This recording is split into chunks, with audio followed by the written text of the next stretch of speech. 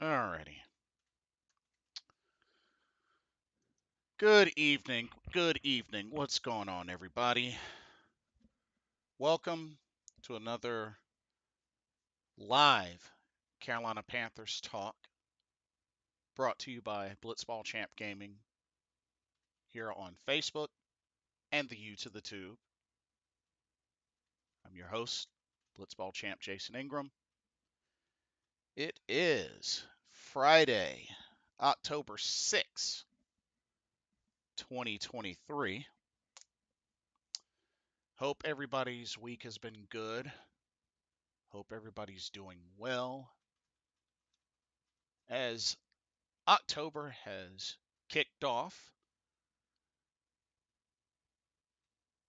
and we enter into week 5 of the 2023-2024 NFL season.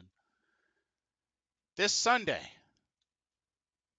the Carolina Panthers, right now as the only winless team in the NFL right now, will have another chance to end that this Sunday, but they're going to have to go on the road into enemy territory and take on the Detroit Lions. So,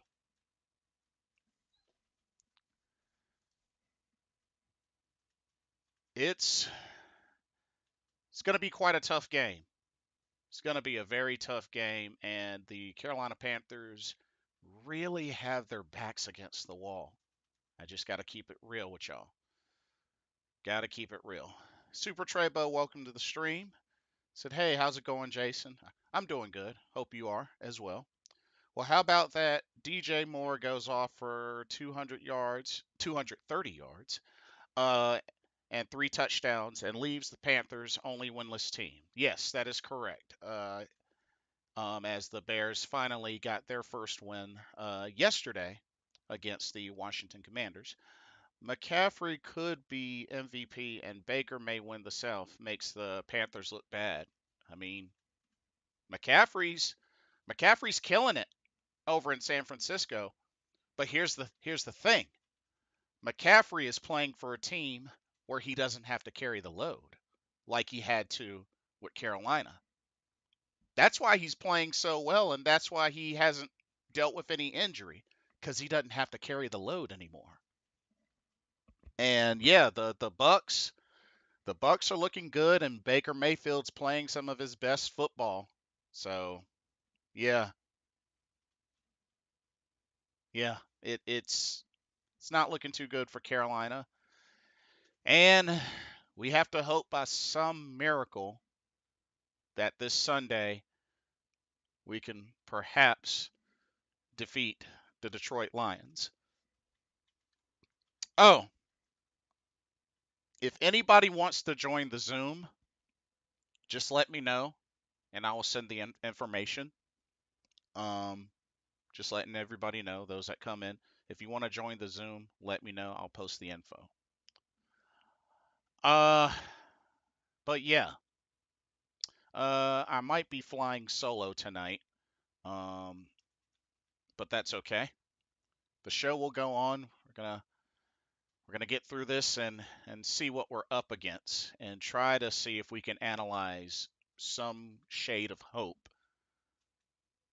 of picking up a win. Their first win. We shall see. All right, let's take a look at this matchup.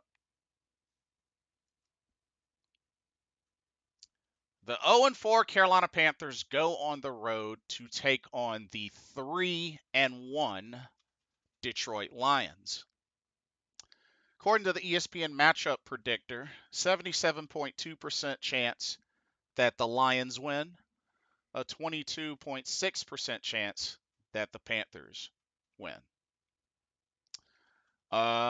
Detroit has been playing great football. Like I said, they're 3-1, and so far they're 1-1 at home so far.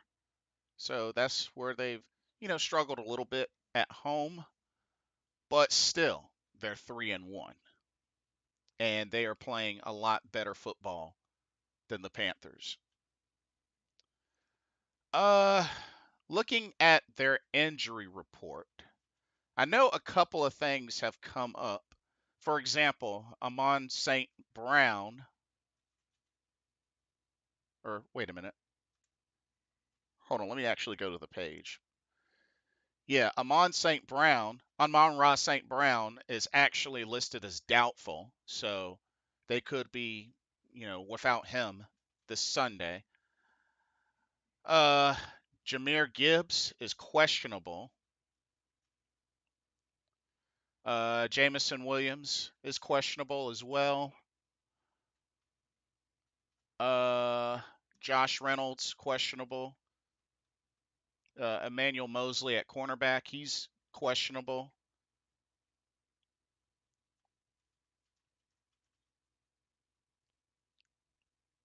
So they Oh, and of course, we all know C.J. Gardner Johnson is on IR. So they're kind of hurting a little bit. Their rookie safety, Brian Branch, he's out. Their fullback, Jason Kabinda, is out as well. James Mitchell at tight end, he's listed as doubtful. Kirby Joseph is listed as questionable. So, yeah, they're dealing with some injuries. Got a handful of folks on IR. Josh Pascal, Khalil Dorsey, Nate Sudfeld, Hendon Hooker, Justin Jackson, Shane Zylstra.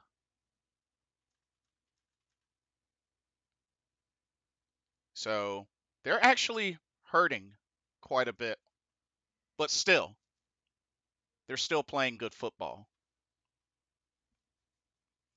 Uh, Super Trebo says, "Yep, it's gonna look really bad if we are 0-6 after the bye, and Houston and Stroud and Colts Richardson run all over the Panthers, make them 0-8. It'd be embarrassing. You think Fitter would be fired if we go 0-8? I mean, honestly, why wait until 0-8?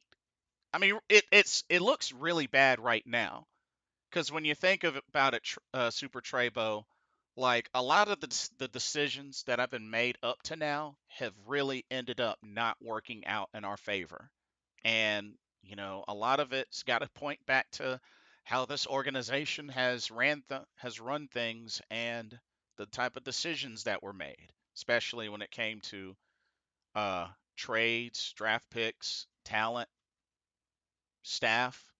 I mean, a lot of this is adding up in a negative way right now. So it's pretty embarrassing already, even before, even at 0-4, it's already embarrassing. So that's all I can really say about that. Uh, Carolina Panthers injury report. Uh, Safety Xavier Woods is out this Sunday, so he will not be playing. Uh, Cornerback Dante Jackson is listed as questionable. Uh,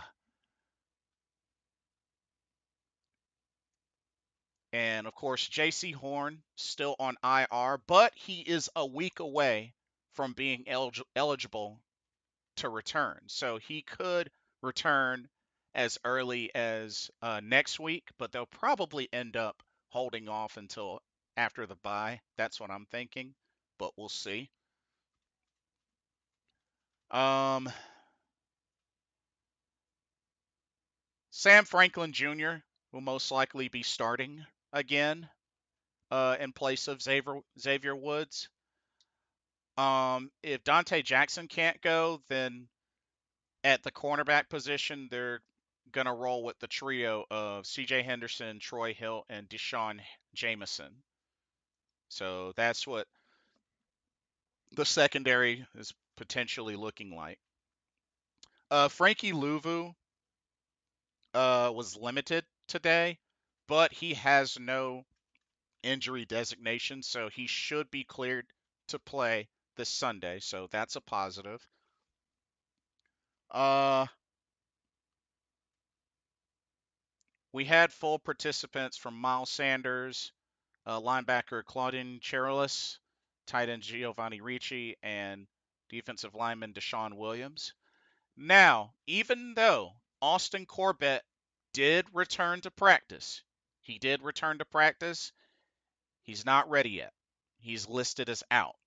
And so is Stephen Sullivan. They're both listed as out. So that's the other thing. But like I said, good news about Austin Corbett. He's at least out there practicing, and if you ask me, he may be ready to go as soon as next week. So we'll see. But hopefully, at least up to after the bye, that a lot of folks should be back at full strength. Hopefully. Hopefully. Kevin McFarland, welcome to the stream. Hello, Sam Franklin and Von Bell have played well. Yeah, they have. Sam Franklin has definitely stepped up.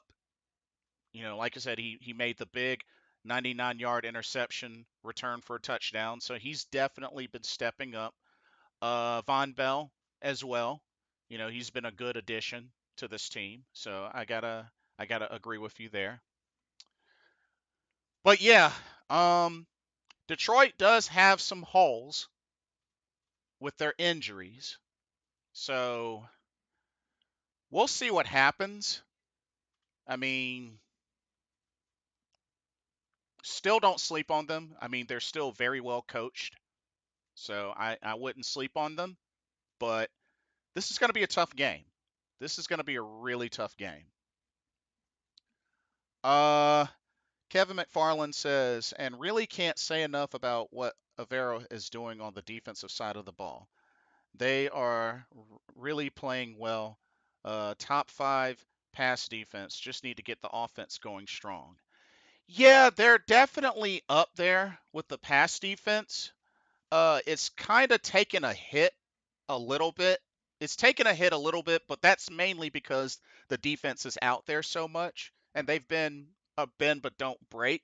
But with the offense not doing their part, the defense is kind of suffering from it. But that is very true that their passing defense has been really good for sure.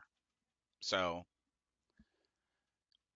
Super Trebo says, "Yep, only way they pull upset is this Sunday at Detroit's because they're definitely not beating Miami. Has there ever been a team with a worse record to not get the number 1 pick? That in itself is embarrassing." Oh yeah, because we don't have a number 1 draft pick. It is embarrassing for sure. I can't say that I know of a time specifically for that, but here we are. Here we are. So that's all I can really say. Okay, let's go over the statistical comparisons, because this is where it's really going to show us something. All right, statistical comparisons. Let's take a look at this. So, Carolina and Detroit have played each other 11 times, and actually the Panthers lead the series historically 8-3. As a matter of fact, the last 2 or 3 times we've played Detroit, we've won pretty convincingly. But this year might look different. Uh, let's look at these comparisons, starting with the offense. So for the offense, total yards per game, Carolina ranked 25th, Detroit ranked 3rd. Rushing yards per game, Carolina ranked 22nd, Detroit ranked 10th. Rushing yards per attempt, Carolina ranked 21st, Detroit ranked 19th. Passing net yards per game, Carolina ranked 23rd, Detroit ranked 8th. Sacks allowed. Carolina ranked 25th. Detroit, they are tied for third. Third down efficiency. Carolina ranked 13th. Detroit ranked 17th. And then points per game. Carolina ranked 26. Detroit ranked 7th. So our defense is really going to be tested in this game. I mean, you have Detroit in one, two, three, four, five of those categories in the top 10. Top 10. The defense is really going to be tested this Sunday.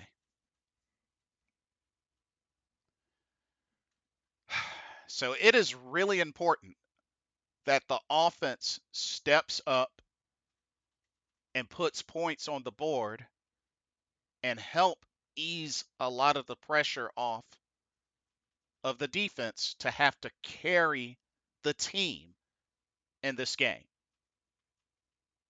Because the Detroit Lions, they have a great offense. They have a great offense. I mean, five of those categories, top 10. So defense has to really be on their A game. But like I said, looking at the offense, looking at Carolina's offense, I mean, third down efficiency is their best stat right now, which they're ranked 13th. But everything else, they're in the 20s, y'all. So right now it's not a good look for the Carolina offense. Yeah, they have to really get the offense going this game. And not only that, it's going to be a tough task going up against the Detroit Lions defense because they got some positive spots on the defense as well.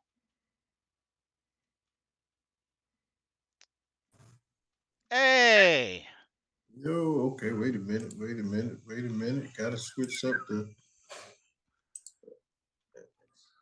There we go. Is that better? yeah, I can hear you. Can you hear me? Man, I can hear you. This headphone thing. Oh, wait a minute. I got on the wrong thing. Hamburger. I got you. I got you. Wait a minute. Wait a minute. Okay.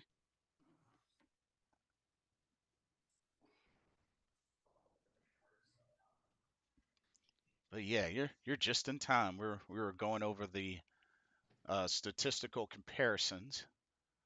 All right. Who we talking about here? So we're still on the offense. I will go back over those just to get you up to speed. Let's see. Comment from Kevin. Kevin McFarland says, "I'm excited for Bryce Young, but it's going to be a while before he gets good in the NFL. Can he be a great? Absolutely, but he will need help around him. I want him to succeed. Seems like a nice guy. Facts. Facts. I Oh, mean, if you look at it, like we have all the pieces in line for him to succeed, really, um, relatively speaking. But when you look at when you look how the team is constructed in, say, Houston. mm-hmm. Now, does Houston have? Matter of fact, let me get on my A game. Does Houston have the most talent on their team? No. So let's not pretend like they do. Right. They really, really don't. But Houston is at the moment maximizing um, CJ Stroud's potential. Indeed, they So, are. and that goes back to my point. Like nobody can sit here and tell me that if you go into Houston's wide receiver room, it's more talented than ours. you can't. But Agreed. Agreed. it goes back to that point that we were making. When you have coaching that knows what they're doing, they're going to put that quarterback in position to be successful. CJ Stroud is setting the NFL on fire because their coaching staff says, okay, this is what you do well. Yes. So let me put you in a position to succeed. Now, everybody keeps talking about, oh, we need a number one receiver, number one receiver. Houston, for all accounts, in all honesty, does not have a number one receiver. They really don't. They have guys that are playing their role to their best ability because they're coached up and they're calling plays that maximize their talents. Right. Bryce Young, I still have hope for the young fellow. I really do. He shows glimpses every time he steps out on the field. Now, does he have some turnovers that make you want to scratch your head? Absolutely. But do I still have faith in him? 1,000%. Because I know at the end of the day, we have one of the best quarterbacks that came out of that draft. Yes, we took you number one overall. Hmm. Yes, do we expect you to produce at a high level? Absolutely. Hmm. So, with that being said, I'm hoping come Sunday, Frank Wright hands over the reins of the offense to Thomas Brown. I really do. He really Because needs to. we can't take too much more of your god awful play calling. Frank, like it's got to stop. It's not benefiting the team at all.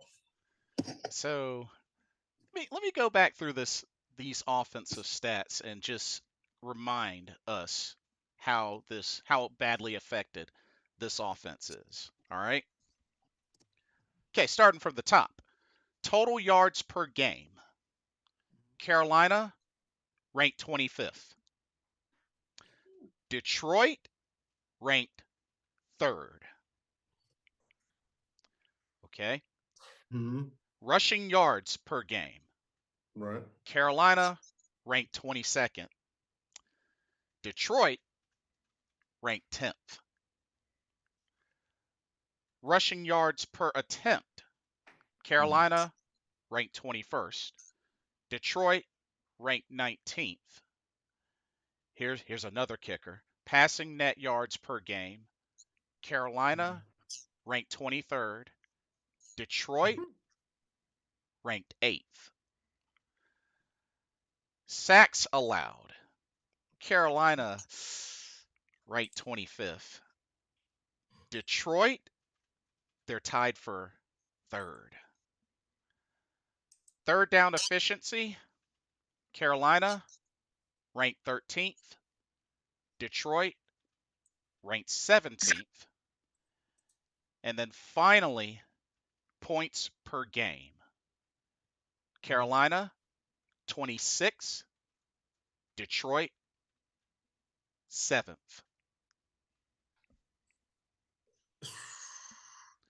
For me, I mean, like that's just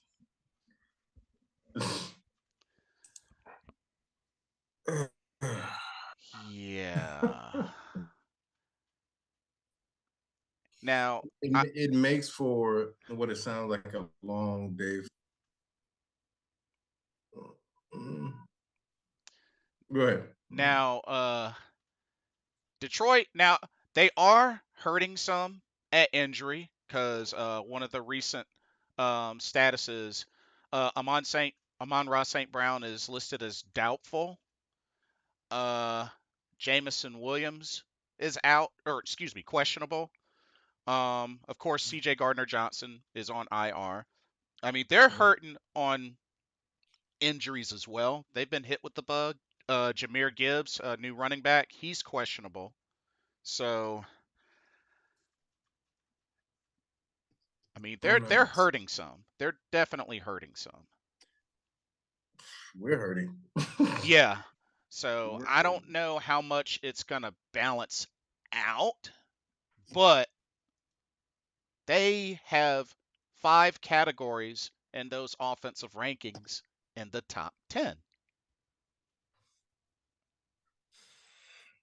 One thing that I would say that bodes well for us, surprisingly so, is that our secondary is actually played well, True. even with JC not being there, with Dante coming in sparingly. Like the cornerbacks and safety have actually played well. Yes. Um, so even that's what I said. Chin showed why we, drafted him how we as high as we did. He's starting to find. I feel like Jeremy Chin is starting to find his niche in the defense. Like they're starting to use him how we intended to use him when the season started. Um, Von Bell has to be like the leader in the background that he's needed to be. I don't know who number 29 is, but he threw a heck of a block on that Sam Franklin pick six. He's a rookie, one of your rookies, some guy we picked up off the waiver Uh, wire. Deshaun Jameson. Yeah, never heard of him. But he played well. He gave up the one touchdown, but he gave up a touchdown to one of the best receivers in the game. So I'm not even going to fault him for that one. He was actually there. It was just a good pass, Right. and he adjusted his body well. So I can't even fault him for that one.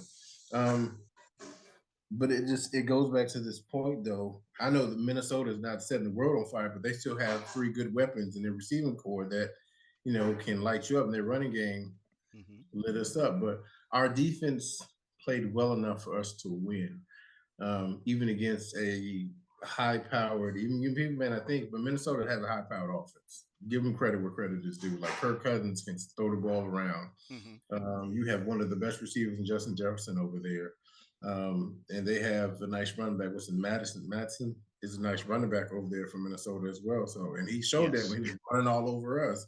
Um, so our defense played again well enough to win, and you can see the frustration mounting on the defense. That's the thing, though. You Right. can see getting frustrated. It's like, don't tell me about a rebuild because when you came in here, Frank, that's not what you told us. Exactly. We were reloading, not rebuilding, because with the coach that we didn't want, excuse me, they didn't want, Hmm. we were one game away from getting into the playoffs. That's true. So, at all accounts, we shouldn't be rebuilding. So let's get that rebuild stuff out of it because we pretty much are returning the same team from last year, minus a few players. That offensive line, for the most part, is came back. We added receivers. Didn't even and let me throw this out here. I don't know if we're gonna get to this segment before I have to get off here too. Um, do not waste any more trade capital, Scott Fitterer, for a wide receiver. A wide Mm. receiver is not going to fix what's going on with this team. Why? Because you have a head coach that's not calling plays. And again, let's not get it twisted. Adam Thielen is no slouch. The Right. man's been in the league for a long time. So he's still proven that he can get open. Terrace Marshall is still proven that he can get open. He had a drop, but Terrace Marshall, I think, was second on the team in targets last week. Yep. DJ Chark, I'm still on that one. But he's showing leadership with the team. Um, Somebody made a good point. We need to involve our tight ends a lot more, especially for a rookie quarterback. And I've said that. Hmm. Involve the tight ends. Why are we not doing that? Yes, I know. Um, what's his name? Ian Thomas had to drop. Yeah. I get it. But you brought over Hayden Hurst to be that safety net for Bryce Young. Exactly. Let him be that. Okay, so that's just, and I keep, we need a number one, we need a number one. It really doesn't matter if the offensive head coach is not scheming plays to get that number one receiver open. It's not going to matter. Hmm. We've already made bad trade after bad trade. Let's not add to that bad trade by trading for a receiving. We already don't have a first round pick. Now we're talking about trade. Don't trade nobody off the defense. Why are we trading players off the one thing that's right now exciting for us to watch, which is the defense? Don't do that. It makes zero sense. Let's. So what I think this boils down to, I think this is Fitter making a last ditch effort to perhaps save his job. you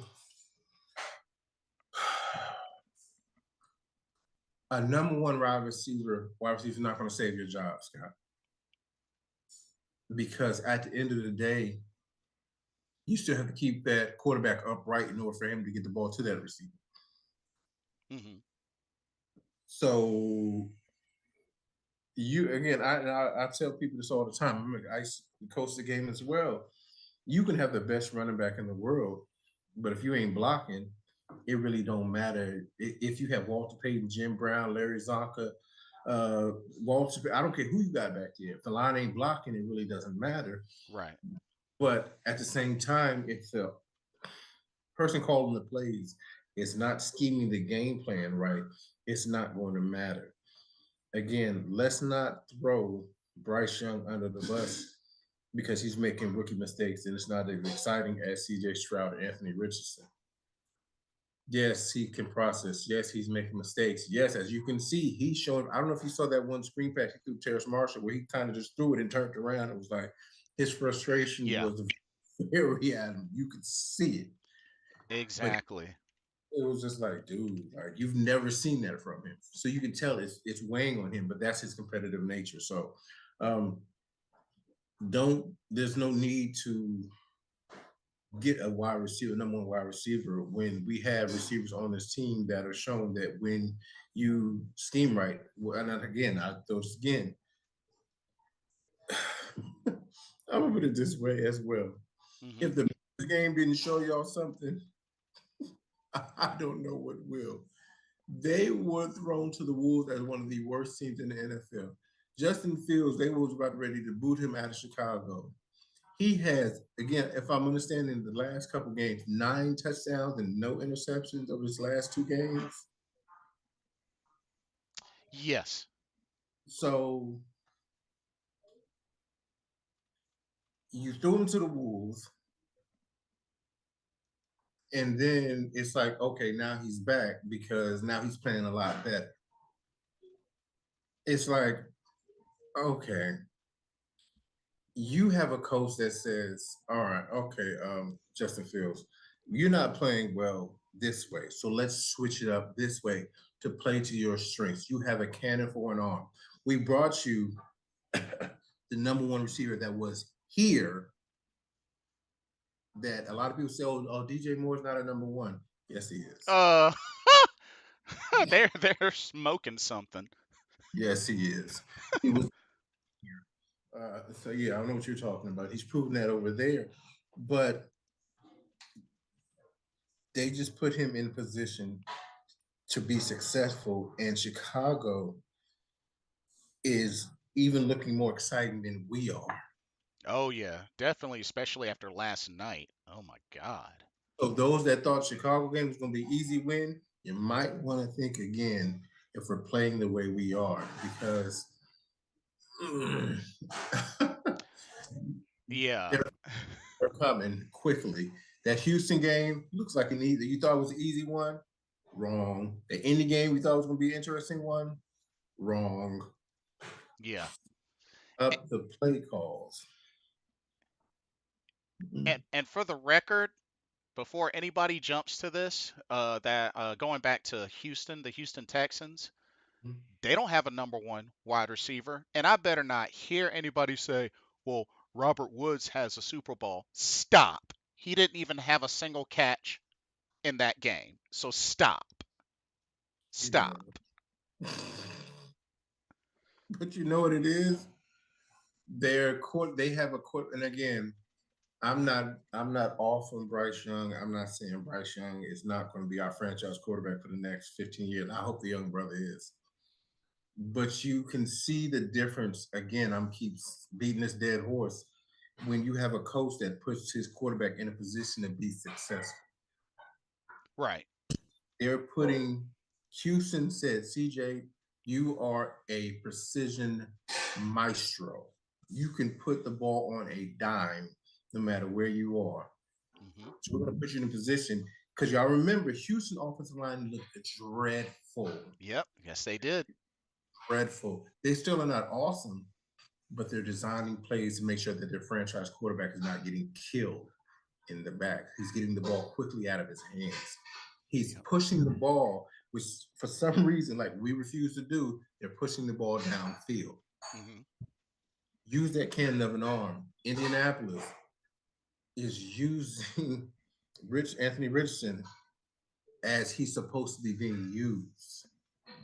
Yep. They scouted their quarterback. They knew his strengths. They resigned. What a good coaching staff does is they design a playbook around their quarterback strengths. So if I know you do something very, Bryce Young is a processor. We get that one. Bryce Young has an arm, just like maybe not. It's definitely not as strong as the other two, but he has an arm. He's accurate. We're making this man throw dink and dunk passes instead of pushing the ball vertically down the field, which will do what for us, ladies and gentlemen? Opening up the run game. Exactly. So if I know you're going to dink and dunk me, why in God's name would I pull anybody back? Because I know that's not what you're going to do. Help your quarterback out. Frank Wright, Thomas Davis, do something. And did you hear Mr. Tepper was apparently at practice today? I don't know what the heck that was supposed to do. Like, we're supposed to practice better because you're there? Yeah, that was really interesting. I remember seeing a clip of that.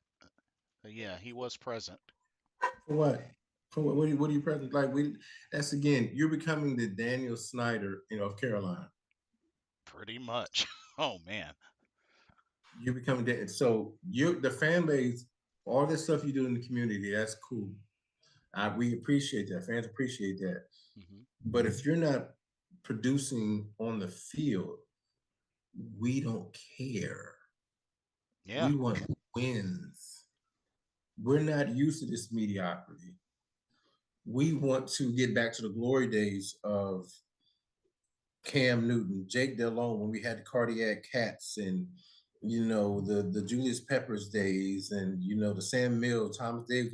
We want to get back to those fun days. At least if we're going to lose, make it competitive, Exactly.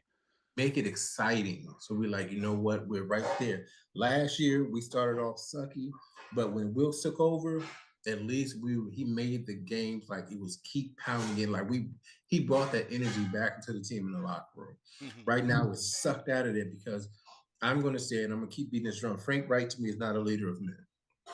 And y'all can call me out on all you want to. He's not a leader of men. Hmm. Again, somebody pointed something out. And we talking about it last. I was doing my research on it. You didn't finish last season. You got a head coaching job 6 months later, and Yep. you didn't finish last season. How? Your offense didn't work over there. You got fired. Hmm. Yep. David Tepper says, I don't want mediocrity, but you just hired a man that just got fired 6 months previously. And is really not living up to being that offensive minded head coach that I guess folks really wanted. He's not really living up to it. Because I don't know if this is true or not, Jay. I don't know if it's true or not. Hmm. They said Bryce Young wasn't his choice. So the word on that is that he wanted Derek Carr. Yes, I saw that. I saw that. I mean, That was a pipe dream. yeah, but like, you know, my thing is, even if you don't necessarily get that quarterback, you still play and coach to the strengths of who you have and build trust. Allow trust to be built, which is one of the things that I valued a lot when we had the Jake Delhomes, when we had the Cam Newtons. Mhm. Like, there's a reason why those fourth and ones, those third and goals at the 1 yard lines, why do y'all think 9 times out of 10 there were either sneaks or bootlegs? Because, hey, we have a guy that gets them easily.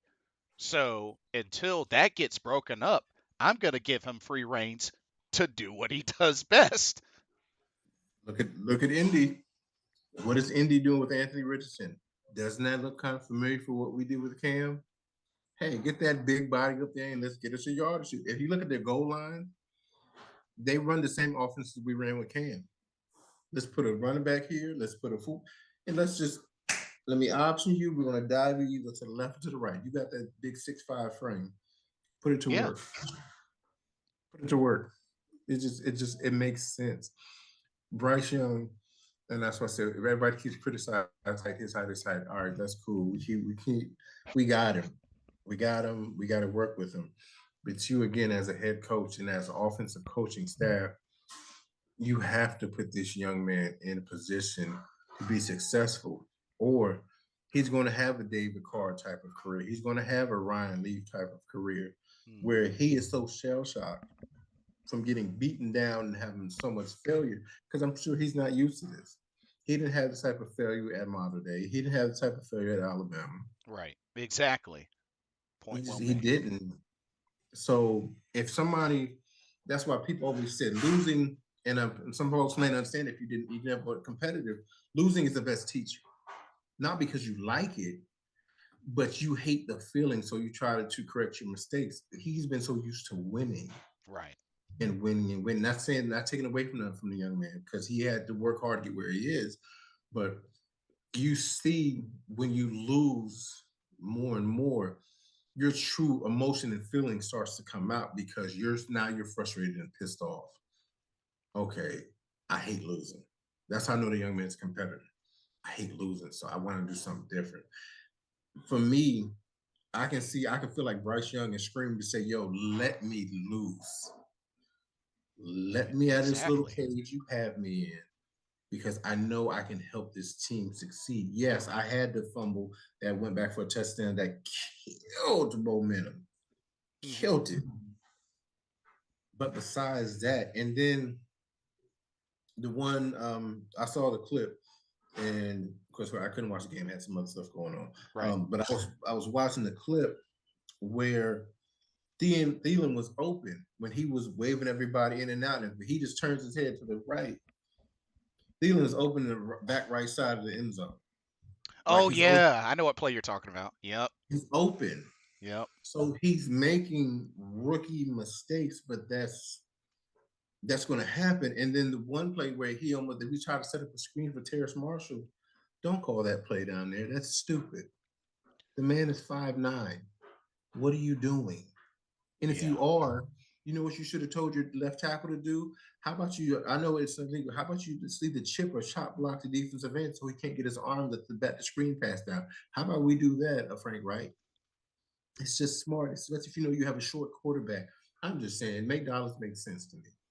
And If it you're going to call, and it doesn't help when they're getting folks in untouched to the quarterback. I mean, Harrison Smith, a safety had 3 sacks. That's not normal. no, because I saw the sacks. I saw a couple of them on that drive. The one he had to right on Taylor Moton. I know, like, people like to throw Icky under the bus. The one he had that was a drive killer. He was on Moton's side. It was not, and I don't think that was on Moton. It was we didn't. Chuba went to the wrong side. Ah. Chuba went to the left, and he should have went to the right. Didn't pick up that blitz package. The one that Icky gave up, Harrison's, realistically, if you look at football and if you know the football, you know the game of football, Mm-hmm. a left tackle, as big as they are, Mm-hmm. speed wise, can barely keep up with a speed rushing defensive end like Brian Burns.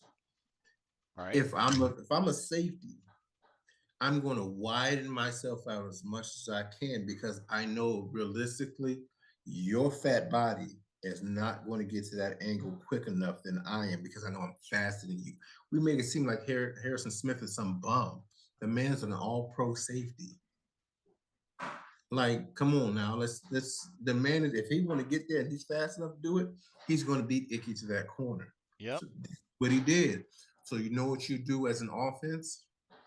Hey, let me get one of my running backs. Hey, let me shift. If I know Harrison Smith has got a sack previously on the right hand side, and I know he's lining up on the left hand side, let me slide a tight end or a running back over to that side to provide some extra help. Because you Mm-hmm. know who was open on that side? Hayden Hurst was open. if Bryce Young had another second or two to process and throw the ball.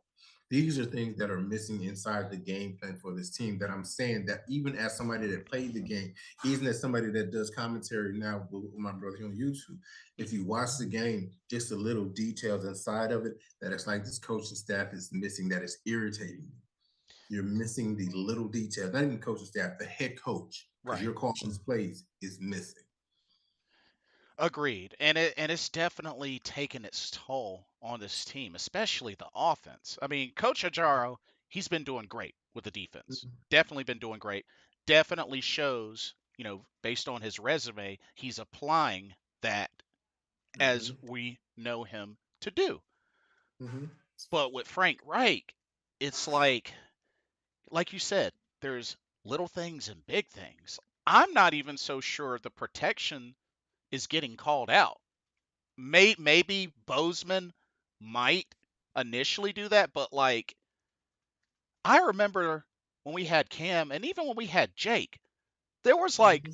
2 to 3 times where they made sure to kind of call out protection, even if they noticed folks were creeping up or Yep. if there was a threat of, those outside stunts.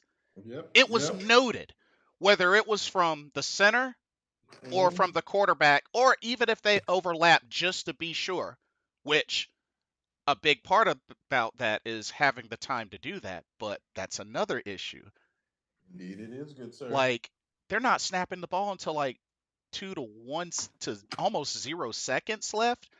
They got to get in and out of the huddle with more time because there are going to be times where they're going to have to change. They're going to have to, you know, call an audible, adjust protection, but they don't have time to do that. And it's just it shows in the offense's lack of discipline. And that starts with the head coach. You, sir, like you're not preparing this young man to be successful. And I said I'm gonna keep beating that drum because to a lot of people's point, and so I read the articles, I look at some of the blogs. The Hmm. game was called way differently when Andy Dalton was back there. All the offense looked way better, looked way different. Yes, you want to know why? Because we threw the ball 58 times. Yep.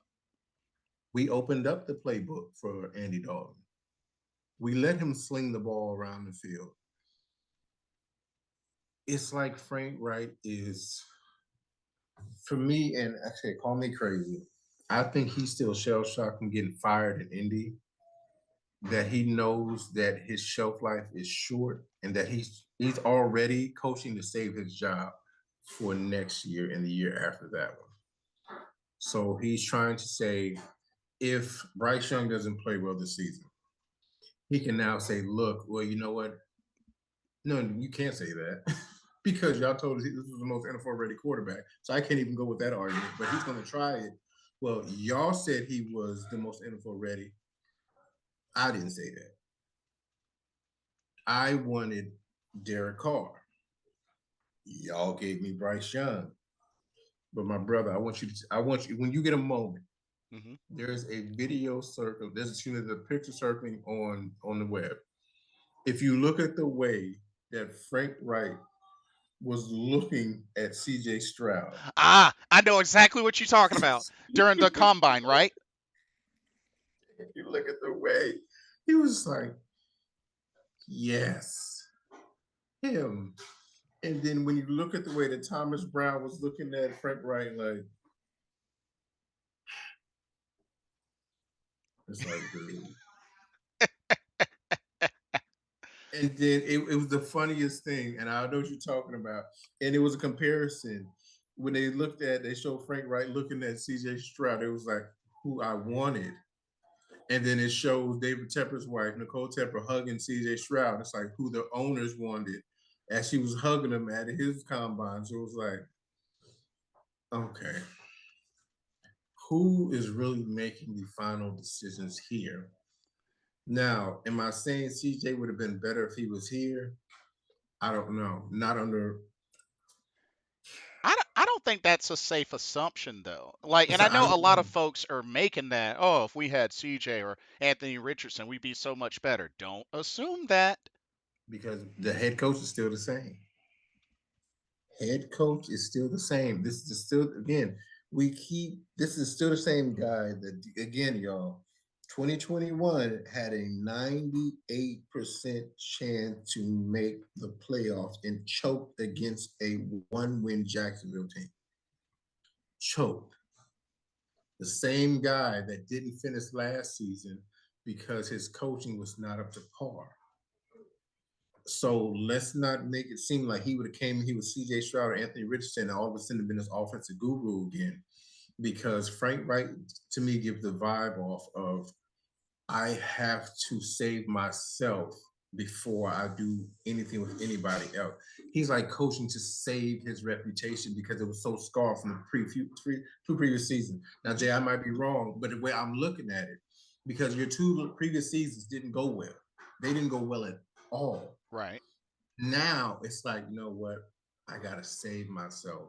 So I have to show the NFL and the world I can still coach and call plays. You're not showing us that, Frank. You're showing us what we saw previously from a couple years ago. That's why you got fired. Now, if he starts this season off, and we talked about this, Hmm. if you start this off 0-6, that means you'll be 0-9 to start your tenure here in Carolina. Yep. You have a season because we don't know how good the Bears are going to be. But we traded away our first round because look right now the Bears will have the first and second overall picks. How stupid do we look now? Quite dumb. You handed them you handed them Caleb Williams and Marvin Harrison Jr. pretty much 1 and 2. Yep. So it's just like if he starts the season 0-10, if he even goes in the bye week 0-6, Frank Wright to me should not. I don't want to go through Matt Rule 2.0. I don't want to give this man 3 or 4 seasons and we're stuck like this in mediocrity. Hmm. I'm not for it. If you start the season off, if you refuse to relinquish play calling duties, and we're still calling these stupid plays, Frank Wright to me has to go. I'm not a Frank Wright fan. Oh, dude, I was honestly, I felt done after he embarrassed himself on the podium with the whole Adam Thielen botched play call. Like that was enough for me. That How was do that you was enough for me. how do you not know your alpha one receiver is not in the game? You're calling the plays, sir. But not just that. You mean to tell me no other receiver on your squad can do said play? Just Adam Thielen? Come on. It's the incompetence. It's the utter incompetence that I'm seeing that is driving me crazy with Frank Reich. And that's the part that kills me. Ugh. Evan Ezra, he has a defense playing well. Now our run game sucks. So I'm not going to sugarcoat that one. Our run game is god awful. Yeah. It's terrible. Oof. He addressed that, but he said, he's going to have to, and I trust him. He's going to do that. But we talked about this last week. You have an offensive coordinator that is just sounds like he's just you might as well just call him an offensive consultant because now he's just consulting you about things that he may see, and you may or may not call that play. You may or Yeah. may not agree with what he's looking at. So Thomas Brown is an offensive consultant. Yeah. Let's just call it what it is. I don't even know why they have him on the podium if they're making it seem like he's not really the offensive coordinator. But He's not. He's not. That's what I said. It's a joke, and it's a joke. And until Frank Wright relinquishes his play calling duties, this offense is going to look the way it's been looking the previous 7 games. Oh, we're yeah. not putting in the offense. Oh, we're just vanillaing it down. It looks like the same offense we were running in preseason. Yep. You're Sorry, right about nothing to that. do. Gotcha. Let's get caught up on some comments because we got a Mhm. big wave of them. Let's see. Oh, okay. So Kevin says absolutely correct. The Panthers just have their game plan all wrong. We even saw the potential a little with Andy Dalton in and better play calling to scheme guys open. This is true. Ian Thomas is not reliable on third down. Hayden Hurst can catch the ball. We have good receivers. They just need to get open and catch. Uh, B. Ryder says, I agree. No more trades unless it gives us more picks. Fat Mhm. chance there. Um, Kevin says, I would love to see what Tom Brady or Joe Montana thinks about our team. If they watch the tape, they could actually fix the Panthers before the first step is winning, is understanding what is wrong. Agreed. Agreed. I actually think the Colts will be a win just because Frank Reich knows the team. I don't know about that. I don't know Mm-mm. about that. Not the same coaching staff. Yeah. They're not that good to be honest. So that might be our only win. I don't know about that. They're doing better than us, much better than us. Offense looks a lot better than ours does. Yeah. Uh, those past games were exciting with Julius Peppers. A good coach can get the players and fight for you. I'm sorry, that's a huge part of the game. Absolutely. Lock Poppy, welcome to the stream. Chef 85 and Mr. Gemini as well, welcome to the stream. Lock Poppy says, "My brother Blitz, we in a tough hole right now, man. Just gotta keep pounding, keep pounding, indeed." Also love what I saw from Deshaun Williams. Deshaun Williams, the rookie cornerback Yes. that stood out in the Vikings game. Yes. Do you remember that hit? That hit he laid on I think it was Madison or Cam Akers in the backfield. Yes. That's whoo wee. Or actually no. I think it was Justin Jefferson cuz Justin Jefferson went out for a couple of plays. Yeah, I remember that. I definitely remember that. He stuck the mess out of him. The defense is playing good, man. Uh, Lot Poppy says something I noticed from his was his speed. Man, I mean, when we got that pick six, Williams ran down all the way down the field to block Kirk Cousins. I mean, what a player we got. Yep, that you pointed that out, Mr. Carolina, Yep. on that key Mm-hmm. block. Mm-hmm. Um, He also asks a question for you, Mr. Carolina. Mm-hmm. Would you have rather kept Steve Wilkes and he likes your takes? I appreciate you, brother. Appreciate you indeed. My brother Jay knows how I feel about that one. All right, he Yeah, knows. which the answer is a yes.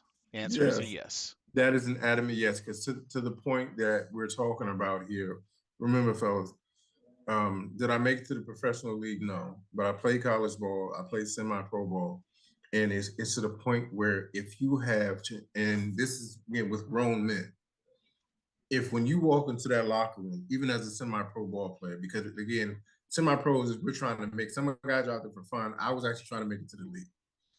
You guys out there that are trying to bust their tail, but if I feel that the coach that comes in here doesn't have my best interest at heart, if I know you don't know what you're talking about, if you sound like the teacher off of Charlie Brown, wah, wah, wah, wah, wah, wah, wah, that's what I'm hearing. So I'm just looking at you like, look at this idiot.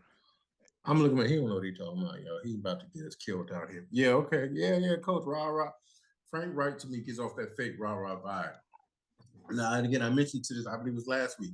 Steve Wilkes to me is somebody I would have ran through a burning building for because he had the respect of that locker room. And what you're noticing is from the owner to the GM Hmm. to the head coach now, to Hmm. the head coach we previously had, your personality cannot outshine the people above you. That's a good Notice point. how the man that had the entire city ready to dab is no longer here because the guy above him couldn't control his personality. Now, David Tepper, call me wrong. You all may call me crazy. would not command as much respect in that locker room as Steve Wilkes did. Uh, And the fact, my brother, that the players came out and vouched for that man. Many of them. We Many want of them. him to lead us. What did David and Nicole Tepper do? No. We're going to go get this guy who just got fired 6 months earlier because he couldn't get the job done. And then tell us, oh, we tried to break the good old boy mentality. But you just hired one of, wait a minute. That doesn't make sense. So your best, and winning the scrub players, your best players came out and said, we want to play for Steve Wilkes Hmm. because he has a respect to this locker room. So it was pretty much, it was the LeBron James of football. You guys shut up and play. Yeah, We're going to exactly. hire who we want to hire. But the guy that was right for the job, we let leave and go play in San Francisco, go coach in San Francisco. Yes, now San Francisco already had a great team, but again, if Steve Wilkes is such a bad coach, again, I don't care how great your players are. If I'm not calling a game plan that is best beneficial for my team, you're going to stink. San Francisco has still one of the best defenses in the NFL. Christian McCaffrey, even though he plays on offense, is lighting it up. And to somebody's point, why do our players leave us and go shine somewhere else? And we had DJ Moore in house. We had Christian McCaffrey in house. So we Yep. traded these guys away for what? That's what I'm saying. Scott Fitterer, don't make no more trades. That genius that they said you were when you came over here, I don't believe it because I'm not seeing it. I'm not Nope. seeing it. So you don't get to trade for number one receiver because it's not going to fix the issue that's going on with this team. And the issue that's going on, my good sir, is play calling. Hmm. You have a head coach that is not calling the plays that best benefit this team's franchise quarterback. You have a defense that's playing lights out as much as it can. Again, this league is about bend but don't break. Yes. Our defense may bend, but they're not breaking. Right now it's kind of like they're bending to the point where they're frustrated but it hasn't broken yet. They're pissed off, rightfully so, but they Right. haven't broken. Right. So the fact that last week, and again, the fact that your defense scored more than your offense has Yeah, the only touchdown came from the defense. is not good because you guys sold us on we have an all-star coaching staff with the most NFL ready quarterback in the draft. So I'm going to call out this all-star offensive coaching staff.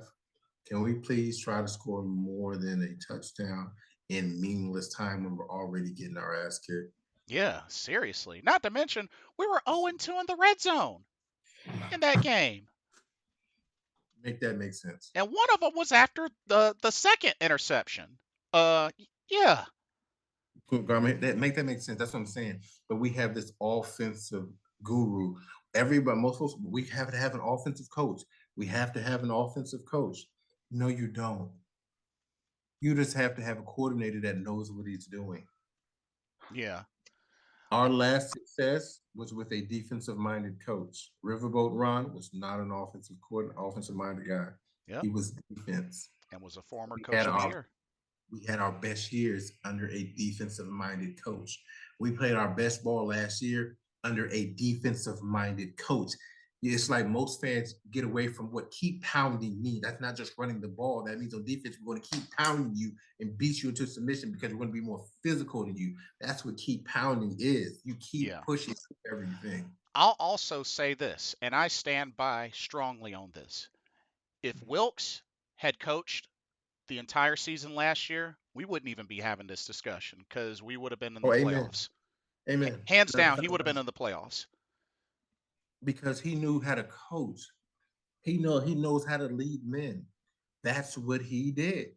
That's why these players, again, you got to remember, fellas, these are grown men that are coming out to vouch for this man. They don't have to do that because regardless, they're going to get paid either way, whoever the coach is or is not. We still going to get paid. But the fact that they went out of their way to say, we want him.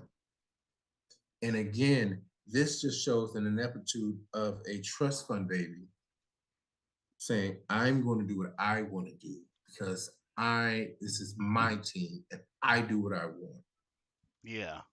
So to hell with my best players coming out and saying, you want him, I'm going to go get him because that's who I want to get because he's going to turn this franchise around because, oh, wait, he didn't do that in Indianapolis because Yeah. he won in Philly as the offensive coordinator for, and ladies and gentlemen, let's not be simple here.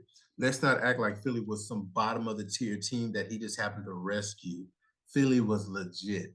Philly was stacked from top to bottom, so he didn't come in and save Philadelphia. Hmm. That defense in them boys was hardcore. Yes, what is his name? Nick Foles came in and saved the day in the playoffs, but let's not act like Philly was just some bums that Frank Wright saved. Right. They had a legit team.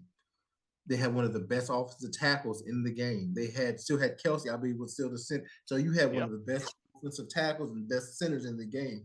You still had with the tight end's name. I can't even remember his name at the time. Whoever the tight end they had.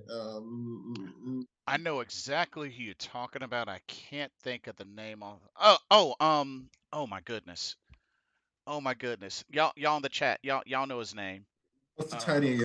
oh, Ertz. Zach Ertz. Zach Ertz. Ertz. You Yeah. had one of the best tight ends in the game. You had Carson Wentz playing at a Pro Bowl level at that time before he got hurt. So let's not make it seem like Frank Wright saved this team. He turned that again into a head coaching job in Indy, Yep. This where is he did absolutely nothing of significance. You had a winning record. That's cool. But then your last 2 years showed what it is when you are unable to adapt to your team. He couldn't make the playoffs, and it literally was like the girl of your dreams saying, "Hey, all you have to do is open the door, and I go to prom with you." yeah, pretty much. Oh And Frank man. Wright couldn't open the doors. He was like, "I'm gonna get it," and the door wouldn't open. Then she Oh said, man. "You know what? I still like you. You're still cute. We can go next year. All you have to do is see if you can go get a tux real quick and come pick me up." He didn't even get the tux. He didn't even make sure he got the car. Why? Because you didn't even make it through the season, player. Mm, Didn't make it. yeah. Had to take take that back. You had to take that lemon, and you didn't make it. And then you turn that lemon into a limo because our owner is stupid enough to say, you failed in Indy, but I know you can make it here because you've had this track record of, oh, wait, let's make it a feel good story and bring back our first quarterback that ever played ball for the Panthers. Hmm. And that's going to make the fans forget how stupid I am as an owner. But Yeah. Let's see. More incoming comments. Also, shout out to Vietnam and Lloyd Christmas. Welcome to the stream. what up? Uh, Chef 85 says 0 and 4, soon to be 0 and 6. Why trade for a wide receiver now? Makes no sense. Only piece we have to move is Burns. Facts. Excellent. Um, Lot Poppy says LMAO. We're definitely looking dumb right now. Facts. Looking real dumb. Looking real Um, dumb. Chef 85 says we are a reactive, not proactive franchise. Oh yeah, you're not kidding there. Clearly. Clearly. Um, Lock Poppy says because apparently in Tepper's eyes we didn't need a wide receiver one because Bryce is a point guard. Like, does our front office know what they're doing at this point? No. Um, No. and Mr. Carolina looks like he's going through it right now. Don't worry, man. We all are. Yeah. Yeah. Bruh. Yeah. Yeah. Because I get so tired of watching ineptitude and stupidity. Like Yes. I'm like my brother here. Like I've been a Panther fan for over 25 years. Like I've been a Panther fan. Like I bleed Carolina. My name is Mr. Carolina for a reason. I bleed Carolina blue. I'm a Panthers fan. I'm a Hornets fan. I'm a Target. I love everything Carolina. The only thing I can't tell, I'm a Baltimore Orioles fan. And thank God I have one team that's doing good this year. Praise Jesus. Yeah. But y'all see, shout out to the Warriors. This is one thing that maybe will bring us luck on Sunday. But when you're used to, and I said, and I told my brother this, and I told y'all this on our last stream. Hmm. We got used to, and even when I was coming up, we got spoiled with the even Jake Long wasn't the greatest of quarterbacks, but damn if that offense wasn't fun to watch with him, Smitty, Deshaun Foster, D'Lo when he came in, Musa Muhammad, Wesley Walls, Jordan Gross, like the team, Khalil when he came in, we had a team that was exciting to watch, and we remember our top four defensive line that will never be topped Ooh, ever. the Iron Four. You will never top that front four ever in the history of Panther Nation. I don't care what nobody says. We had the nastiest front four. Nasty. So we were spoiled. And then it's like, okay, that era ended. We went through a little Jimmy Clausen. Yep. That was bad. But we turned Jimmy Clausen into, my opinion, one A or one B, the greatest Panther. Well, no, because Sam Mills to me will always be the greatest Panther. Hmm. Rest in paradise, Young King. Sam Mills. But we turned that into Cam Newton. And Yep. then we got spoiled, like I said, by Cam for over 10 years. We got spoiled by the highlights, the dabs, the Supermans, the long throws, the fighting and getting gritty down. We was in Atlanta in the Georgia Dome and he was fighting for that 1 yard and everybody's hitting him. You know what I'm talking about? When he was stretching the ball over Yep. and people were hitting him and he dropped. We got spoiled by that. And then Mr. Tepper, Mr. Richardson had to be a meatball, so we're not going to talk about that. Hmm. But that happened. Don't get in trouble. Yeah. You had to sell the team. So we get this meatball that comes up from Pittsburgh. And I was like, okay, well, you come from Pittsburgh. You coming from a winning organization. Cool. You going Exactly. to bring some of that down? He had nothing to do with Pittsburgh's success. Nothing. Nothing to do with Pittsburgh's success. So we bought into, and I say we because I bought into it too. Yeah. Oh, you know what? I don't deal with mediocrity. You know what? Because Pittsburgh don't do with mediocrity. Mike Tomlin has not finished below 500 things except for maybe once. Yeah. I think it just Once. happened, but look It, how long it took for that to happen. they consistent success. You don't know why? Because the owner stays where the owner belongs in the booth. Exactly. You don't come down here trying to make decisions because you don't know. I don't know nothing about football. That's why I hire you guys. Right. That's why you have a staff.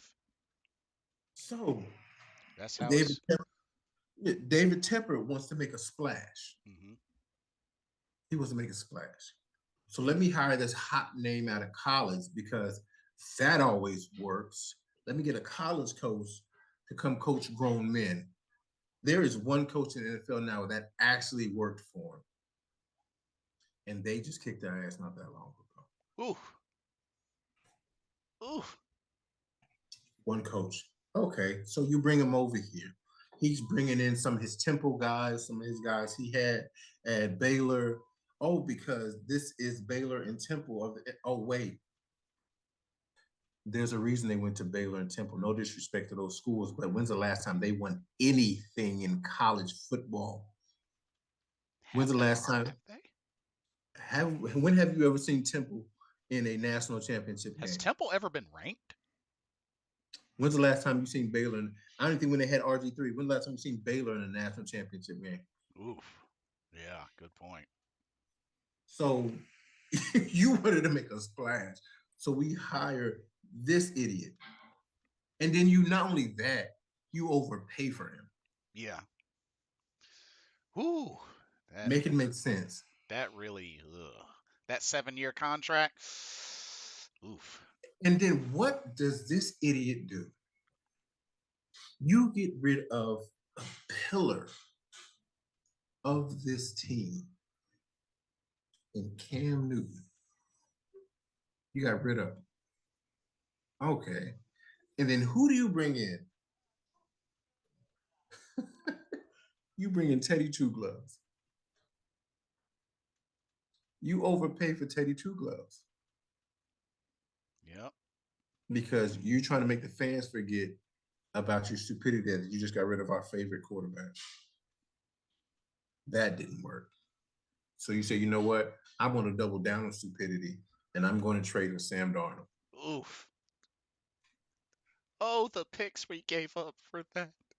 Oh.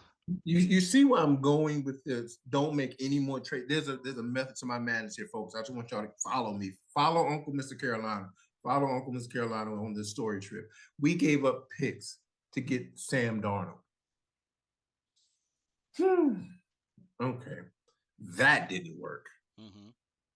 So we doubled down on more stupidity. Hey, hey, Baker, what are you doing? We're not used to. We're not done doing stupid stuff. You know what? The price is right. Come on down. Come on down. Okay. What is your bid of stupidity? Okay, cool. Come on, Baker. We got you. Mm. Then you bring in PJ Walker. Where's PJ Walker at now, ladies and gentlemen? You see where I'm going here with these things? We Yeah. do some of the dumbest things. The only good thing that we did, only good thing we did, is we loaded up on defense. Yeah. The That only, we did. the only thing we did. So my point with this one is, you came in here, Mr. Tepper, with a so-called game plan that had everybody fleeced and fooled, Mm-hmm. and we bought into it. Oh yeah. But now that the honeymoon phase is over, and we're actually looking at the product that you're putting on the field for us to cheer for, Mm-hmm. dude, you had something, and it's the part that I don't understand, fam. And somebody in the chat, Jay, you help me, just help me understand it. If you have something that's like you and your wife, or you go through, excuse me, you break up with your girlfriend, Okay. Yeah. right? And Matt Rule was the girlfriend here. Uh-huh. Break with the girlfriend. You find this wonderful friend that you had that should have been your woman to begin with, that was already there with you the entire time. You guys hit it off immediately. Okay. Yeah. Take off on 7 wonderful months of beautiful chemistry. Okay. You have one slight hiccup, Mm-hmm. you break up with her. And so instead of you trying to figure out where you went wrong and build the momentum you have for those 7 straight months, you hop on stupid train over here to the right. Stupid train. Stupid train. And the girl that couldn't keep a relationship the year before that because she just wasn't enough. Then the next year she wasn't enough for the next person, the same person she was with. So you say, you know what? I can fix you. Mm. You come on over here and I'll give you the keys to the house, the car, the Lambo, the business, all that. Because where you were, it didn't work out. But if I know if you come here, we're good. That girlfriend right now is Frank Wright. Ugh. The Uh. one that we had that was working was Steve Wilkes. It was working. We decided to go over with this, what we thought, it, and that's the thing though, it wasn't even a flashy toy. Frank looks like somebody's drunk grandfather that wrote. Y'all ever seen the movie The Program? Oh If you yes. Classic. watch the program, go watch Joe Kane's dad get off the couch when he's watching the game. That's Frank Wright. Oh, that's messed up. That's Frank Wright. He's the drunk dad that rolls off of the couch. That's Frank Wright. Bookmark it. I said it. Make that go hot on YouTube. Dang. That's He is Joe messed. Kane's dad that rolled off of the couch and he got beers in his hand. And he got that ugly ass robe on. That is Frank Wright. Dang. Oh man, that's That is how you make me feel about my team. You suck. You're horrible. You're a terrible coach. ooh. Your name now is Mr. Kane. That is your name, Frank Wright. That's how you be addressed from now on. Joe Kane's dad. Go watch the program. If y'all never seen it, go watch the program. Just fast forward to Joe Kane's dad rolling off the couch. You'll see what I'm talking about. He has an ugly looking, straggly, gray, white beard on his face, and he just looks like he doesn't care about life. That's Frank Wright at this moment. Oh So man. that's who we broke up with to get this idiot. We had what we needed in house. Mm, And y'all will see me. This is me, David. I'm passionate about my team. I love my team. yeah, I love watching my team. Jay and I will text sometimes during the game, and I'll just be sitting there like, dude, yeah. Mr. Carolina going in tonight. I'm just like, yo, yeah. That's why I said, yeah, I can't wait for the show because I'm about to let them have it. Like I Uh, can't, I can't stand it. But this is what Frank Wright does to you. This is what he's doing to me. If I had again, I had to dye my beard again because I had grays were popping in. I had to get rid of them. It was making me mad because this team stresses me out because I see the potential, but I also see an owner, GM, and a coach that is stuck in a way that is not productive for this team going forward. And until somebody says enough is enough with the way that they're running this organization, nothing's going to change. Nothing has changed, and we're going to keep losing. oh, I gotta point out one other thing in regards to Frank Wright, because I don't think many people have mentioned this, or maybe one or two have. That Vikings game. We are about to get ready to go into halftime. Mm-hmm. We have a good, say, 36, 46 something seconds. We get the ball. We have Mm-hmm. two timeouts. Two. Mm-hmm. And we're not trying to play for the end zone, push the ball. And we're talking about still a game where it won't let Bryce Young air it out. He didn't throw a single pass over 20 yards or more that game. And we have the ball back. We're going to have the ball in the second half as well. That's when you air it out. And you still got some time left. Good field position. Two timeouts. Two. And we get a good play, and the clock is just running. Just running. It's like Frank Wright's like, Ready to go, George. and he's just kind of like, I think I okay, should I'm call. ready now. Wait. Huh? Oh, we're playing the game. Ugh. Can't make this. I had to point that out. Um, You can't make this stuff up. let's see. We got more comments.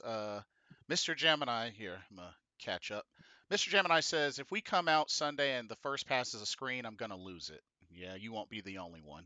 I'm gonna take look. If it's a screen pass, I'm gonna take Jay and said I'm done. Mm, I wouldn't blame you.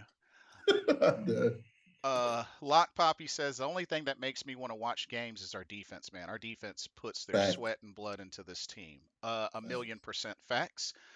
Uh, Lloyd Christmas says trade Burns for picks, fire Reich and Fitterer, get Wilkes back, and start a true competitive rebuild. The players will follow Wilkes.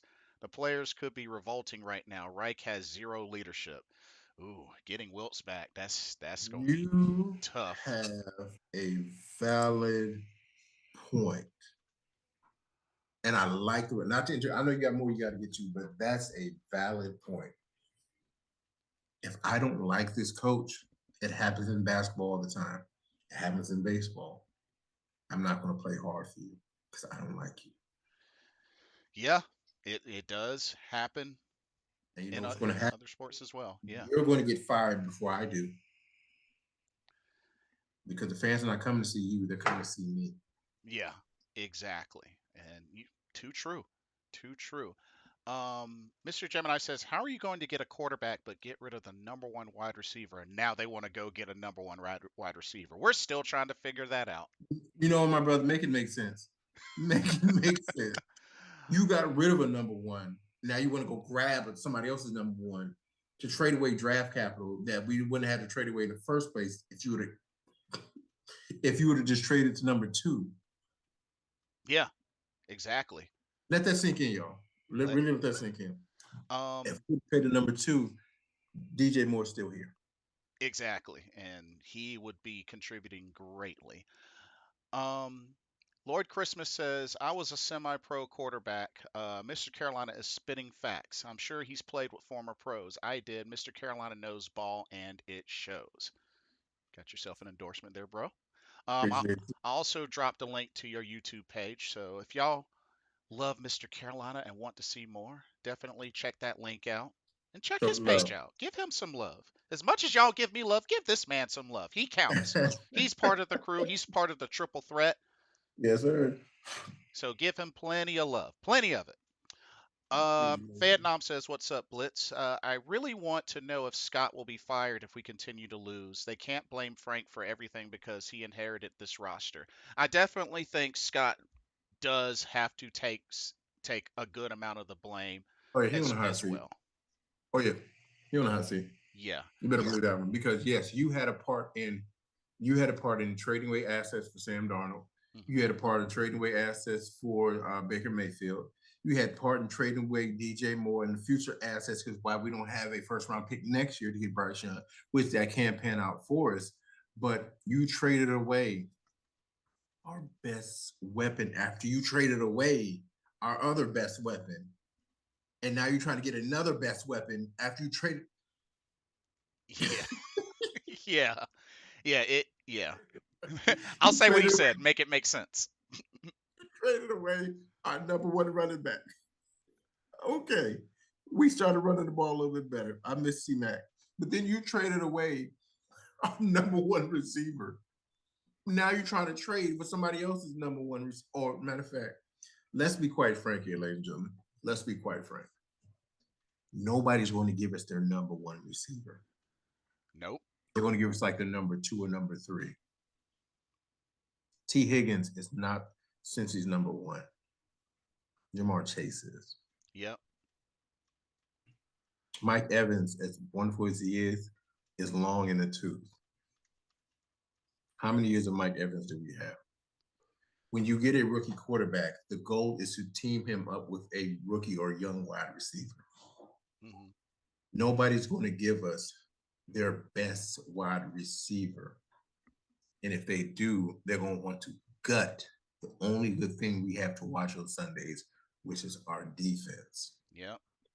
It's definitely. So that is something, unless y'all willing to really watch crap football, I mean, we're already watching it. Yeah. But to add more to that. Add more salt to the wound. Nobody's going to give us a number one receiver that you trade for. Would say if Philly said, you know what, you can have AJ Brown. Hmm. That's the number one. If Seattle said you can have DK Metcalf, That's yep. that's the number one. If in his prime, matter of fact, if let me draw one off my top of my head. Hell, if Dallas said you can have CD Lamb, Oh, absolutely. CD Lamb, that's the number definitely. one. Okay, so let me understand y'all something. Let me learn some of y'all folks something. Who are they talking about? I know we said T. Higgins. Jerry Judy. That's not a number one. You know what they're trying to Jay for their duty because he went to Alabama. Yep. That's pretty much the first thing I came across. Yeah. Oh, our quarterback went to Alabama, so let's get him his one of his buddies that went to Alabama, so that we can call it. We can try to. And I want y'all to. the only other person that was thought of was Hollywood Brown. I see where I'm going. I want y'all to come closer. Like, come closer to the screen. I want y'all they're not number ones. They're trying to fool you. Not number ones, because if they were number ones, their current team wouldn't get rid of them. Unless they're us. Unless you're a Panthers fan. If T. Higgins was the number one in Cincy, and Cincy just went to a Super Bowl not long, why would you get rid of your number one receiver? It would make no sense. Hollywood Brown is not the number one because it makes no sense to get rid of your number one receiver. Only stupid teams get rid of your number one. And Oh, and you know what's crazy about that? Shining a light on DJ Moore. We didn't have a drama queen. Never had any nope, attitude. nope. This dude kept his mouth shut. The Did his job. only time that he did even close to anything was the really, really stupid, questionable penalty on the touchdown that we got in last year's Atlanta game, where he took his which was helmet off, which he was out of the end zone when he took his helmet off. I don't care what anybody says. He was out of the end zone. and Terry McLaurin did the exact same thing the exact same week. He took his helmet off with no penalty. Bam. That's all DJ Moore has ever done.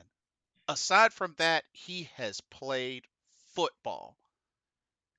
And I He's think, been a constant professional. yeah.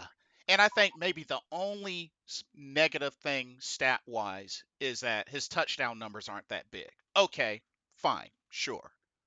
But look at everything else about him: the yardage, the insane amount of yak, the breaking broken tackles. Like, and for so long, oh, he's not a true number one. He's not a true. You might want to think again. We again number one for us. We had I can.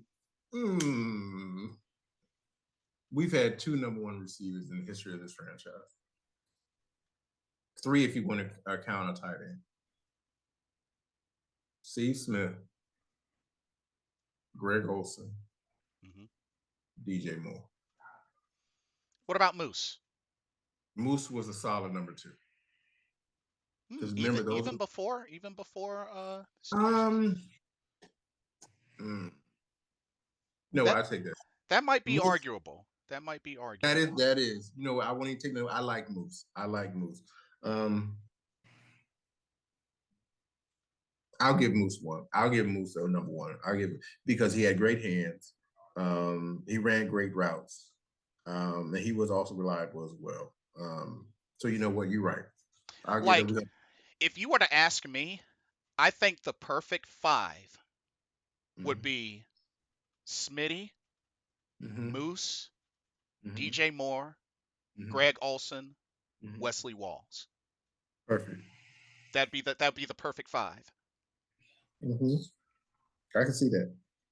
I can see that because those guys were legit. That's why I say when folks don't realize when you have a number one receiver in your building, a number one receiver doesn't mean you always put up 200-300 yards every game. A number one receiver a lot of times can make defenses change the way they're going to play you. Hmm. DJ Moore made defenses play us differently because he can not only beat you with his speed, but he could hit you with the yak as well. Yep.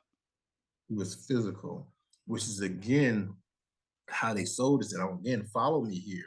They sold us on LaVisca Chenault because he's built like a tank and he can take these hits and he can do whoop whoop whoop. The one screen pass he called last week, I think he got over 10 yards on it Yeah. because he is good with yak. Hmm. Feed feed your hot hands and Frank Wright, get out of your own way because we have weapons. That's what I'm saying. And that's the part that kills me as well. We make it seem like we brought over bums. Adam Thielen was an all-pro when he was in Minnesota. He's not a bum. Yeah, he's a little bit long in the tooth, but as you can see, the boy can still play. Hmm. DJ Chark, when healthy, was a monster when he was in Jacksonville, was a Yep. monster when he was in Detroit. So it's not like we brought over a bum. Hayden Hurst, wherever he went, was a reliable pass catching tight end. Yeah. That's just what he did. Terrace Marshall showed towards the end of last year, like the boy can play. So it's like we keep saying, well, we don't have weapons for Bryce. Yes, we do. Why don't we? Again, when we look at the last year we went to the Super Bowl, you're not talking about this one. We had a bunch of cast offs and no names. Yep. Not a single Pro Bowler. But it shows what happened when you have the quarterback in a system that plays to their strengths and everybody buys in. From the ball boy to the owner, everybody bought in. And they designed that offense to fit the Jericho Cotries, the Ted Gins, the Philly Browns, the Greg Olsons, the Hmm. Dan. they fit the offense to fit the personnel that we had. Yep. So it worked. Again, if you're a student of the game, Frank Wright, and you're a quarterback, you know what it feels like to not have a team built to play to your strengths. So why are you doing this to Bryce Young? You're not calling plays that are built to this young man's strength, and you're letting him take the blame for your ineptitude as a head coach. Flat out. Flat out. Call a spade a spade. Your ineptitude as a coach is crippling this young man's career before our very eyes. And what I would hate happening to Bryce Young is, again, it's a David Carr type scenario Mm. where Houston failed him Badly. Oh, so because they badly. didn't put it in a position to be successful. You failed him. Don't do that here with this young man because he has potential to be great, but not if you're going to handicap him with stupid play calling and not calling plays that let his receivers, his tight ends, and his running backs play to their strengths. Agreed. Agreed. Um, let's see. Lock Poppy says when we first hired Frank, my first reaction was shocked. I'm not gonna lie. Fair enough. Fair enough. Oh, sorry. Chef 85 says, what if we left Coach Avero? What if we left Coach Avero take over as head coach and Capers run the defense? Thoughts? Reich is McAdoo 2.0. I wouldn't be against that idea. Yeah, Not at all. yeah, yeah, Not at all. yeah. We wouldn't be against that idea. I'm down. Um, this is a tough one. Would you Mm. guys? Well, actually, no, it's not for me. Would you guys have the same vibe if Wilkes was sitting here 0 and 4? Question for both. Don't say it could not happen either. I love to stir the pot. Would I have the same vibe? Yes, mainly because of his overall head coaching record. Yes, I don't look. Understand something. If if you're in here stinking up the joint, I don't care who you are. You stink. Get Yeah, him out of here. yeah. But okay, no, before I get to that point, I say Wilkes because in two instances he was given raw deals. I'm gonna keep saying he was given a raw deal in Arizona. He was given a raw deal when he came here. The difference is Wilkes already knew the culture of this organization. He already knew what keep pounding meant to this city and this franchise. Hmm. He already knew that. But he was coming here stinking it up. All we simply were saying is, again, I'm going to beat the Wilkes drum until God takes the breath out of my body. All I was saying is that somebody that wanted Wilkes, give that man an off season to put his coaching staff together, to put the team together that he needed to succeed because the pieces here were better than they were in Arizona. And I dare somebody to challenge me on that one. The pieces he had here were already better in place than they had in Arizona because, again, in Arizona, it was meant to fail. I Show can me I can evidence. agree with that. I can agree with that. So he wasn't going to start 0-4 here. Why? Because he would have brought in we would have traded up to number one because it would have been for what? He wouldn't have let that happen. Sorry. Most of the players that were already buying in, again, the defense was already playing phenomenal. Hmm. So we would have brought that back. Our defense would have been more physical. And again, to the point, we were two CJ Henderson, Hail Mary, Mike Evans passes away from getting into the playoffs with same Steve Wilkes that we got rid of. We were playing with backups, backup corners. Mike Evans doesn't get those Hail Mary passes, y'all. Our whole tune changes and we go into the playoffs. And I guarantee if that happens, Steve Wilkes is still the coach here. Yeah. But it didn't.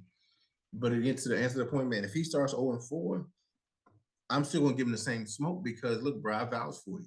Yeah. I need you to step up. Like I'm a man of accountability, bro. I need you to do what you need to do because I have faith in you. But I said my issue with it was he was not given the opportunities to succeed It was given to a man that just got fired 6 months previous. And I'm gonna keep saying that. Mhm. It was given to a man that was literally just fired. It was given to a man that had a girl of his dreams saying, "Open my door," and you couldn't open the damn door because you choked against a team that won one freaking game. he Are couldn't you he couldn't put kidding? the key in the lock. He couldn't put the key in the line. I'm trying to keep the PG because we're trying to keep the PG. You just send it. You just like don't. I don't know if you ever seen the movie Unnecessary Roughness. It's like don't throw it to stone hands. Frank Wright had the stone hands where he couldn't catch the ball. That's what he looked like. Oh yeah. Watching Roughness, and he was like, "Don't throw it to stone hands" because he couldn't catch nothing. Yeah, Watch. but he would get open every time though. He I was will. fast as hell, but couldn't catch the ball. This was Frank Wright. So that's what I say. I say this to he didn't get the job done. So you bring him. He's the same Frank Wright that would keep calling round right 22 trap. That's our bread and butter play. Round right to what you. That's what I'm saying. That shit, look, it's Joe Kane's dad. Yeah, I think it's Joe Kane's dad that got off on the couch to head coach. hey, hey, That's what hey, it is. Bryce Young, sit on the bench. Popke, you're going in. Frank Rice reminds me of old boy off of The Longest Yard, Brucey. When Oh Brucey yeah, got yeah. it's Brucey's time to shine, baby. That's what Frank Wright reminds Oh me of. man. But no, look, my thing with Wilkes is, and this is me. When you have somebody that has respect, and as we all men here, even on your job, if your manager doesn't have your respect, it's hard for me to work for you. Right, I exactly. can't work for you because I don't respect you because you don't treat me like a man. Steve Wilkes is that guy that will reach out and care about the players. You could see that. I care about you outside of this game. That's a leader. That's a man. That's a head coach. That's a manager. That's a supervisor. Do we chop it up when we're not at work? Wilkes demonstrated that, but was not given the opportunity. And I'm not going to go into this again because I've already gone through this before. And he was not given the proper opportunity because there's a system in place that most folks don't want to talk about because it makes a lot of folks uncomfortable. Mm, And I'm gonna leave it at that. yeah. It makes you uncomfortable. So what they do is they mask it. Yep. And again, if you see, and I say we talked about this, and I'm saying again, I'm saying this as nicely as I can. Yep. Go for it. If you look at who they hired in positions of power, don't they all look like the man that they just got rid of last year that said they wasn't good enough to be a head coach? Yeah. Your associate head coach again looks like who? Your offensive Yeah. coordinator or your offensive consultant looks like who? Your defense coordinator looks like who? Position coaches, wide receivers, defensive backs. The black African American woman you said you hired in the front office. So you mask that with a bunch of mass hirings and in other positions, but not the one that counts. And so you're noticing a product that is inferior because the man that you brought over here honestly wasn't qualified to come over here and head coach this team, but you wanted to make it a feel good story. Hell, what's more of a feel good story than somebody that's homegrown here? He's Yep. from he's from He's Charlotte. from Charlotte. What are you doing? Went to school around this area. What more of a feel good story than you can have somebody that is from this area become the head coach of his hometown team and lead them to success? Hello, David Tepper. You want to get your money back? You want to get your money's worth? That's a story that people around here can get behind. A homegrown kid leading his hometown team to a Super Bowl. You could sell a movie on that. Yeah. What? And don't be surprised if he is How you in gonna the give him running San for Francisco? one in a sea of red because Lord. they're looking unstoppable right now. Um, Oh see, boy. Lock Poppy says, "Don't forget we basically got rid of Greg Olson as well." Well, he hadn't been able to recover correctly from the foot injury, Yeah, so that's a we factor. yeah, he had to retire. So Yeah. Olsen, it wasn't that we got rid of him. He couldn't get it right. And he went to the Seahawks, which is true. Lock Hmm. Poppy says, "Thank you, Mr. Carolina, for proving the point of our front office having no idea what they're doing." Hey, dude, you're killing the endorsements. Um, uh, Getting facts here, brother. Just spitting uh, facts. feels like Matt Rule all over again. It's not Rule Um, 2.0. oh yeah, exactly. Chef 85 says, "Bottom line is Tepper did not want a black head coach. Shots fired. It's already done." Yeah, I mean, bang bang. As Cactus Jack likes to say, bang bang. Uh, the team is giving me 1 in 15 vibes again.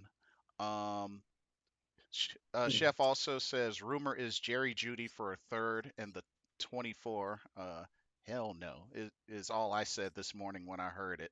No, no. A wide receiver is not going to solve the issue here. It, it's Yeah, not going to solve the issue. You you have teams again. Chicago just proved this. Houston has proven this. Indianapolis has proven this. If you know, and if so, you say our receivers are having trouble with separation, which I call that hogwash. How about you design plays to get them open? yep, Because you can't. Besides DJ Moore, somebody please name me another receiver on the Chicago Bears. But yet and still, they still get open. yeah, Justin Fields has 9 touchdowns over the previous 2 games, and I guarantee you everybody wasn't wide open unless it was a blown coverage. yep. And they don't have Chase Claypool anymore. He's with Miami now. Traded So him. And again, to Jay's point, name me a number one receiver on the Texans. But yet and still, CJ Stroud is slaying the ball all over the field. yep, When you have a competent coach, and I can't even say nothing about Thomas Brown because he ain't calling the plays. So when you have a head coach that's an offensive coordinator, you understand, and our guy that's in the chat that's a quarterback, you understand your limitations and strengths of your receivers and your tight ends. hmm, So I know, and even when I play quarterback, I know where to place a ball at for a certain receiver, for a certain tight end, so heck, I was just throwing the ball outside my son's earlier, and I know how to place the ball where my 14-year-old can go get it because I know where he likes it thrown at. hmm. Good point. But if I am not being given the opportunity to succeed and to play to my strengths, you're showing the world a product. You're showing the world an unfinished product because that's not who I am as a quarterback. This is not who Bryce Young is as a quarterback. And again, I'm going to rock with him because he's in our city representing our team. So I want to see him do well. But this coach is showing what the reports say that you really didn't want him. You settled for him. And now that they traded all the picks up to go get him, and you traded away our best wide receiver to go get him, you have to make it work. And to Yeah, some of these reports, you do not bench Bryce Young because Bryce Young is the future. right.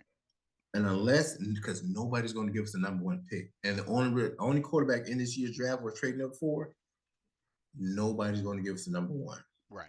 Nobody's going to give us Caleb Williams. So that's a pipe dream. So work with Bryce Young, build his confidence up, let him work, let him do his thing. Because Frank Wright, excuse me, Kane's dad, you're not doing that. Go back to the couch, go have your drink, go watch whatever TV show you're gonna watch because you are not. And it's y'all had this whole thing when bringing Frank Wright and his family and his kids in, and we all say, "Oh, it's a feel good story." Man, out of here, man. Seriously. I don't care about none of that. Your wife, God bless y'all. That's cute, wonderful family. Blah blah blah. What are you doing on this field. Yeah, Nothing.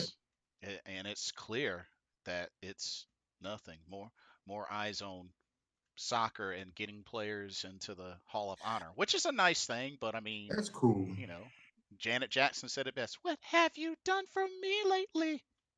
Absolutely nothing. Doo-doo-doo. I'm just Uh, saying. Mr. Gemini says Tep and Fit do the opposite of what they're supposed to do. I'm tired. You're not alone there, bro. Um, Chef 85 says multiple 1,000-yard wide receivers regarding more with turnstile quarterbacks. Thielen, Yes. correct. Thielen is a slot wide receiver, and Hurst is not even being used. But even still, no one is scared by him. Yeah, I mean they're Not on not the being wrong. used. Tight ends just not being used. Cam Newton's best friend was Greg Olson. Yep, and you best believe that's why Greg Olson's best years were with Carolina. Tam fed him the ball. Get our tight end. How do you help your rookie quarterback out when they had Greg Olson and Jeremy Shockey? hmm Dude, they even had Ed Dixon involved. The fingertip touchdown grab? Tight ends make a quarterback's life, especially a young quarterback's life, so much easier. Shoot, when Jonathan Stewart on that run in Tampa Bay got the ball knocked out, who caught it and took it in for the touchdown? Ed Dixon. Who caught the game winning touchdown in Seattle? Greg Olson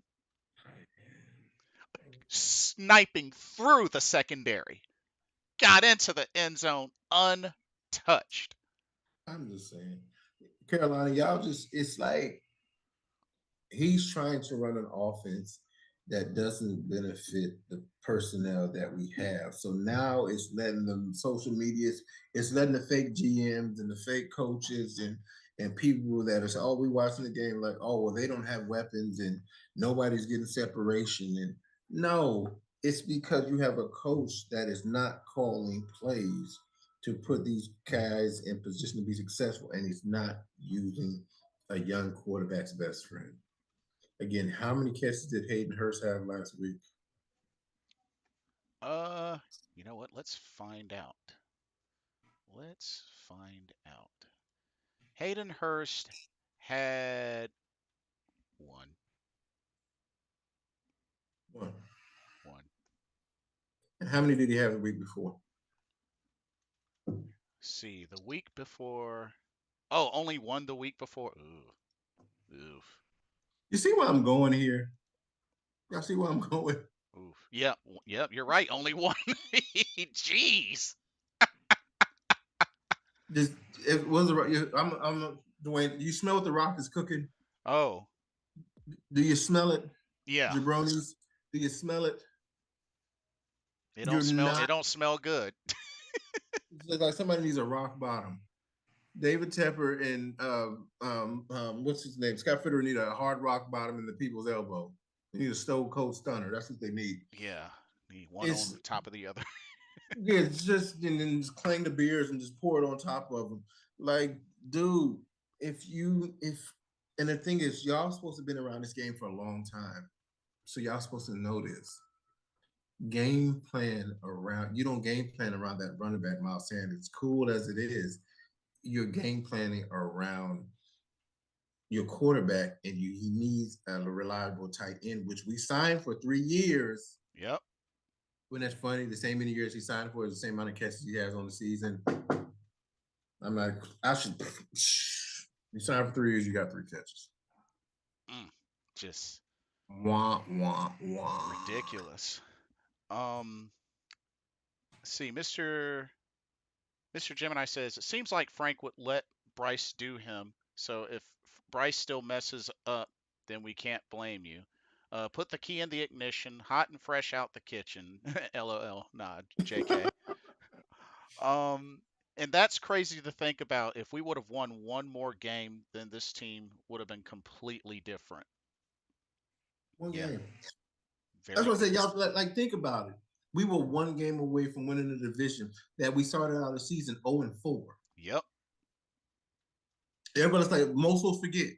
We were hot trash. Yep. Baker Mayfield only got us one win. Only What did they one. do? One. What did they do? They said, you know what, Matt, you gotta go. We know we said 7. We can't do this. Hey, Steve, you know the city, you know the team.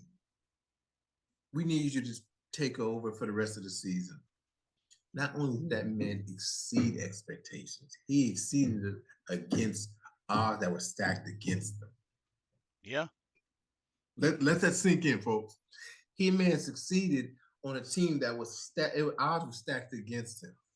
Steve Wilkes was supposed to just be this, hey, we brought in this color coach and he's going to take over for the rest of the season and, whatever happened. Even David Tepper couldn't even get that man a ringing endorsement for the things that he was doing. But he put that fake hug when he Steve Wilson winning those games. Y'all remember that game? He was like, "Oh, this game ball for you, brother," and all this other. Man, out of here, dude. You know you had no you you had no reasoning. You weren't going to give Steve Wilson a head coaching job no matter what he did. No matter what he did, unless he has to do something extraordinary. The man is already doing something extraordinary. What are you talking about? He's winning with the team that your stupid coach before him put together that couldn't win more than 5 games in a season. Yep. He's got us one game away from the playoff. How much extraordinary you want to? He's winning with the coaches that you two idiots failed with. Because you know what he said? Keep pounding. Yep. I don't care what y'all talking. We're gonna run the ball.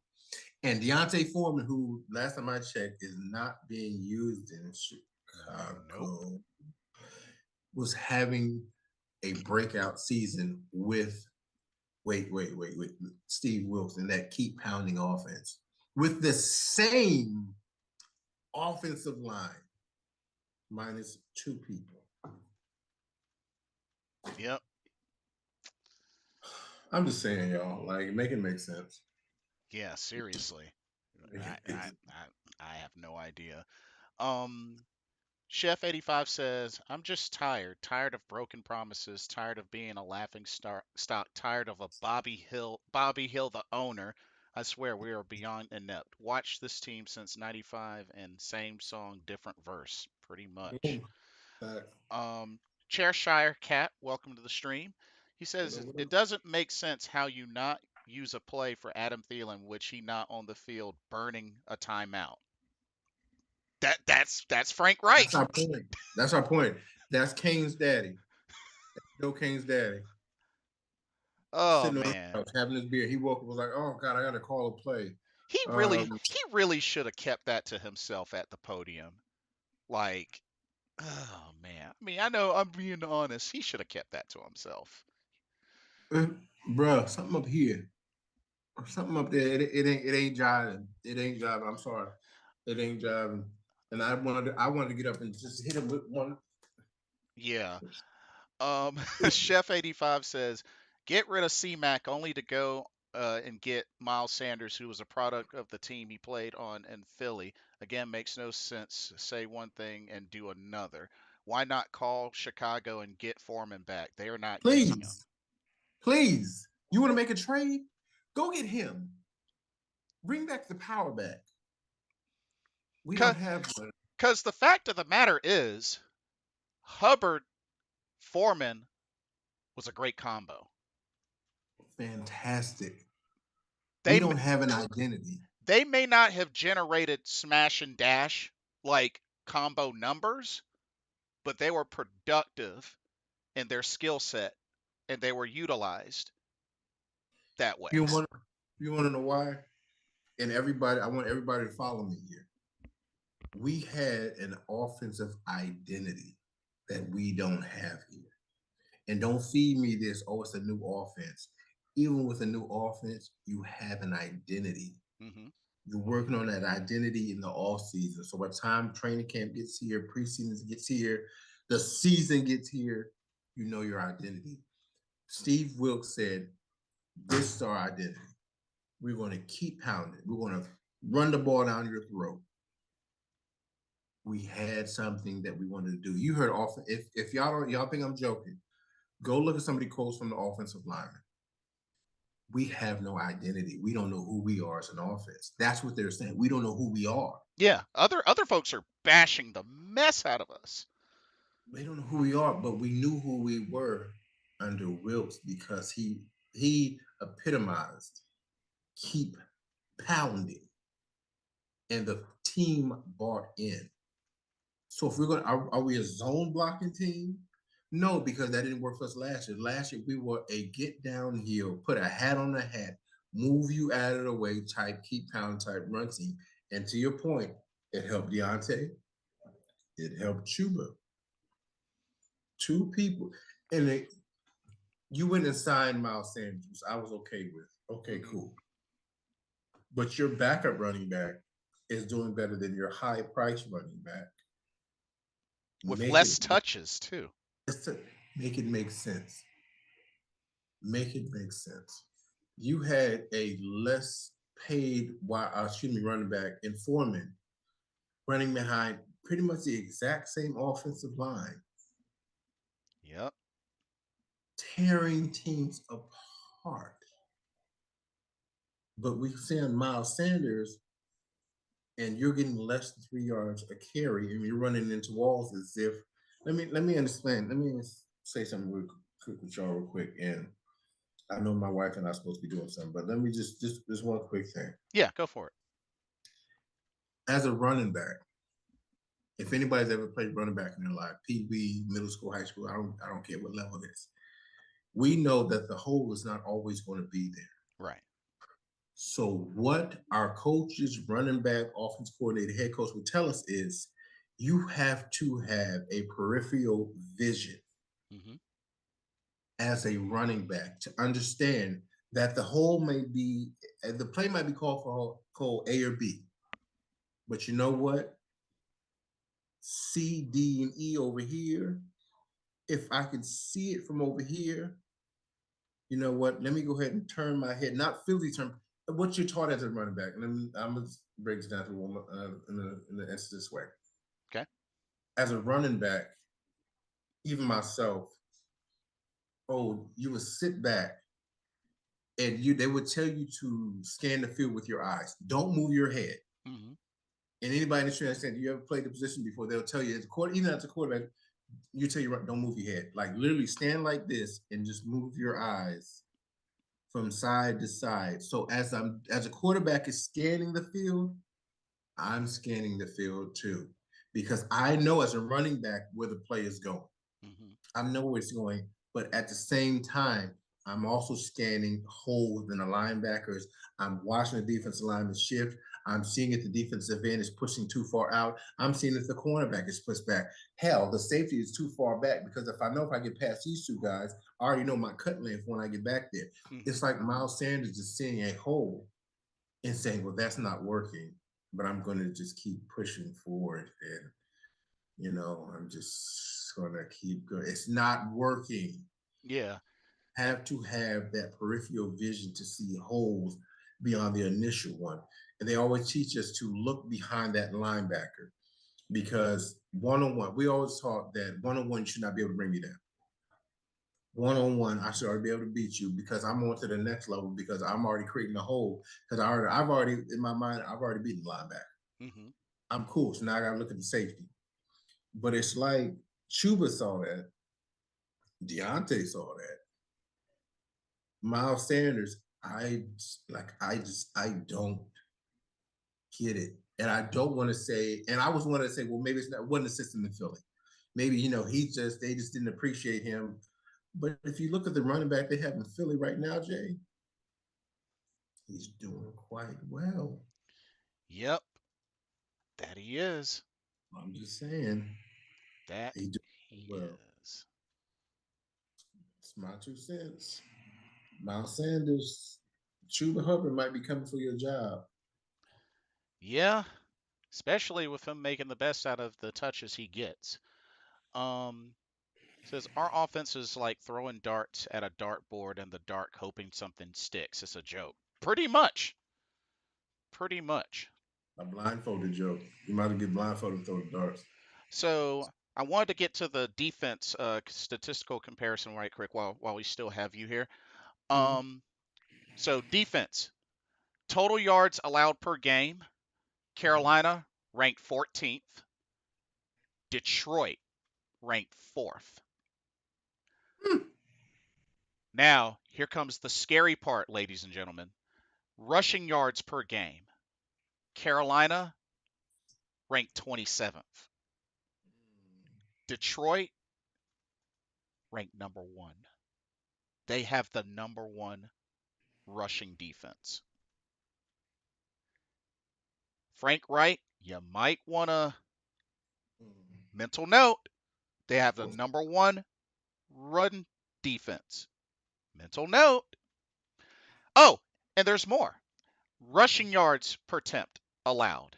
Carolina ranked 29th. Detroit ranked 2nd. Passing net yards per game. Carolina ranked 6th. Detroit ranked 18th. Sacks. Carolina tied for 11th. Detroit tied for 7th. Takeaways. Carolina tied for 20th. Actually tied with Detroit for 20th in takeaways. Third down efficiency on defense. Carolina still in the top 5, ranked 3rd. Detroit ranked 11th. And then total yards allowed per game. Carolina is tied at 25th. Detroit ranked 13th. So Detroit has a pretty strong Defense. defense, especially run defense, where we've been struggling running the ball, and they're ranked number 1. Whew. It's it's I'm gonna say this point, and then I'm getting the stank eye. I'm gonna say this point right here. Mm-hmm.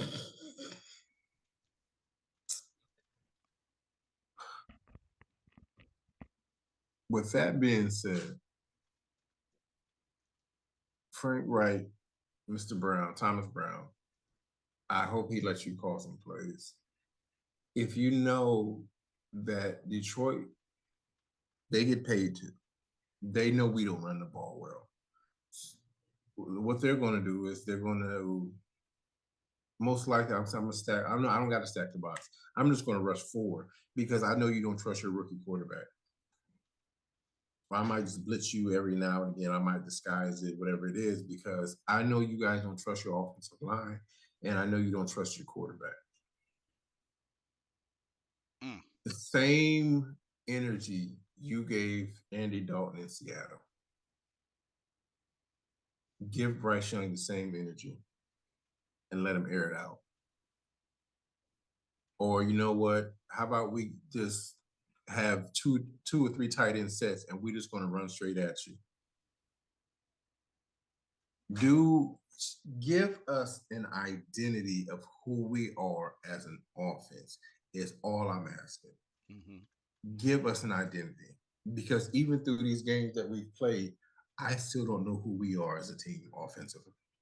I don't know who we are because you'll come out one week with Bryce Young, Will Dink and Duncan. You'll come up the next time with Andy Dalton and we're airing it all over the place. And we'll come back to Bryce Young and we're dinking and dunking again. Who are we? Make it make sense. That's all I'm asking. Make it make sense. But to that point, my brothers, my brother Jay, man, Mm-hmm. love you like a fat kid loves cake. Um, Jay already said, man, y'all know where y'all can find me at, man. Mr. Carolina, Bleeding Carolina Blue Show. You can find me on here, my brother Jay on here, man. But my brother already knows this is my 40th birthday weekend. My wife wants to do something with me, so we're about to go chillax real quick. Jay and I will be back, I believe, Sunday after the game Yep. to do our commentary. So I'll see y'all Sunday. But with that one, man, keep pounding. Y'all stay blessed. Y'all stay safe, man. Jay already told me, man, you can hit me up, find me on YouTube, Bleeding Carolina Blue. You can find me on Spotify, Men of Honor. You can find me on Instagram at Mr. Carolina too, on as well. So, man, y'all be blessed.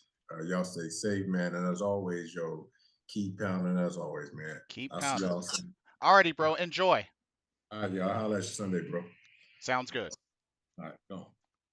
Mr. Carolina, ladies and gentlemen. And I just shared his YouTube channel uh, in the chat. But yeah, we're gonna finish up here. But yeah, um, so we're gonna talk about some keys to this game. Now, of course, Detroit's offense, really, we got to really see what happens here because, of course, you don't want to sleep on Jared Goff, and even if he goes down, they do have Teddy Bridgewater. Uh, don't forget, we also have they also have David Montgomery at running back. When he came back, played really well. Wide receivers, like I said, they have Amon-Ra St. Brown, who's listed as doubtful. Jamison Williams is questionable as well. So I know they still have Marvin Jones Jr., but I'm not really too sure who else is a threat other than them. And I believe they're going to be without Shane Zylstra as well. So that may factor in to the offense, but don't sleep on them. Definitely don't sleep on them. Win podcast, Lot Poppy. Appreciate you. But yeah, definitely give him some follows as well. I think y'all will really like him. Um, let's see. Defense. Now Detroit's got a defense now. Because I mean we have to remember, um, Aiden Hutchinson. You know, Aiden Hutchinson is on there. Uh, let's see, James Houston. They're without Brian Branch. He's out, and they're without C.J. Gardner Johnson. So that's another thing is looking at what they have on defense because they're hurting a little bit on defense. Emmanuel Mosley is. Hey, oh snap, Corey. Yes, yes, we're still going. Hop on in. It's the same link, the same info. Hop on in. Here, I'll send it to you. Yes, yes, yes, yes.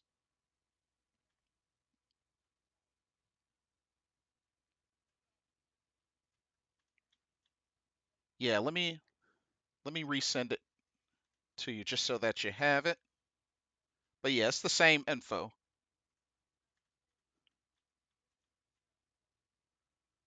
Bam, there you go. Cool, cool. And if anybody else wants in, just let me know. I'll send out the info.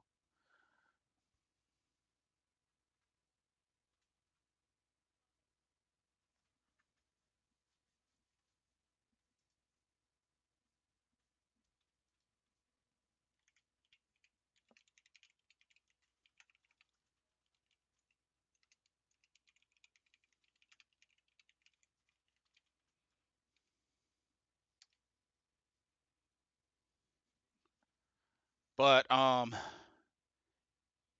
yeah, both teams. This might end up being quite a battle with both teams hit pretty hard with the injury bug. So I don't know. Maybe on paper this will be a little more even. I don't know about that. I think it's still going to be a really tough game. I still think it's going to be a really tough game. But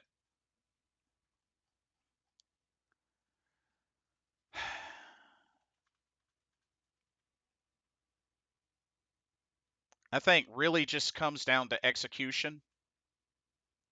really has to come down to execution and, of course, Frank Wright not being lame and holding back on the play calling. But this really has to this has to come off firing on all cylinders one way or the next. Otherwise, we're gonna be 0-5. Like, it's just plain and simple as that. Otherwise, we're gonna be 0-5.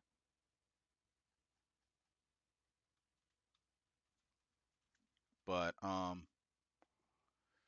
whew, yeah, y'all, this is gonna be a tough game. If it's like anything like how things have been going, this is gonna be a really tough game. But we have a good record against Detroit historically, but we're talking about a team that has gotten better and better over the years up to now. So that's something to keep in mind when we're talking about Detroit. And then we look at the teams. I mean, we look at the teams that they've beaten. I mean, they lost a close one to the Seattle Seahawks, but I mean, they've beaten the Chiefs, Falcons, and Packers. I mean, they beat the Chiefs first game of the season, and their defense really showed up. And it's just like I said, you know, defense. I mean, they're number one in run defense, and Carolina right now offensively, they suck on the run. So yeah, it's not looking like it's a good balance. That's for sure. Hey, Hey, how's it going, buddy? it's going good. How are you? Oh, doing great. Cool deal. So, uh, I know one of the last things that we did was go over the statistical comparisons. I can run back over that with you being here. I'll look through the numbers real quick while you're talking to chat. No problem. Okay. So, but yeah, looking at this Detroit game, like, bro, they got the number one rushing defense.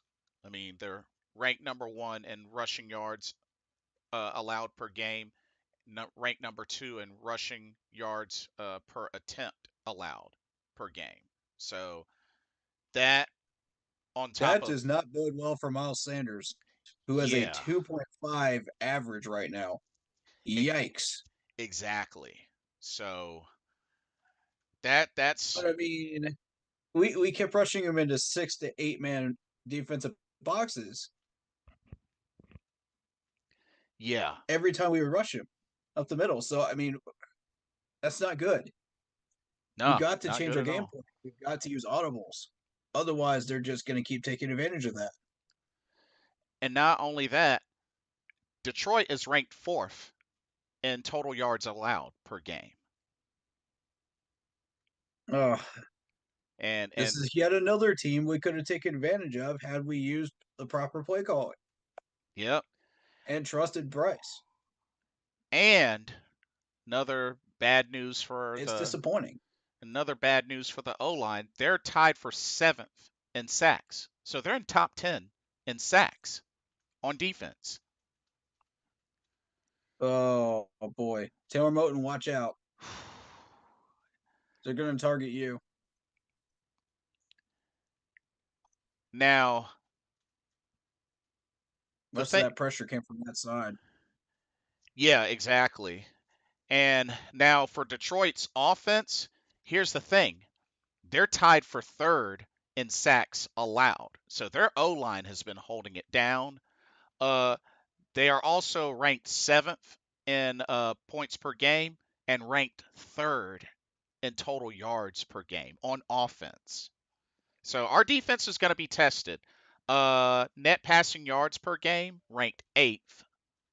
So they got and rushing yards per game ranked 10th. So that's 5 offensive stats that they rank in the top 10. Mm. So our defense is going to be tested. I'm just looking at their depth chart right now. Um, I was given information that Amon Ra is hurt. Yeah, he's listed as doubtful. Is there any interest in making a move for him? Since I know we're looking for a wide receiver to trade Um and try to, because the I know we made an offer for Judy, rumored offer for Judy for a third round, but but I he's haven't heard anything about Amon Ra St. Brown yet, yeah, or yet. the thing with him is, I mean, my thing is if they're going to pull that trigger, they need to get a legit number 1, which I mean, I guess statistically like he T. would. Higgins would be my choice, but the thing is, like, how much are you willing to pay for that? Yeah. We've already pulled 70 million for this contract year so far. You know, just pulling in the guys that we have. Like, I don't know where we're supposed to pull more money from when we're already restructuring to the bones. Really, bare bones. Yeah, exactly. And it's just yeah. I but So with Amon Ra, you're looking at 26 receptions this year, 331 yards, 2 touchdowns, average of 12.73 per play. oof. Yeah, that is true. Cuz, And the two games that he got over 100 yards were against the Falcons and against the Seahawks. And those were home games. yep. And of course, we all know they won their first game against the Super Bowl champ Kansas City Chiefs. So, Complete shocker, by the way. I mean, Detroit is for real. This team is for real. yeah. They had Um Sam Laporta working in that game too, and he was doing some work. I mean, very true. you raised him up during that whole draft process. Yep, I sure did. Sure did. And they also have Panay Sewell at right tackle now, and again, he's been there since he uh, first got drafted to Detroit, and Detroit stole him from us. This is true. A pick right before us, and they still haven't put him over at left. They have Taylor Decker over at left with no depth behind him. I mean, I don't know what the Lions are trying to do with this. I still don't know what they're trying to do with this. I don't think they even know what they're trying to do with this. Yeah, But that's not where he was supposed to be drafted at. Yes, he can play right tackle, but his primary strength is at left. And right. that's exactly where we would have put him had Uh we drafted him. exactly. Shout out from Lock Poppy says Corey, the man, What's the up, Black myth, the Poppy? legend. He's been with us for a while before you got in. So, um, Appreciate you, man. Appreciate you. Kevin McFarland says, "Hello, I'm back. Do you guys have score predictions? I believe the Lions are going to win this game. I just want to see improvement on the offense." Haven't gotten to score predictions yet. Ooh. Keep in Um, mind the Lions have Jared Goff and Teddy Bridgewater. yeah. Although they are hurting a little bit on they've been hit by the injury bug as well. Like I said, Amon Ross St. Brown is currently doubtful. We also have of course CJ Gardner Johnson is on IR. Brian Branch is out. Uh, Ooh. yeah. Um Emmanuel Mosley at cornerback, he's questionable. James Mitchell at tight end, Take advantage of that. doubtful. Uh, so yeah, this might possibly be somewhat even. I don't know. Just with the loads of injuries that they have. Justin Jackson, running back, he's out. Mm. Um, Jameer Gibbs, he's questionable. Jamison Williams is questionable. But I would say Gibbs is probably going to come back. What kind of injury does Gibbs have? Gibbs has it didn't say. It just says he was added to the injury Questionable. report. He was Gotcha. added to the injury report today. So there's Mm. that. Um, He'll be all right. Jamison Williams will probably play. He's questionable, but they said his is not injury related. So he'll probably play. But Brian Branch is out, safety, and Okay. but that's They have interesting. him listed as corner on the Oh yeah, true, depth true. chart. Uh, Nickel corner. so he's out. C.J. Gardner Johnson is on IR. So I Mm. mean, The main concern is going to be Aiden Hutchinson. yeah, exactly. Yeah. I've been keeping a close eye on Aiden Hutchinson and Charles Harris. Both of these guys have been really lighting it up lately. And when you're looking at Aiden Hutchinson, you're looking at a 6'7", 268 guy from Michigan, 2 years in the league, 9 solo tackles, 3.5 sacks, one forced fumble so far this season. Right. Uh, and 3 pass deflections, 2 against the Falcons, 1 against the Seahawks. Oh yeah, they also got John Kaminsky as well. Yeah. So yeah, and we have to remember, with that D line, they're tied for third in sacks. Or excuse me, A tied full for season tied for of seventh. Aiden Hutchinson is nine Yeah, tied. and a half sacks and 3 pass deflections, 3 picks. Yeah, That's his rookie year. so they're in the top 10 in sacks on defense, tied for seventh. I meant to say, but they're tied for third on offense in sacks allowed. So they've been doing well 28 getting. solo tackles, Hmm. 52 combined. Okay, so he does require assistance. He's not a solo tackler, Hmm. open field tackler. That's what those numbers confirm to me, but that could change easily. Right. Second year in the league, that's not always going to be the case going into the second year. You just have to watch those numbers carefully over a course of 3 or 4 years to be able to determine a pattern. Very true. Very true. Um, Because I've seen some of these guys like improve out of nowhere, the third and fourth season when they start turning it up. point well made. So, Charles Harris, 6 solo tackles, 1.5 sacks so far. No pass deflections.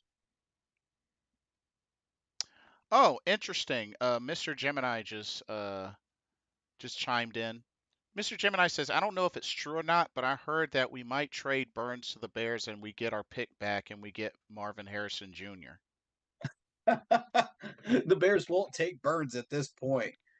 We've had a shot at trying to trade Brian Burns instead of DJ Moore, with that first trade. And I mean, they were targeting Brian Burns, but they got DJ Moore. So, I mean, at this point, the Bears management doesn't really know what they're doing. Hmm.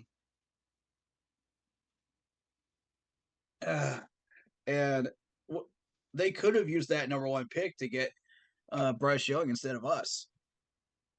If they really wanted to improve their team and do something meaningful to start making progress in Chicago, that's where you start. Yeah, for sure. You got to fix that line and then get a quarterback and then start building from there. Because I mean, they need everything. Yeah, that they do. They need to load up. except for that D line, really. Kevin says I would still pick J.J. Watt over Aiden Hutchinson. I think he's a better player. Uh, I don't know if that's really a. JJ Watt's kind of fallen off the wagon wheels lately. Hmm. I've kind of noticed that. The last couple of years, he's kind of looked average. You haven't noticed him as much. He's not as prominent. Well, no, this J.J. Watt. That's Oh, yeah, J.J. Watt. But I don't think oh, it's. he's talking about TJ Watt. Did you mean to say T.J. Watt? Kevin? Because J.J. he Yeah, retired. because there's a big difference between the two. Now, Because now, TJ Watt is very, very relevant right now. And yes, I would take TJ Watt over Aiden Hutchinson. Yes. yeah. But if we're talking JJ Watt, oh yeah, Aiden Hutchinson over JJ right now by a mile because JJ's on the decline in his career. He's on his way out. Well remember he retired. Yeah, He'll stick around for a few years, but I mean, I just don't see it. Longevity wise. Kevin says J.J. Watt when he was balling. I don't think that's a fair comparison though, because I mean Aiden is just starting out. No, it's not a fair That's not a comparison. fair comparison, Aiden Kevin. Hutchinson is young now, and yeah, Aiden Hutchinson is young, and I would take a young JJ Watt over a young Aiden Hutchinson. Yes, both of them in their prime. Yes, but JJ's not young anymore. Yeah. So yeah, I gotta go Aiden. Now I get that, even JJ started out, got a little bit in, finished with 5.5 sacks, and then, then he eventually got going. But, Mm-hmm. Aiden is in what, his second year? Second year? Like, it's I still would say kind of so. Yeah. it's still kind of early. Still kind of early. But um from what I remember, he's off to a good start, that's for sure, especially with how the defense has been doing. Nick Bosa is doing really well. Facts. Mm-hmm. Yeah, San Francisco, they're tearing offenses apart. Yep. Um, Mr. Gemini says, ask Corey what he would say if we come out and throw a screen on the first pass play. Same thing I said last week. Hand the reins over to the offensive coordinator. Frank does not know what he's doing calling these plays. I mean, it's just been constant screenplays. If your screenplay is setting something else up and you have players set up for the yards after the catch, then fine. But we don't have players that are prominently set up for yak, and that's the problem. Hmm. Like if your whole offensive system is set up for yak, and I've seen a few of them in the NFL that are, then by all means, you're going to run a heavy tempo of screens. But Right. this one is not. We've got people all over the spectrum. DJ Chark is a deep man. Aiden Adam Thielen is a hybrid. He can do deep passes, medium, short passes if you need him to. And then you've got TMJ who's been short to medium. Mingo, which we're still exploring what he could do. He's a Yeah, I'm not sure if he's good to go. rookie. So we got people all over the spectrum here, and we're trying to fit them into the best spots that we can put them into. Mhm. But this offensive system is not primarily set up for yak and speed tempo RPO, Yeah. Kevin says which is we need to start pushing the ball downfield and we will start to see success. Yeah, but we need to start we seeing were doing passes. that with Andy Dalton though. Yeah, Why are we we we were. not doing that with Bryce? Either you trust his ability to do that or you don't. Point blank. You can't have it both ways. This isn't Burger King, bro. Either he does it or he sits. Yeah. One or the other. So he's gotta throw the ball downfield. They gotta get the chunk plays. They gotta work towards getting chunk plays. Mr. Gemini says Bryce will kill the play and throw a screen. The screen isn't the problem. It's the amount of screens that we're Yeah, calling. It's like the fact that we're calling draw plays into stacked boxes and not audibling out of them. It's the right. fact that none of these passes have been called deep balls. We're not throwing chunk plays down the field 50-50 balls. Yeah, You I know, mean where are those? we didn't Where have we where are the out routes, the deep out routes? Where are those yeah, that use the exactly. sideline? I mean we didn't have a single pass 20 yards or more in the last Where game. are these plays? I mean, these are basic plays that everybody runs, whether you're running an RPO or not. Right. These are added plays that are basic bare bone essentials in the NFL. And Frank refuses to call these plays. He refuses to audible. He refuses to hand the play calling off because he doesn't know what he's doing. And the only person that I've seen have worse play calling than that was the offensive coordinator when John Fox was around. Draw play every first down into a stacked box. We're doing it again. Does anybody notice the pattern here? We're doing it again. Why? Makes no sense. Mm. Kevin says I started seeing Frank say at the end of the day saying from Matt Rule. Oh man. Oh my gosh. Um Oh, interesting analysis here. Mr. Gemini says, I could be wrong, but I think the reason why there's so many screens is because we can't run the ball, so the screen passes is our run. Possibly, but if that's the case, it's not a good excuse for the offense to be, subjecting to that, especially, with the O line struggling and just especially calling that on like second and longs, third and longs. It's like, yeah, it's just, Oh, it's rough. I don't. Stop forcing us into situations where we have to uh, force a throw. I don't like that. Nobody likes that, and we're all booing Frank for it. Right. And to Miles Sanders' point, he was complaining about the fans booing. We're not booing the players, dude. We're booing Frank. I want to Yeah. make that perfectly clear. I put out a post about that.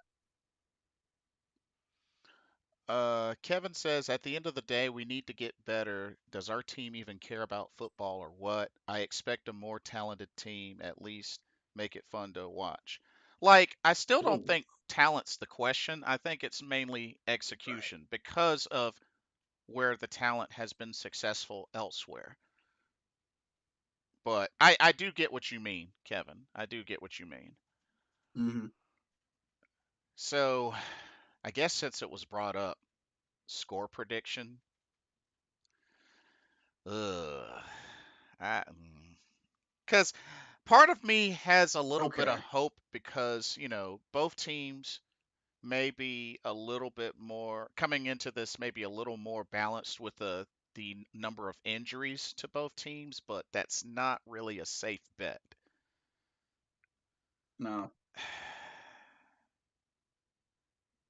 And it's on the road. Ugh. I I don't that's s- definitely an L. I don't see it, dude. I really don't see it. That's definitely an L. The way the Lions are playing right now. I don't really do score predictions, but Kevin says uh, 42-20 the Panthers. You crazy. You man, I love the enthusiasm, but no. shoot. 2015 passing offense, I wish. Man, we got to let that Oh go. my That was goodness, ages ago. We got to no, we got to let that go. ages. It's nice though. It's nice Oh, memories though. I will say that. Um, Mr. Ooh, I'm not gonna lie to you though. I catch myself watching some of those old games and just watching the beauty of that team and the offense and how smoothly everything was running. Oh, yeah, that gives is me true. goosebumps. All right, bro, get ready for a really nasty stat. Mr. Gemini says, have you seen the stat where we are 0 and 54 when trailing in the fourth Ooh, quarter? ouch! That hurts my heart. Ugh, 0 and 54 when trailing in the fourth That hurts my quarter. heart as a Panthers fan right there. Looking at that stat. Oh my goodness.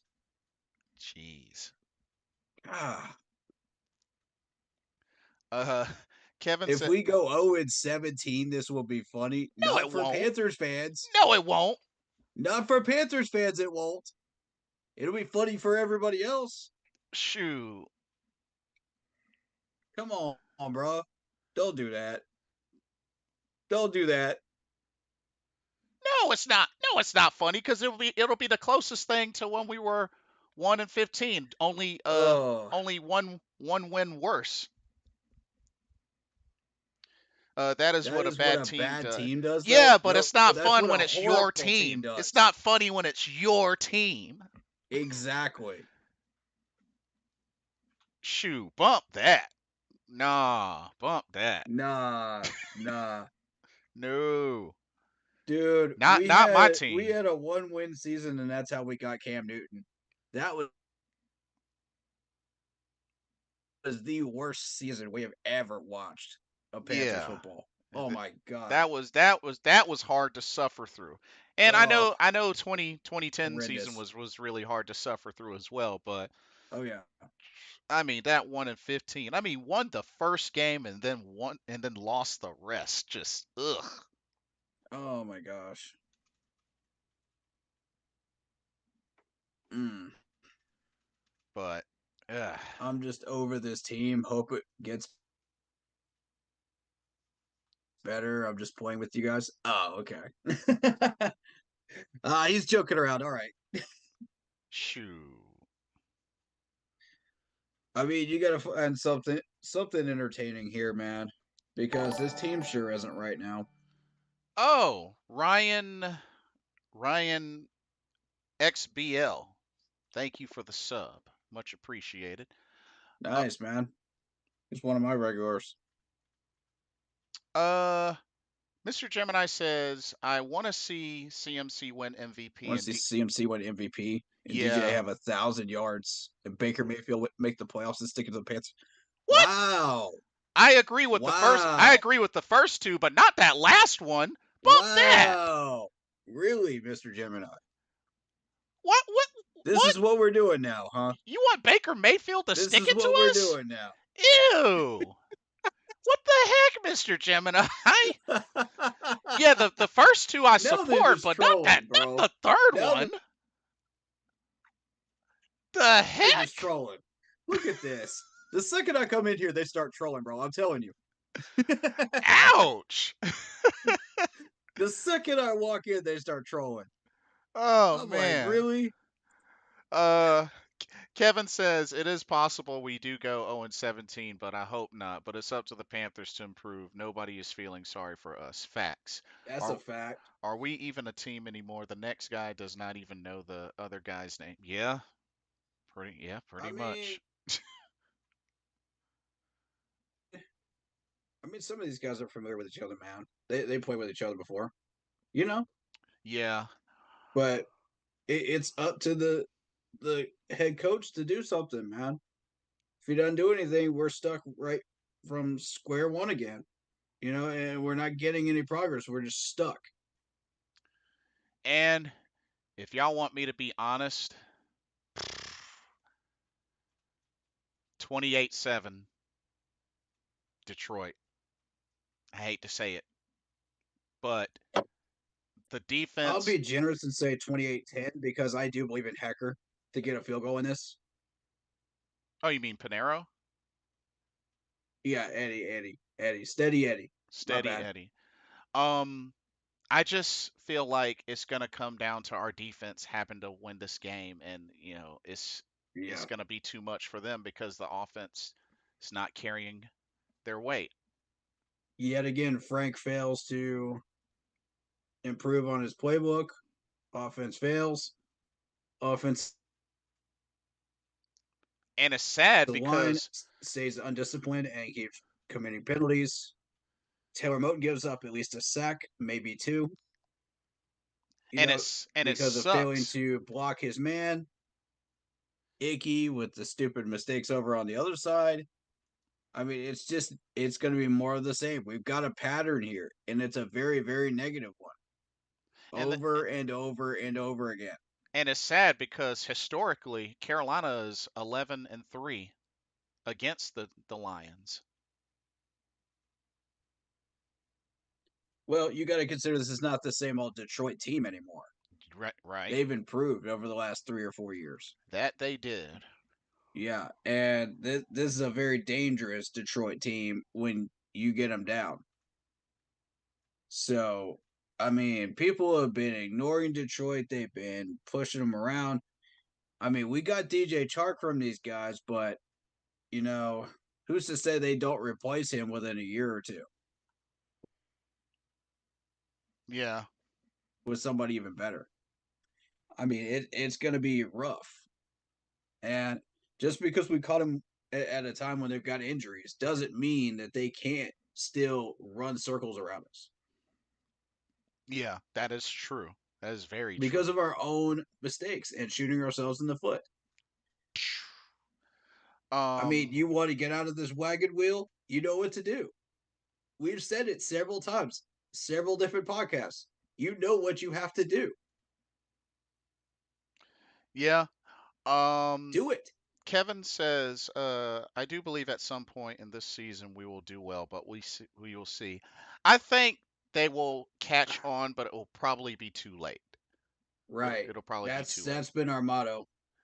Uh, What we've been doing. Matthew Stafford and Calvin Johnson were the best on their team when they were bad. Oh yeah. Uh, That's a shame that Calvin Johnson didn't have the weapons around him that Detroit has right now. yeah. And let's also not forget Barry Sanders Oh my when he gosh, he was would pretty flourish. much the Detroit And Lions. Barry Sanders too. Can you imagine the three of them put together and a decent O line? Oh my god. Oh yeah, they would And be a DJ Chark on dynasty. top of that.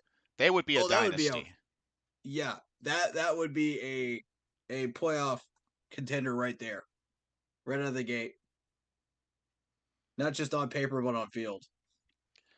Uh, Kevin says I miss prime Matthew Stafford. He was so fun to watch on the Lions.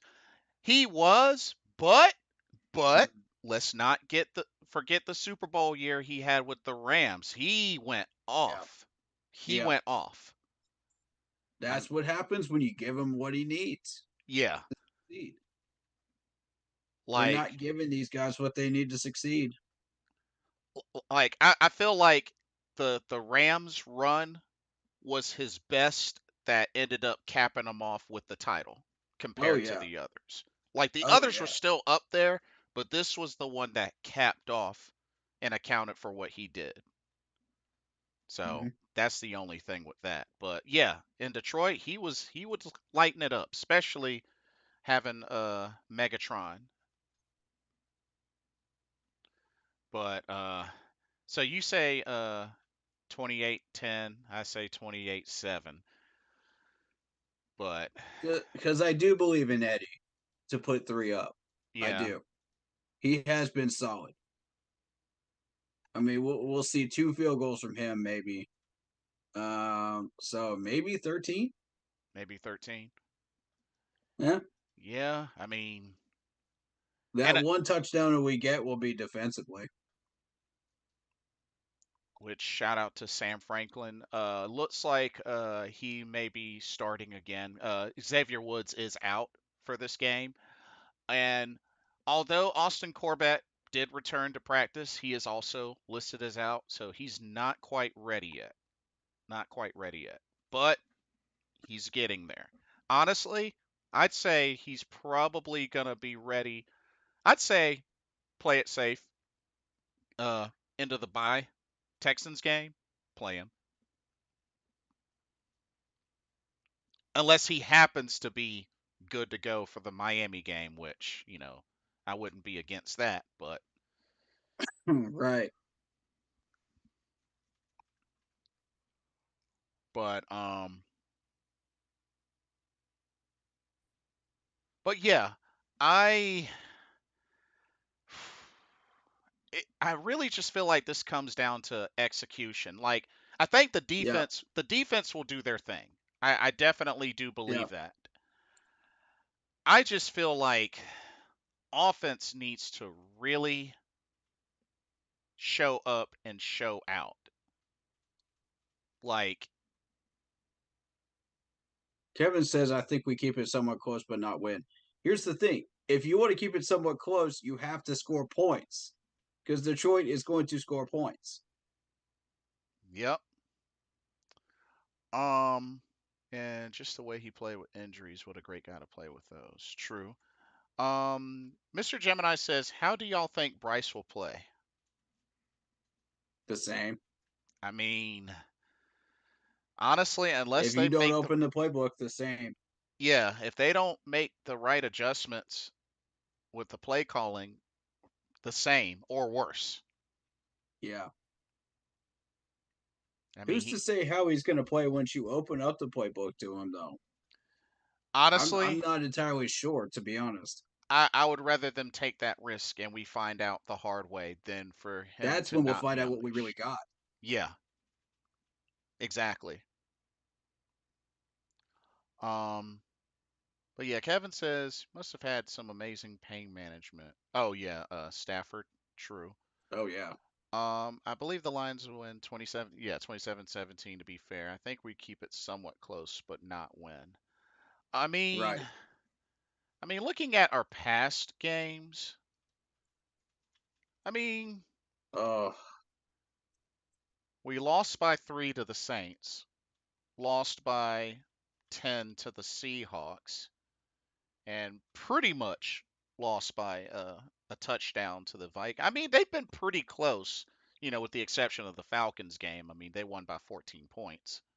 So, our defense has gotten us to that point, but eventually they will wear out.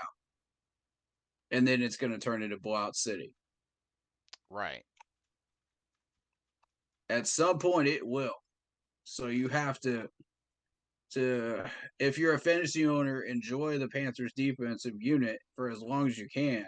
And then as soon as you start seeing the first blowout, that's it. Toss them because you're not going to get anything else out of it. Yeah, agreed. Agreed. They It's got to just going to get worse from there.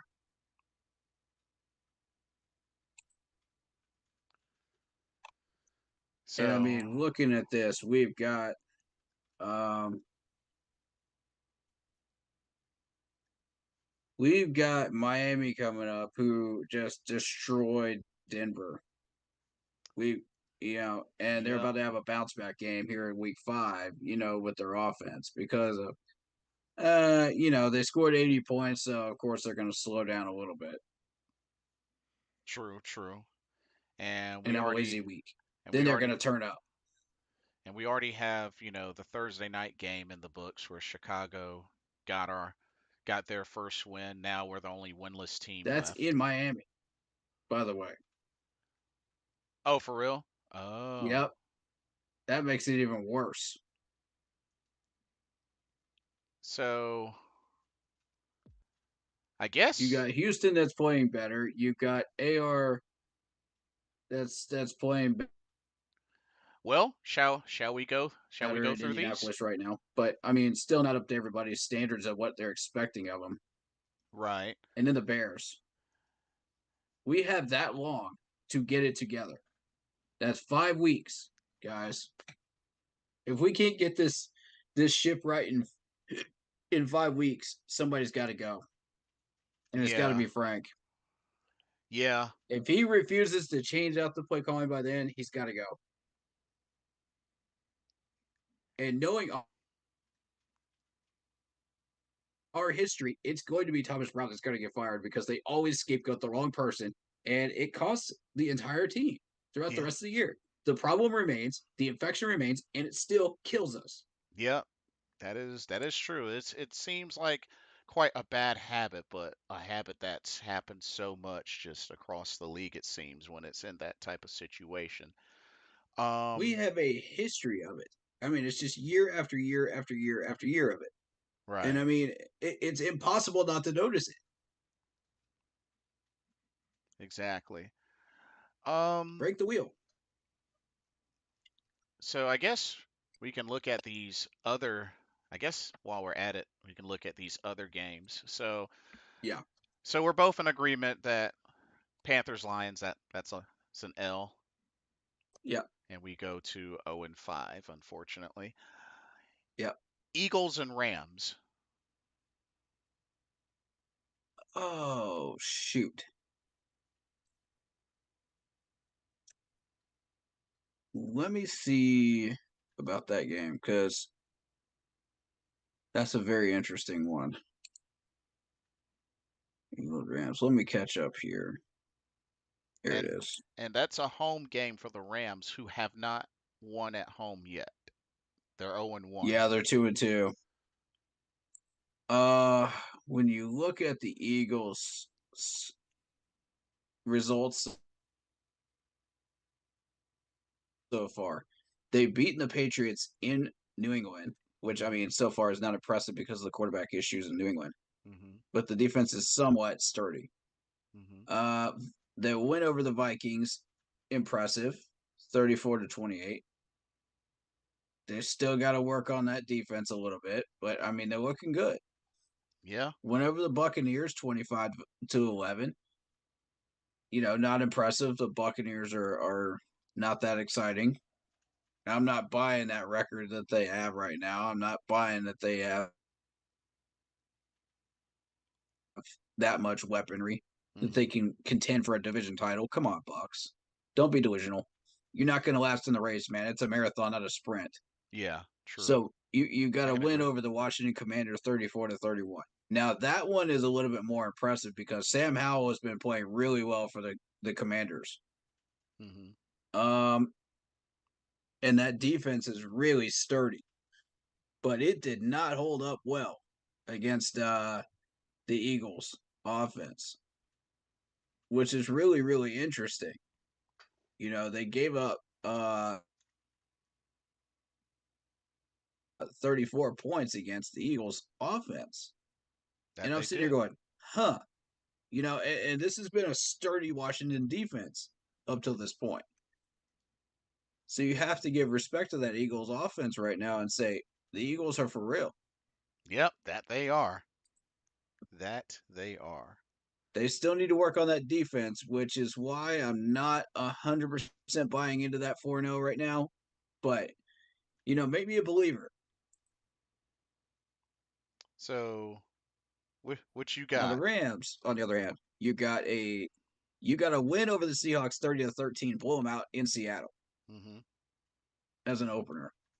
And I mean that to me, it signifies how backwards this year has been NFL wise, starting out. If anything stabilizes, it's that Detroit won over KC to open things up. I was Hmm. just like, what? That's how we're starting this year, you know? True. True. So, I mean, this further continues that in week one, with the big upset win over Seattle.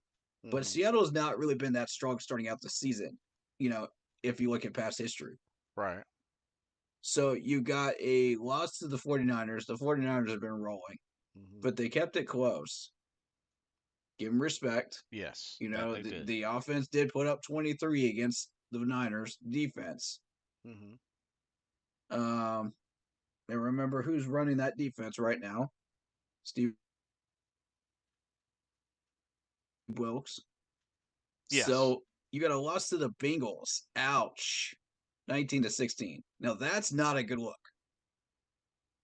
If you're a Rams fan right now, that's not a good look.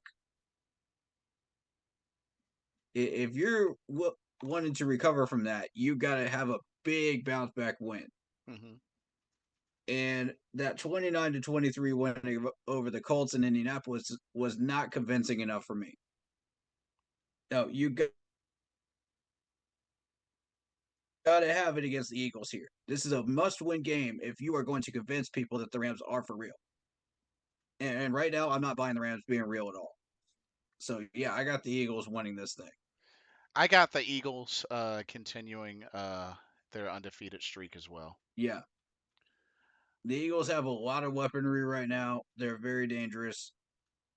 A lot of people have the Eagles facing the Niners in the NFC Championship. I would agree with that right now, currently, Hmm. but it could change. Stay tuned. A lot Let's. can happen in 10 weeks. Kevin says Travis Kelsey was out in that first game, but still an impressive win for the Eagles. I think the 49ers are the best team this year. Yeah, Okay. yeah, I agree. Fair.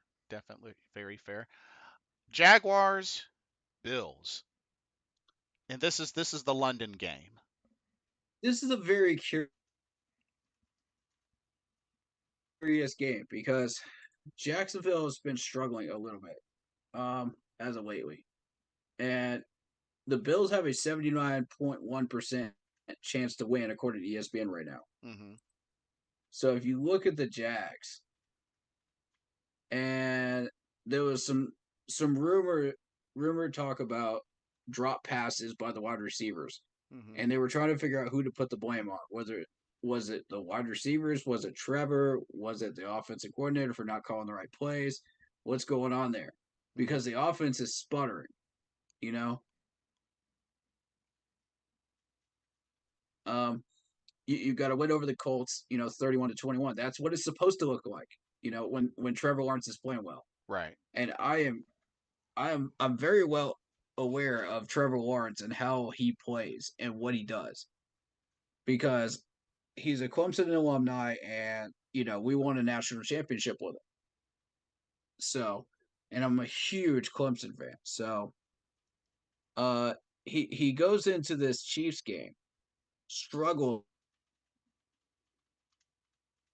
to get even just 9 points against the Chiefs defense. And this is where you got to start asking questions because that Chiefs secondary has been really suspect this year. I mean, this is where the questions began right here. Is it Trevor? Is it the wide receivers? Is it the play calling? What's going on? I mean, and I asked the question: did they change out offensive coordinators in the past couple of years? Hmm. Because that would be a major answer to one of those questions. I don't think so. I don't think they did Uh because it's the same coaching staff. yeah. Yeah, that's a good point actually. And I believe you're right. I definitely believe you're right. Uh, Kevin says, are the Cowboys a decent team? Yeah, Cowboys are doing pretty well. oh yeah, Yeah, they're yeah. definitely. Cowboys are contenders. Yeah, Cowboys right now are 3-1. Yeah, they're doing Yeah, good. Uh, Vietnam says, I have a confession to make. they're contenders for now. I will not be watching any football games this Sunday. I will instead be playing Elden Ring on Series X, which I have been having a blast playing more than watching trash. Well, Hey man, if you're enjoying the video games, man, go for it. well, If that's your thing. I'll I say mean, I'm a this. gamer myself. I can respect that instead Yeah. of watching a trash team. I, If it's not yours, then yeah, go for it. But if it's your team, show a little love, man. I I'll Show say some this. support, man. They need it right now. I'll say this. If you Vietnam, want to. Vietnam, which one, appreciate, your honesty. Uh, but my question for you is, how will you react if you find out that they win? That's a good question. What I if like they what that. if they actually win? Because it's not impossible. It might be, you know, Mm, slim chance, but it's not impossible. By trash, I mean my hapless team. Nah, I feel you. I feel you. I mean, Detroit's not exactly like a power right now, but they're on the verge of it in the NFC. Yeah. if they can put a few things together, they could become a major threat in the NFC right now. But you know what? I'm going to go with Jaguars over the Bills. This is a tough one for me. This offense is sputtering for the Jags. Uh, because you got the Chiefs game where they barely make 9 points over that questionable secondary of the Hmm. Chiefs. Then they take a loss to the Texans 37-17 the following week. Again, only getting 17. I mean, drop passes galore again. But then they go and take on the Falcons 23-7 win. So you're thinking, okay, well, it's not that impressive, but still, it's 23 points. Hmm. It's better than what they've been throwing out there, Yeah. but they still need some work. Good. Um, so there's a lot of questions and a lot of blame to go around in Jacksonville right now, trying to figure out what's going on. The Bills, in contrast, have lost to the Jets 22-16. They've beaten the Raiders 38-10. They beat the Commanders 37-3, which I believe is the most convincing win out of this whole group. Okay. Um, and they also beat the Dolphins, who were coming off that high of the 80 points, and only put up 20 that week. Hmm. So that defense had a letdown, which is expected. But 48 points? Ooh, wow. That's a lot of points, and that Dolphins secondary is asking some questions about themselves right now after that. I True. guarantee you. So I mean, the Bills have proven now that they can put up 30 something points consistently. That's 3 weeks in a row they've done that. Sound Can sound they do it against the Jags? I believe so. Yes, I've got the Bills. okay. Gotcha, gotcha. Uh, That's a pattern. Vietnam says, I will go back and watch it to see how the offense played. Well, that's why you got DVR, so you could always DVR. Yeah, yeah. Watch what Um, play calls they use, and watch which ones they don't audible out of. That's what I want you to pay attention to. Watch how yeah, many people are in the box when we try to run it up the middle. Count them out, pause it, and actually count out how many people are in the box. yeah. So hey, you can always DVR it. Yep. Uh, Texans, Falcons. This is actually in Atlanta, and Falcons are currently 2-0 at home. They're undefeated at home right now. I'm going Texans. Falcons. Really? I'll tell you why I say Falcons, because they look real good at home, man. They Yeah. look real good. They've got some work to do. They've got some some things to iron out as far as discipline is concerned with their lines, because they rack up a lot of penalties. Uh-huh. They're probably one of the most penalized in the league, as you could tell from the game we played against them. They were Mhm. racking them up like crazy. But I honestly believe that Falcons secondary is a little bit better than people think it is, and that's going to make a difference when you're playing against CJ Stroud. That's a fair It's point. going to take away a lot of options that he thought he was going to have, coming into this game. He's going to be challenged for sure. I, I Yeah. I do Hmm. agree with that. I got Falcons at home. Yep. Okay, you got Falcons. I'm sticking with Texans. Ooh, this next one is going to be really tough. Titans, Colts. Both are 2-2. Titans have not won a game on the road. The Colts have not won a game at home. And this is in I think this is Indianapolis. where the Colts luck changes, because if Hmm. you think about who the Colts have played so far, looking at this list, you got a win against the Texans and the Ravens on the road. They Okay. haven't looked impressive offensively, but their defense is solid. If you look at how many points they gave up during those two games, 20 and 19. So I Oh, mean, it's wow. barely over the 20 mark, Okay. respectively. That's better than most of the league.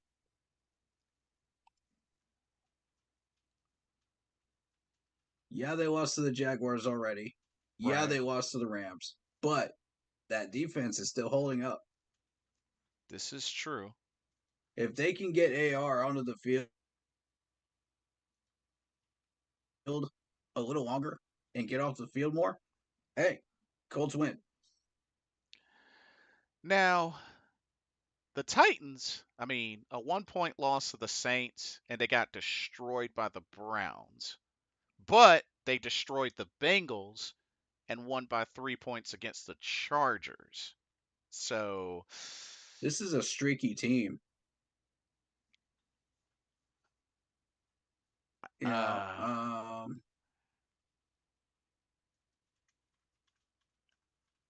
and they're both tied for first in the AFC South the right now. Chargers win is convincing. Yeah. Yeah, the Chargers win is convincing. And then you turn around and get blown out by the Browns. It's not a good look. And then you win over the Bengals. You know, that's an easy game.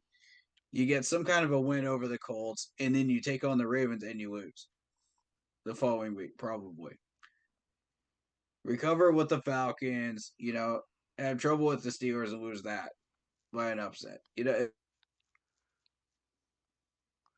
it's it, it's back and forth with the Titans. You don't know what to expect. They don't know what they're doing. They don't know who they are. They thought they did when they played the Saints and Chargers, but after that, it started falling apart when they Yeah. played the Browns. So, I'm going to go Colts. They I'm get gonna agree with that. they get their first win at home. Mm-hmm. Okay. This next one I think may be a little easier. Giants, Dolphins. This is in Dolphins. yeah. Dolphins. I Yeah. mean, Daniel Jones is still Daniel Jones at the end of the day. He's struggling, but he's still a good quarterback. You just got to give him some help. You got to Yeah. get the defense off the field too. Otherwise, Yeah. he's going to keep struggling. And not eat 10 sacks again. Yeah, that O line's got to get better in New York. Otherwise, you know, and they refuse to get him any O line help. Ever since Gettleman left, no O line help. They got Evan Neal, but he's been struggling. He's been Mm-hmm. struggling. So, And I but mean, Evan Neal was on my radar yeah. the year that we were trying to draft him in offensive lineman. He was that same year that Panay Sewell went off the board too, right? Yes. Yep. He was on my radar. He was top three. Mhm. Um but yeah, Dolphins for the win. They're also, they're 1-0 at home. Yep. Saints, This is Patriots. Saints. Yeah, the Patriots right now just, they haven't won yet at home and just Saints win by like 10, maybe 14 points here. yeah, and Mac Jones Pats is are struggling to get off the field defensively. And yeah. that offense is awful. They got the same issue we do. Yeah, Quarterback issues galore. and Mac Jones, I mean, yeah, he's gotten a handful of touchdowns, but he's thrown a lot of picks as well. So, yeah, yeah, it's been pretty difficult. But yeah, I have to agree. Unfortunately, the Saints. But, Mm. I despise the Patriots a lot more than any NFC South team. Um, Ravens, Steelers. Steelers are a curious team.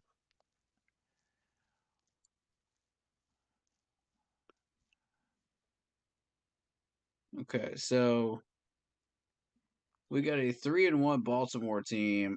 I got I got odds on Baltimore on this one. Same. Yeah, I mean Kenny Pickett. Pittsburgh's been looking real strange right now. They're not exactly sure who they are. You know, they lost big to the Niners. You know, expected.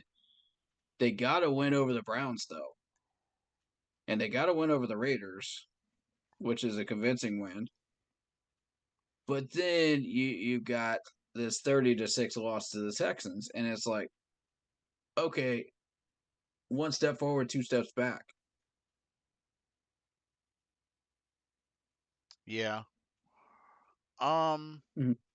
Super Trebo asks, "Hey guys, how many games do y'all realistically think we will win this year? Over 5 or under 5?" I mean, It depends on Frank. I would like to say at least 7, but I'm not so sure anymore. Because at one point before there was I'm even going to say under. there was at before even a snap played, I was thinking at least 10, but that ship has sailed. So Nope, under. I would like to be generous and say 7, but honestly, even that's looking like that's not going to happen. Mm-hmm. So you I think we might as well go ahead and expect under. I mean, we can be hopeful for a little more, but I think to be safe, Super Trebo, expect under. Because right now, nothing has been working to give us hope Mm-hmm. yet. Yes, the season is not over, but it's on a decline, little by little after Right, each week. right. Um, you picked the Ravens, right? I did, yes. Yeah. Okay, same here. Okay, this next one is going to be very interesting. Bengals and Cardinals. The Bengals have yet to win on the road. Let me look at the Bengals' history here. ESPN favors the Bengals.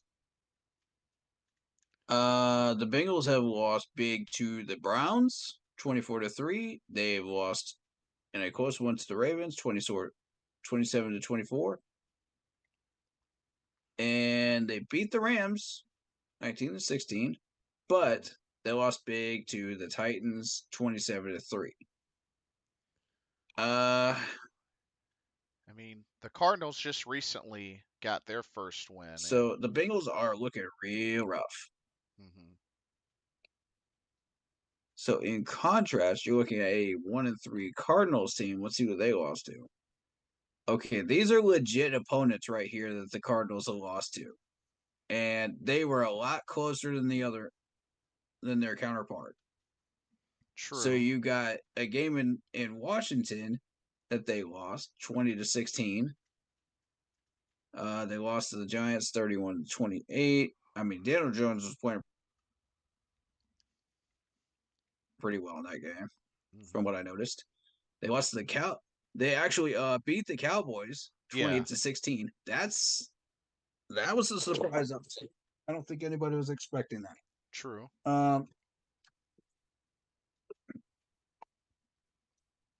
And then you got They got destroyed by the Niners. right. That's the one that all of these are legitimate. And it shows you the Cardinals are better than that 1-3 record, but not by much. Right, right. That Cowboys win though, that kind of threw me off, man. I was like, what? Huh. So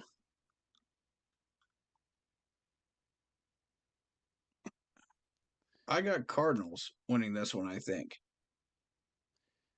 That's Y- in Arizona too. yeah. Um, you know what? Huh. Joshua Yeah, Dobbs and is the Cardinals won that game against the Cowboys in Arizona, by the way. right. Um, Joshua Dobbs has been playing pretty well since he's taken over. Yep. I'm gonna say that the Cardinals squeak by and Yep. pick up the win. Yep. Barely, but they do. Okay. Jets, Broncos.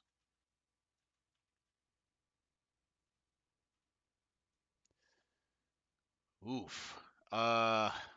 Let's see. Let's see. Let's see. Jets win. Denver is awful. Jets have some Yeah. fight in. Let's see. They've got some Who did fight in Denver them. beat? Oh, Denver beat the Bears. Okay. Well, that was Not impressive. yeah. And then the The Jets Jets. actually beat the Bills 22-16 to start the season. They lost Yeah. to the Cowboys 30-10, respectable loss.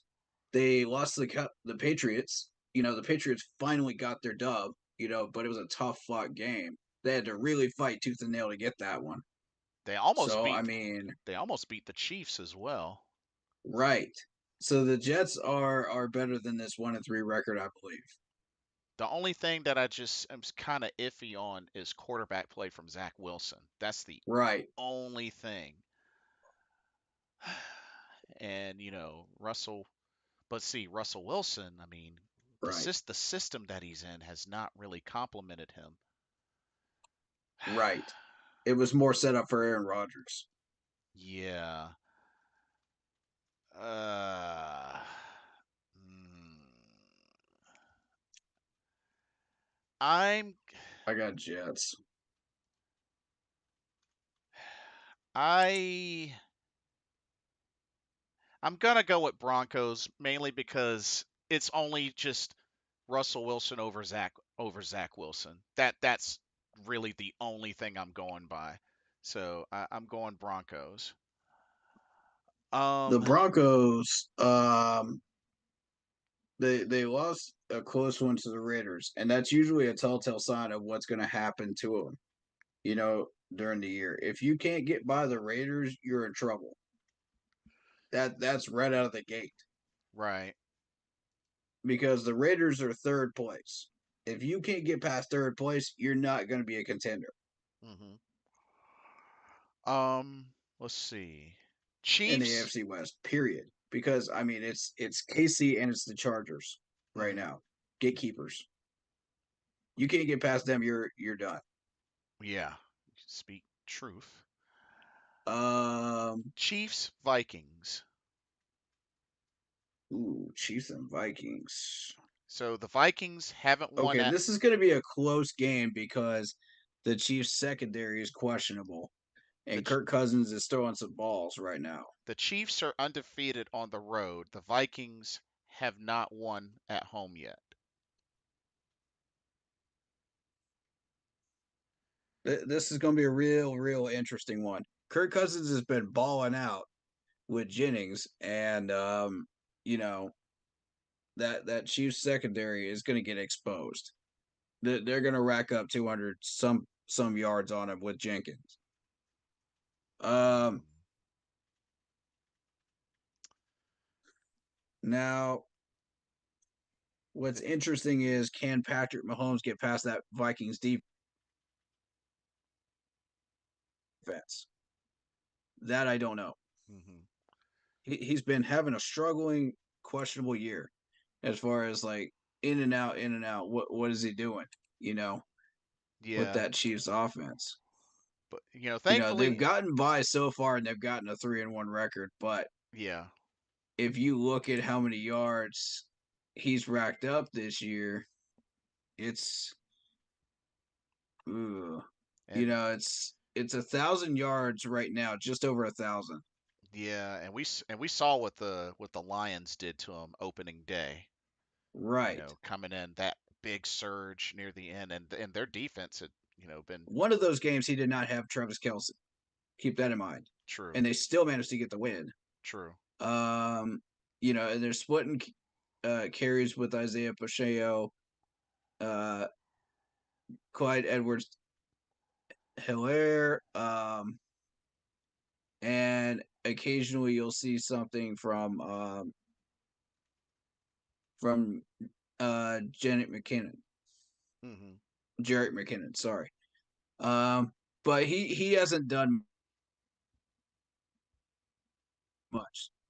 So they've kind of put Sky more into a running backs role as well, to do sort of running plays, and Right. he's been successful in that. Thus far, he's had 3 carries for 23 yards, 7.7 average. So if they continue to use that element, they could open up the offense for the wide receivers, led by Travis Kelce, Justin Watson, um, and the list goes on because they use everybody. Mhm. If you go down this list, you've got Kelsey, of course, has 17 receptions. Rashee Rice has 13. Watson has 8. Noah Gray has 8. He's a tight end. Sky Moore has 7. It goes down the list. Even Isaiah Pacheco has 10. You go down. Tony has 9. It goes on down from there. It never goes below 5 unless you're talking Blake Bell and Right. Justin Ross, because Justin Ross was special teams. Really, Yeah. that's really why he was brought in. But this is just such a nasty offense when you start spreading the ball around. The problem is they haven't been able to spread the ball around because they've been facing some really decent defenses lately, But I will say, such Mahomes. as Jacksonville's defense and Detroit's defense. To be fair, though, Mahomes has only been sacked twice. Yeah. So Both of those teams I just mentioned have a strong secondary. true. This is true. Um,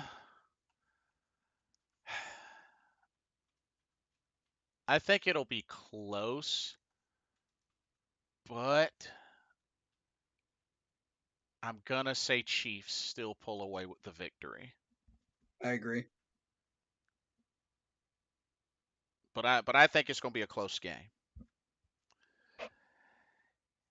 And then, oh, this is the big one, the big Sunday nighter. Cowboys, Niners.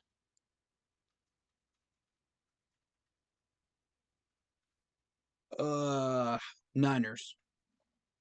That defense is going to shut down Dak Prescott, and to the point where it will be close. It'll be a low scoring game because both of these defenses are strong and stacked up.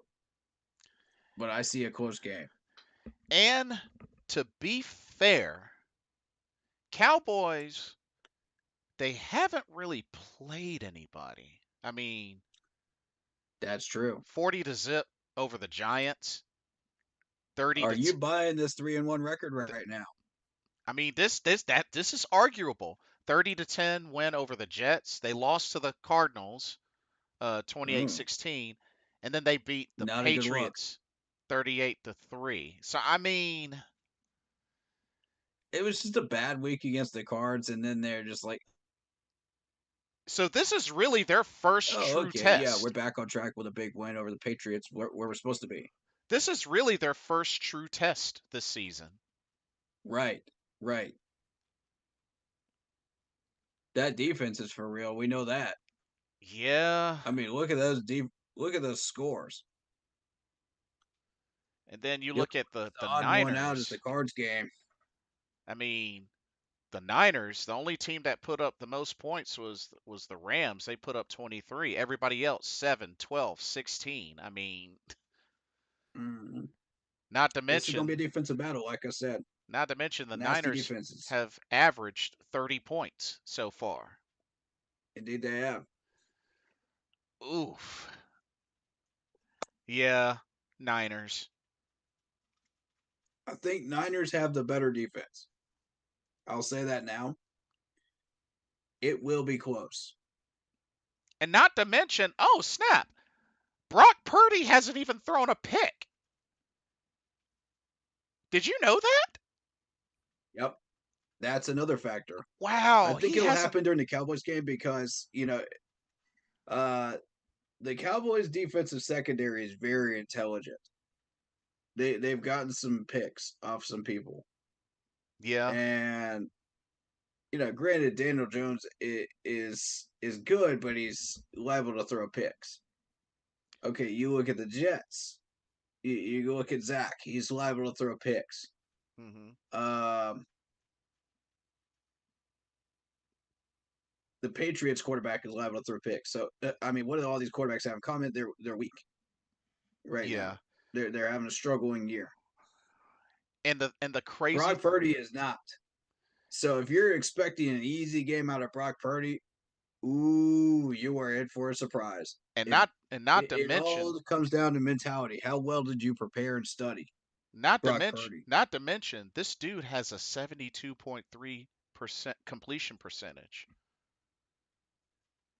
And not only that, So how you're going to be able to beat him if you're the Cowboys secondary is start shutting down some of these routes. Take away his options. Make him force that ball down the field.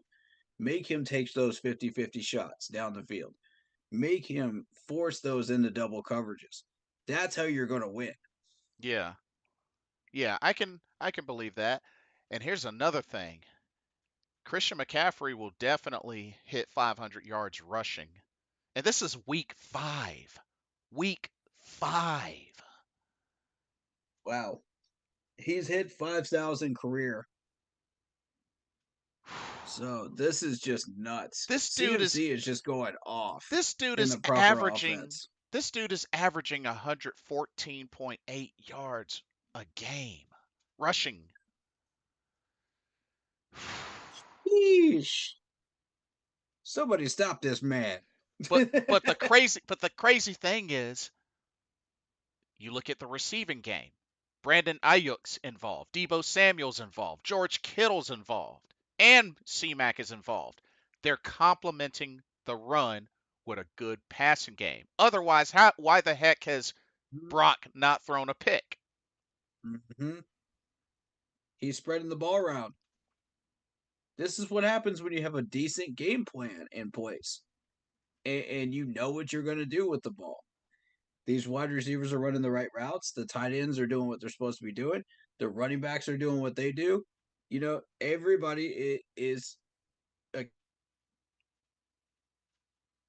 accountable and holding each other accountable. And And they're all working together as one big machine, each cog. and the cool thing with C-Mac, he's able to get off the field after Yep. completed drives. That's the biggest thing. He's not on the field constantly. You're You not know, wearing him down. You're not handing him the ball like a billion times in a game. yeah. Now he's gonna get his carries. He's definitely gonna get his carries, but because the passing Oh yeah. game can complement the run game, he doesn't have to Yeah. carry the offense. So, Super Trebo says, "Who do y'all think we got a better chance pulling upset at Detroit or at Miami?" Detroit. Detroit. Yeah, that's an easy one. Detroit. Yeah. Mm-hmm. That Miami offense is for real. And it is terrifying. Yeah. Oh yeah. Um. So Niners. Niners over Cowboys. Yeah, but by barely. This Okay. might come down to a field goal. Might come down to a field goal. Okay. It might. And then we have the Monday night football game. Packers Raiders. Ooh. Jordan Love has been playing pretty good football. I mean, 8 touchdowns, 3 picks. He's been playing good football. I gotta go Packers here. I mean, because if you look at the Packers' history, yeah, it is a little shady here. It is a little flip flop. But the Hmm. Raiders are playing some rough football right now. You know, I can't buy into the Raiders at the moment. But Green Bay, okay, you got that win over the Bears, sure, in a close one. You got the loss to the Falcons. Okay, sure. Falcons overpowered you with their secondary. Sure. I can see it. And Hmm. then you come back with a win over the Saints in the dome, which Right. is very tough to do with the way the Saints are playing right now. You know, I wouldn't consider them the top team in the NFC, but they're playing pretty well. Oh, and And FYI, then Garoppolo is cleared to play. oh, okay, then yeah, definitely Niners. Or you mean Packers? Oh, Garoppolo, yeah.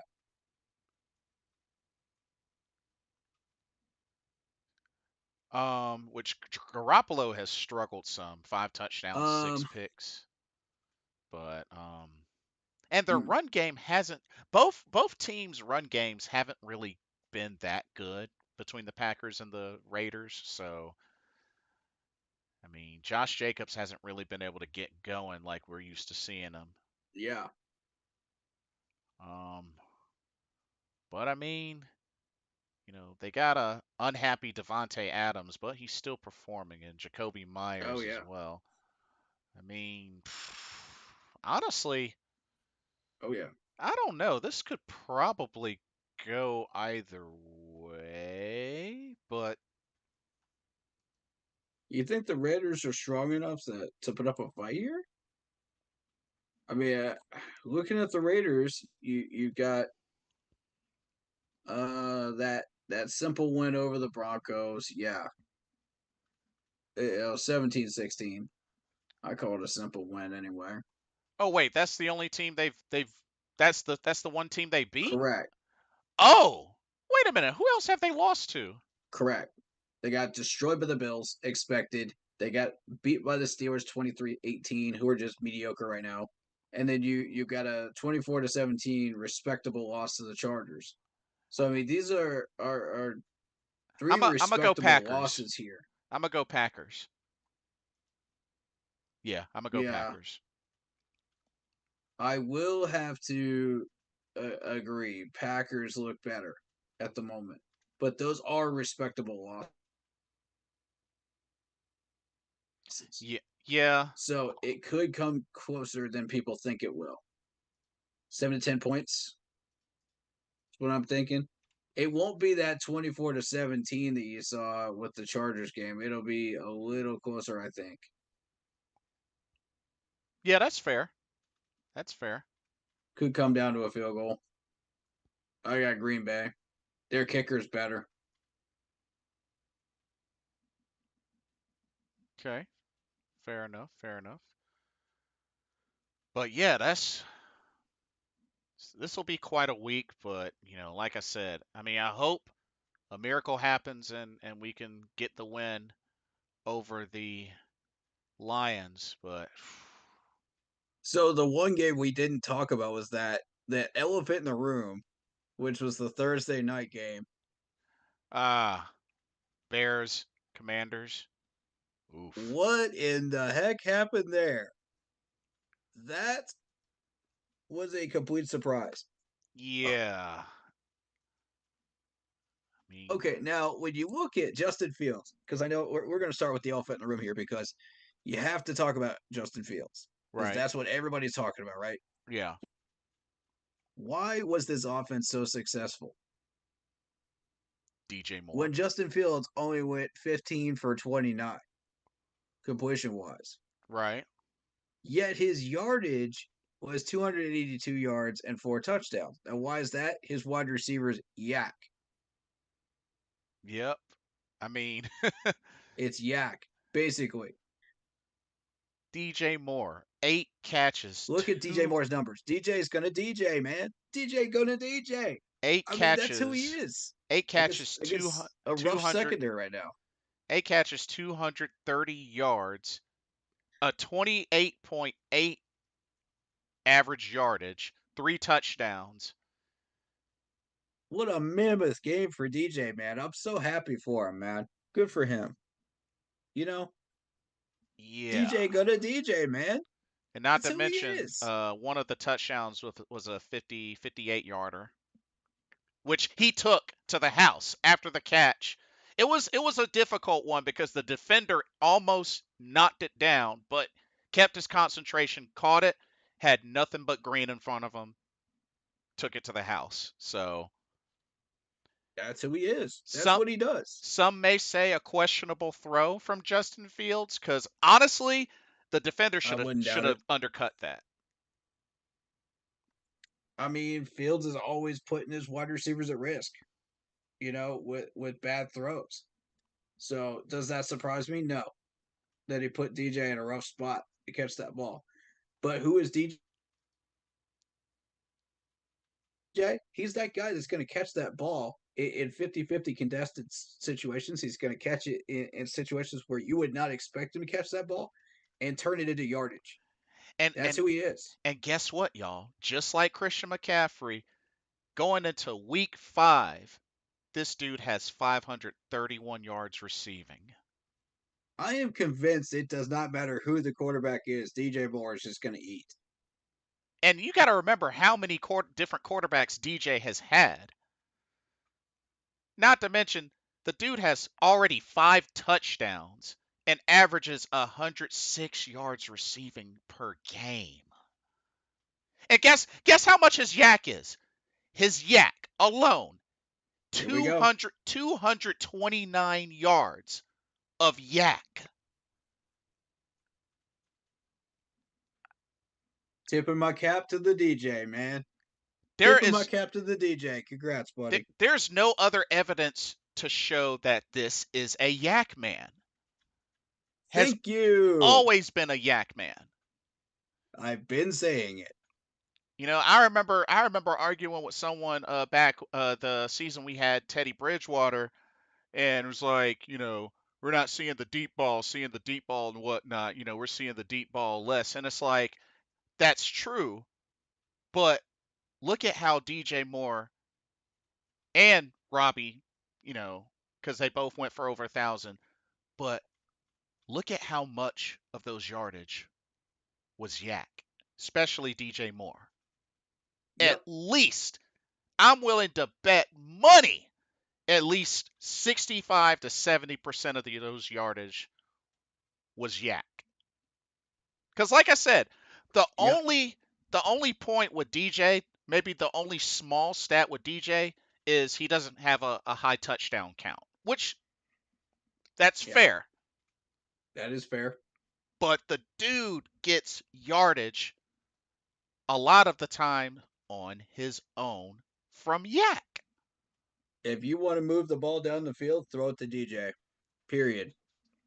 You want to get into field goal range? Let him lead the way. And not to He mention, excels in 2-minute drills as well. and you need that one final play. He's shown he can do that. Yep. Although, credit to PJ Walker because he put that ball on the money. I will say that. Absolutely on the money. He put that ball on the money. All DJ had to do was just catch that. But Oh, it's gorgeous. but bro, this is week 5. And DJ is already at half the century mark.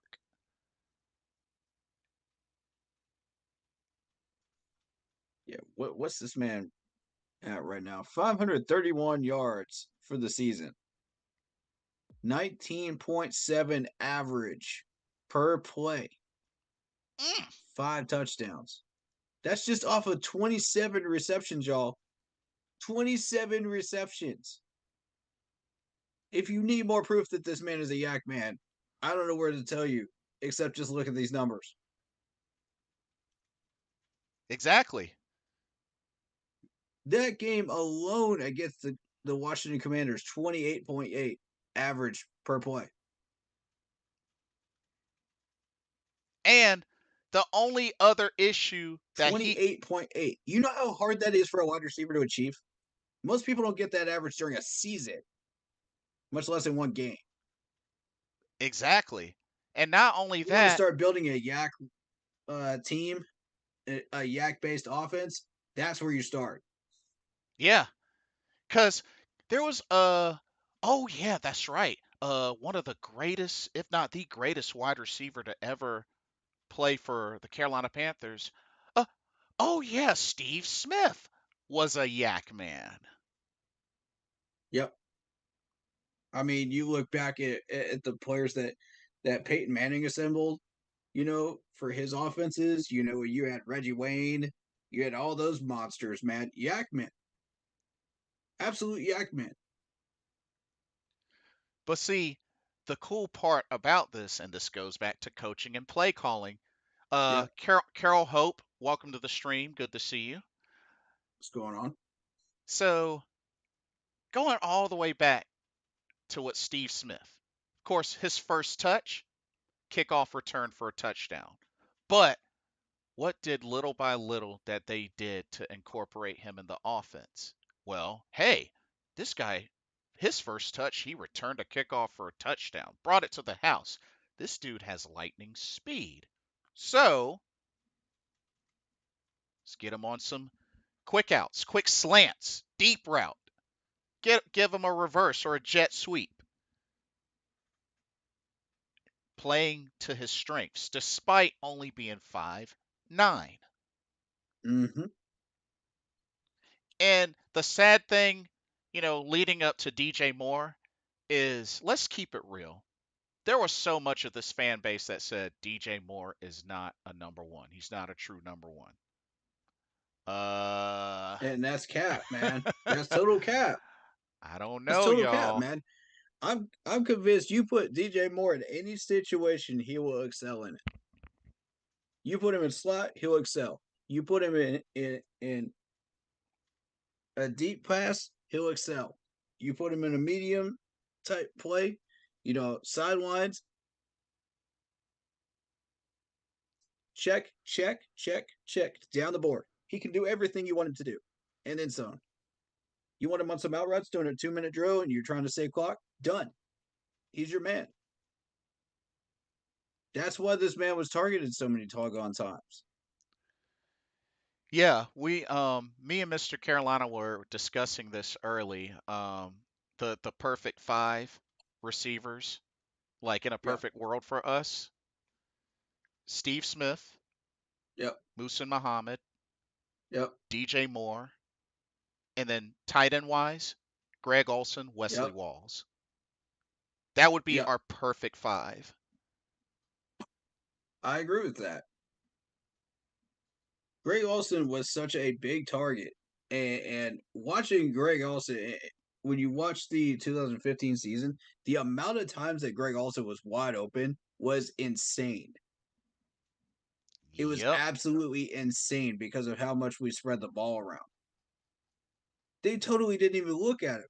280 some pound wide receiver that was probably one of the top 3 tight ends in the league, even without spreading the ball around. And he was just putting up mammoth numbers, wide open numbers. Not to mention the yak. It was ridiculous. And I'm Yep. like, how do you ignore this dude that much?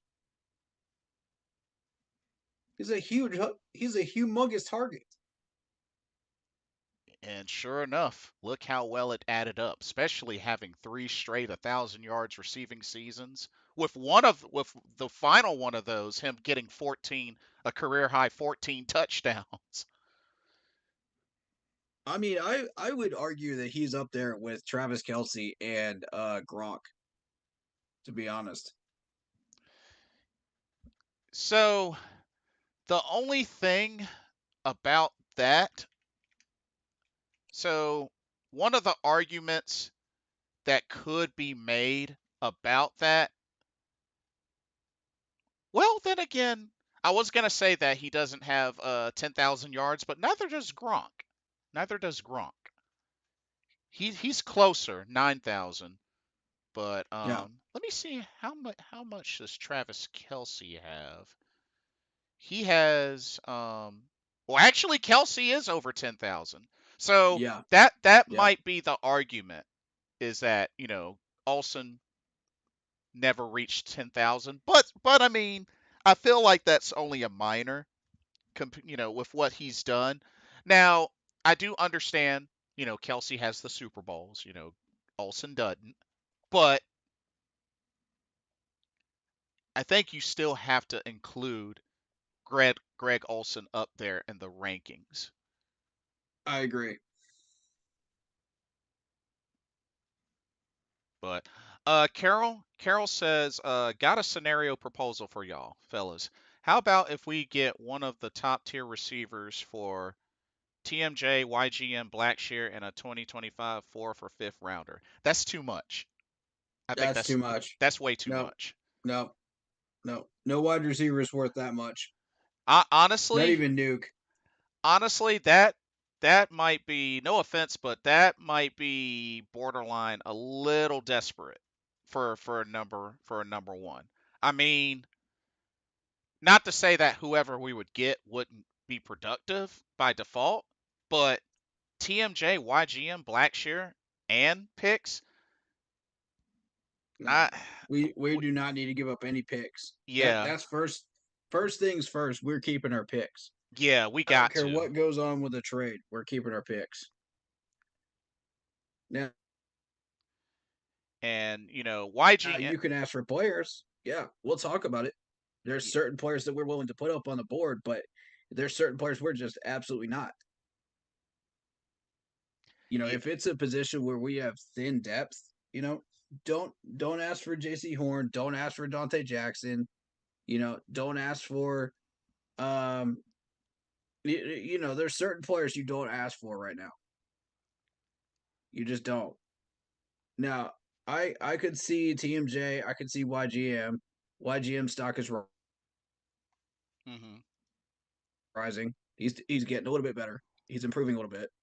Um, and I would throw in that's a good question about the third one. Third Blackshear, one, just I mean Blackshear, we still need him for special rushing duties teams just in and case rushing. because of Miles Sanders' injuries. So I would say no on that one for Yeah, now. Um, mm,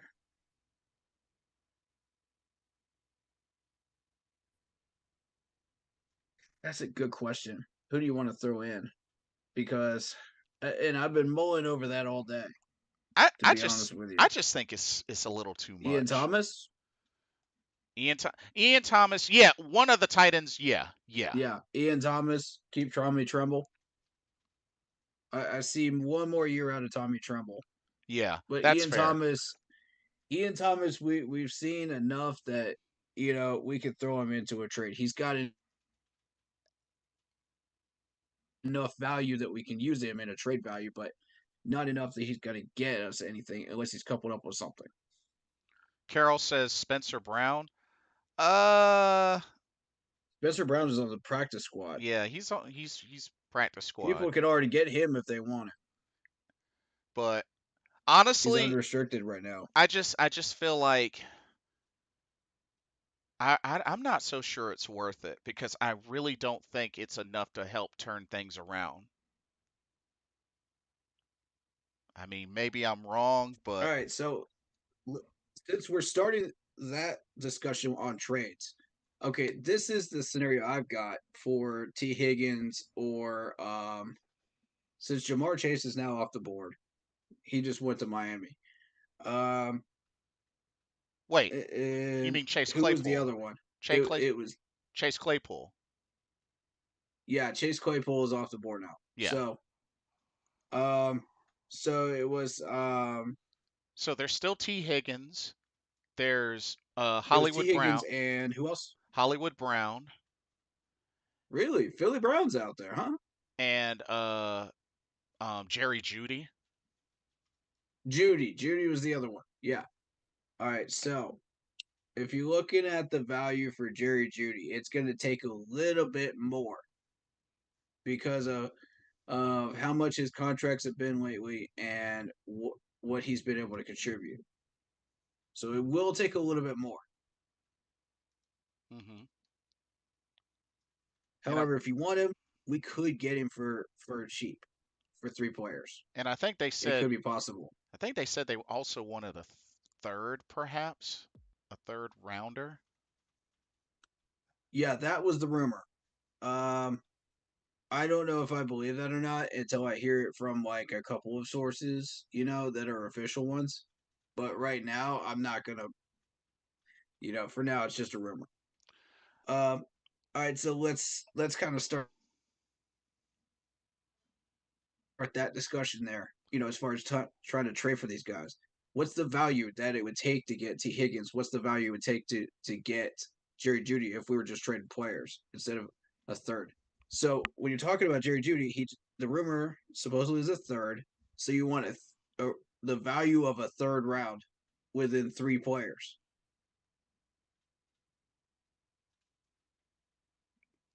So who are you thinking? Uh, Definitely one of the tight ends, so probably an Ian Thomas. Uh, Yeah, Ian Thomas for sure. By himself, he's worth probably a fifth or a sixth at this point. I don't see him going for a seventh. He's higher than a seventh. right. Um, Maybe a defensive lineman, like maybe somebody like. I mean, we still got Henry Anderson. I mean, there's no telling when he's gonna be back. Mm, this is a tough one for me But I because just you're looking for third round value that for the that's the three players that's the thing. I mean, together. who really that we have is worth that. Um, Carol says, think about it. We can get these young assets back in the draft, especially if we get a Jamar Chase possibly. That's the thing. Like Yeah, it's not gonna be that easy, Carol. It's not gonna be that easy. it's not at all. It's gonna take 2 or 3 picks just to replace these guys again. Yeah. Like we've been put in kind of a deep hole, especially, not just with the lack of a first round draft pick, but just I mean, a lot of what's I added up. say 2 picks and a free agent signing. Yeah, to at least maybe help turn the ship in the Balance right it. direction. Mm-hmm. To But balance out what you lost at the very least. because it's going to be tough. I personally just don't feel like getting a number one is enough because we get a number one and the play calling doesn't change, then what impact did it really have? You know? Exactly. So that's the only risk with that. I just really feel like And you got to think with that third round, what are we actually going to target with that third round, or should we keep it? You know what I mean? right. Because we need help in a handful of areas. Let's go ahead and name those areas. Definitely corner, definitely linebacker, definitely O line depth. Yep. I'll go ahead and start with those. Defensive tackle's been a bit shaky. We haven't done much there. Other than Derek Brown, that's pretty Yeah, much it. yeah. I still don't feel like we've found our match for Derek Brown yet. Right. Defensive end, we could always use another pass rusher to back up YGM um, and Brian Burns at the moment. Justin Houston, I believe, will step it up, so we'll need our fourth one. All right. Yeah. Um, and then there's O line depth. O line depth is always a necessity. Always keep reloading at O line. Because every year you're going to find one person that's not getting it done and you want to reload. Right. Now, I a big How part do you of think Green Bay kept going for as long as they did with that O line? They kept reloading. yeah, and by the time that Aaron Rodgers was ready, they were set. Wasn't Campen the offensive lineman or coach for that offensive line? I think. I believe he was, to my knowledge. And I'm like, if that's the same guy, then yes, we just got the guy that is going to want to reload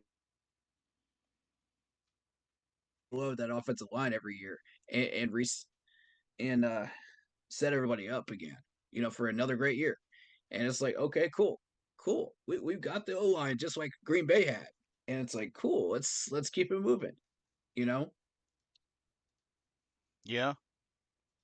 Um. So I want an offensive lineman drafted every year. Period. Period. Point blank. I Mhm. want a corner drafted every year. Period. Point blank. I'm tired of seeing those two issues keep popping up because there's a history of it. Right. This is true. That's 2 picks out of the ones that we have every year. Now, what do you do with the rest? That depends on our needs. But a big part of me though really wants to see the offensive play calling change before we bring. D line coach. D line coach. No, we're talking about Camping, Carol. Camping, the O line Oh, was he a? Did he coach. coach D line? What No, Green Camping Bay? was O line. Oh, okay. Camping's always been O line.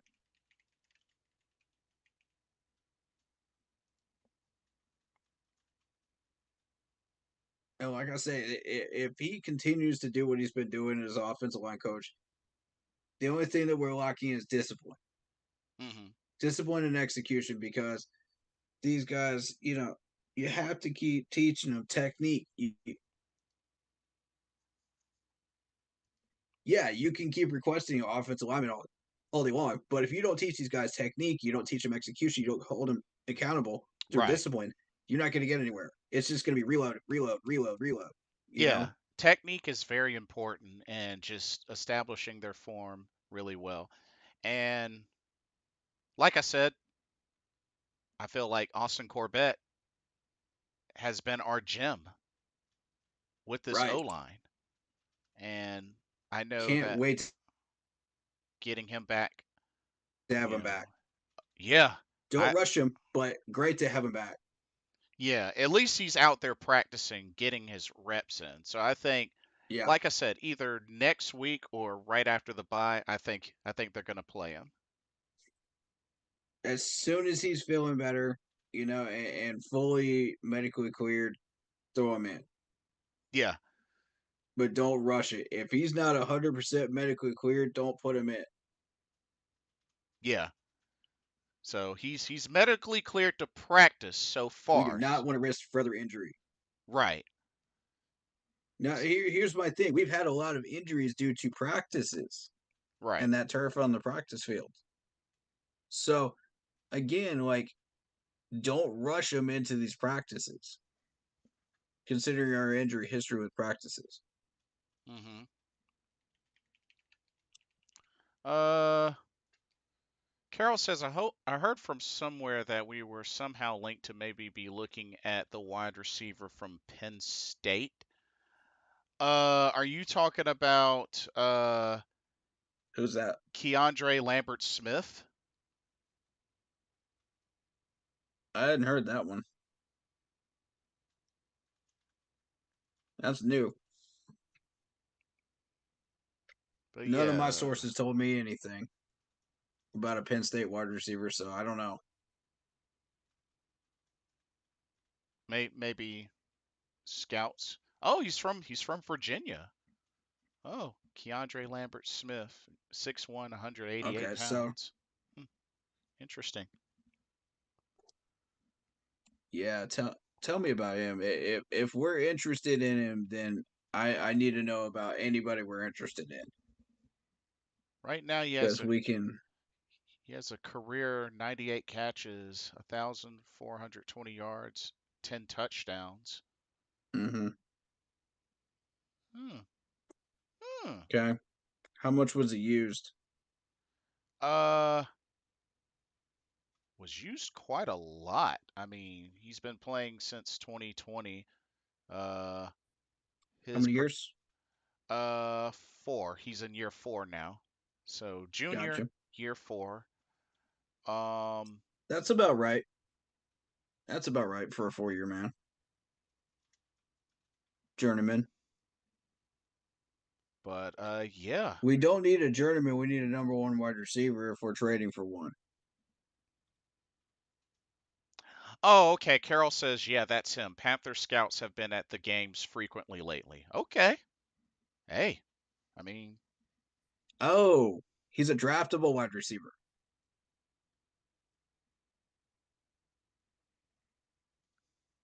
isn't he? uh, well, I think he's gonna be potentially in the draft for next year, Yeah. perhaps. Okay. Okay. We're talking about a draftable player. Got it. Yeah. Okay. Then in that case, that's interesting numbers.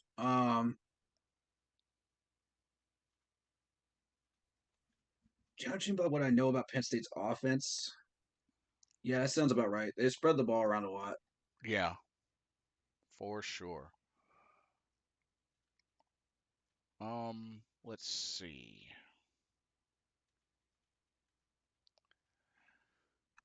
But yeah, man, that's crazy. We had a number one wide receiver and now no more, and just, I So mean, if you're trading for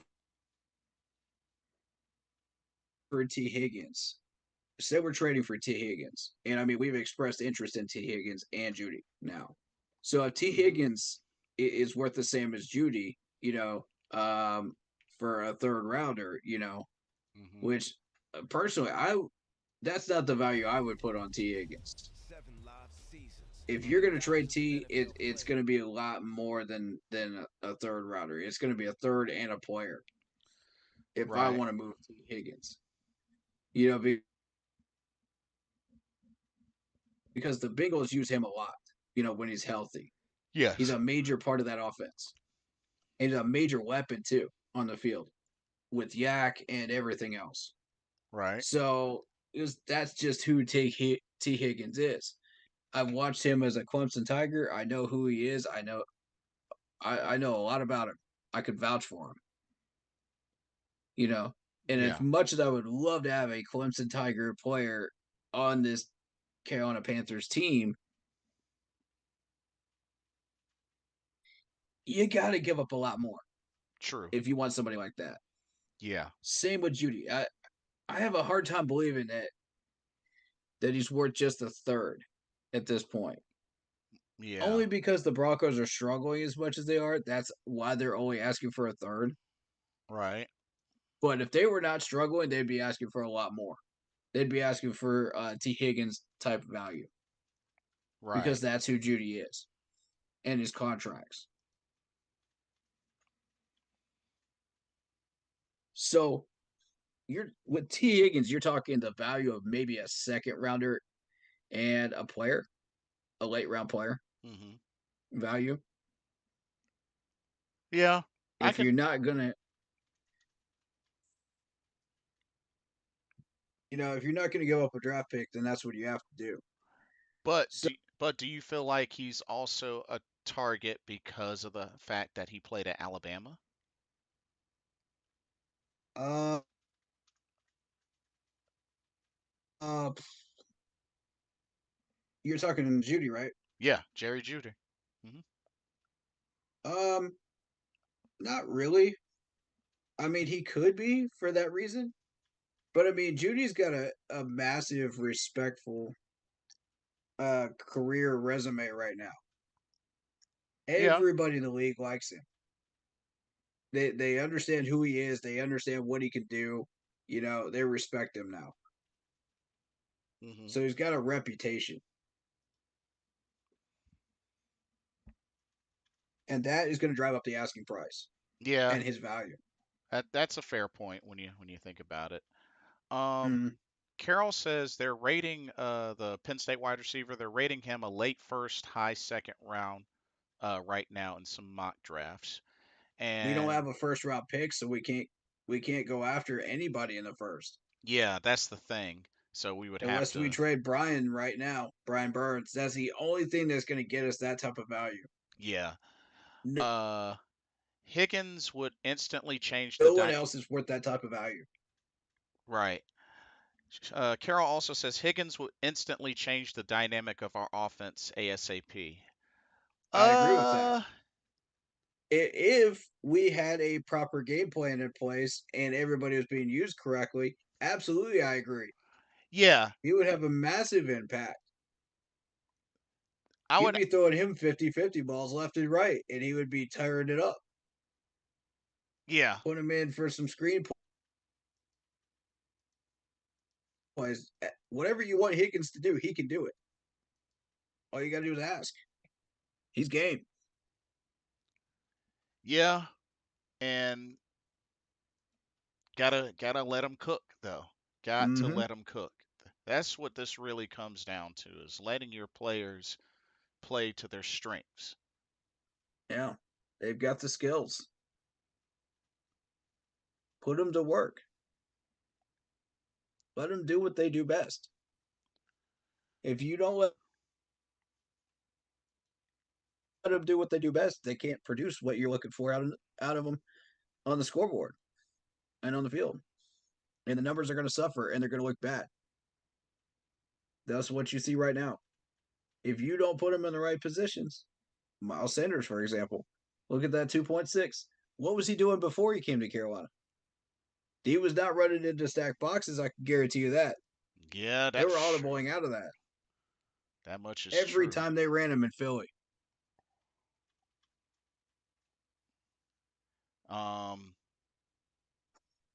I mean, he had 4.9, but at the same time, he had tons of carries and he went over 1,000 yards, first time in his career. Yeah, So, yeah. That's because they put him in the best positions to maximize his yardage. yep. Now, man, I was just looking at the player stats so far. Bryce Young, well, 65 completion percentage, 67 of 103, 503 yards, 2 touchdowns, 2 picks, sacked 11 times. His longest pass so far, 22 yards. Mm, mm. His longest pass is 22 yards. Okay, where are the rest of these plays? Frank, where are Yeah. they? For Oh, I think we're just on the verge of being successful. We just need to do a few more things. and for Andy What Dalton, what a few more things? it's 47 yards. Why are you not letting Bryce throw these passes? Why? Yeah, I don't get it either. I really don't get it either. Um, Miles Sanders, 54 carries, 158 yards, only 1 touchdown. This is not setting him up for success. You're not setting any of these players up for success on this offense, Frank. Carol says that's You're not exact maximizing their usefulness. Carroll says that's exactly what Thomas Davis was saying in the Panthers huddle today, is that the coaches have to let Bryce be Bryce and let him cook to his ability like everyone drafted him to be, alas, in Alabama. Thank you, Thomas Davis. Thank you. Cam Newton said the same thing. Now, if Cam Newton is saying this and Steve Smith TD said it too. is saying this, Steve Agent 89 is saying this, Frank Yeah, Reich, hello, these are veterans that were successful for this franchise. that's three legendary Panthers veteran players. With one of them They're being the saying this, dude. with Give one of up them the being ghost, man. one of them being the franchise's only MVP. You gotta listen to these guys. They know what they're talking about. How do you think they got to where they are? They didn't do it by second guessing. Exactly. I mean, shoot, and Cam Newton is a prime example. I mean, think about it. Dude, rookie year, 4,051 yards passing with at least a 60 completion percentage. That's where he threw the most interceptions. He threw 21 touchdowns. He threw 17 interceptions, but still, the What did dude, Ron Rivera do? He let him be himself. yeah. And not only that, he had his career high rushing He let touchdowns him roam that free. season because he had 14 that season. But you let him play to his strengths, what he was known for in Auburn, Mm-hmm. where he won a national championship. Mm-hmm. You let the wild stallion free, man. Yeah. He's gonna do what he does. So I mean, and that's the thing. He's been managed to get an That's average. one great thing I do respect Ron Rivera for. He let these players be who they are on the field. Yep, exactly. So I mean, just they got to really they got to let him cook. They got to let Bryce cook. Mm-hmm. I mean, they heard it from Steve Smith, best wide receivers ever played for Carolina. Cam Newton, only MVP in franchise history. Thomas Davis, I mean, it's Thomas Davis. I mean, came back from Yeah, from 3 torn ACLs and played some of the best football in his entire career, having tackling battles with the great Luke Kuechly. Not only that, had a ton of interceptions for a linebacker. he played the Super Bowl hurt, for goodness sakes. Yep. What was it? A broken forearm? Shoot.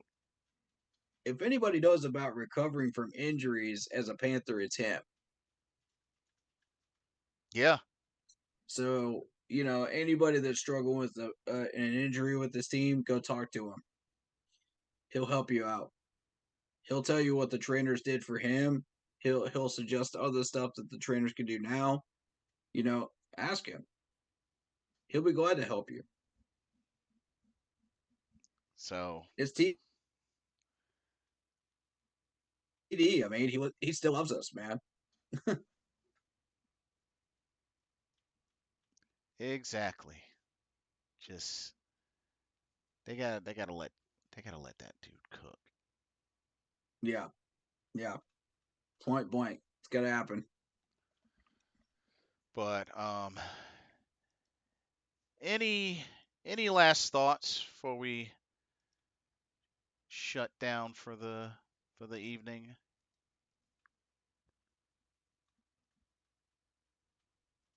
I think we're in win now mode. We've got to win. We're in must win mode. We cannot be giving up any more of these wins to these teams because if we do, we're really just sacrificing what's left of this season and we're not getting anything out of it. So, I mean, for all the players that are playing hard right now, keep doing it. And I feel for y'all, man. I really do.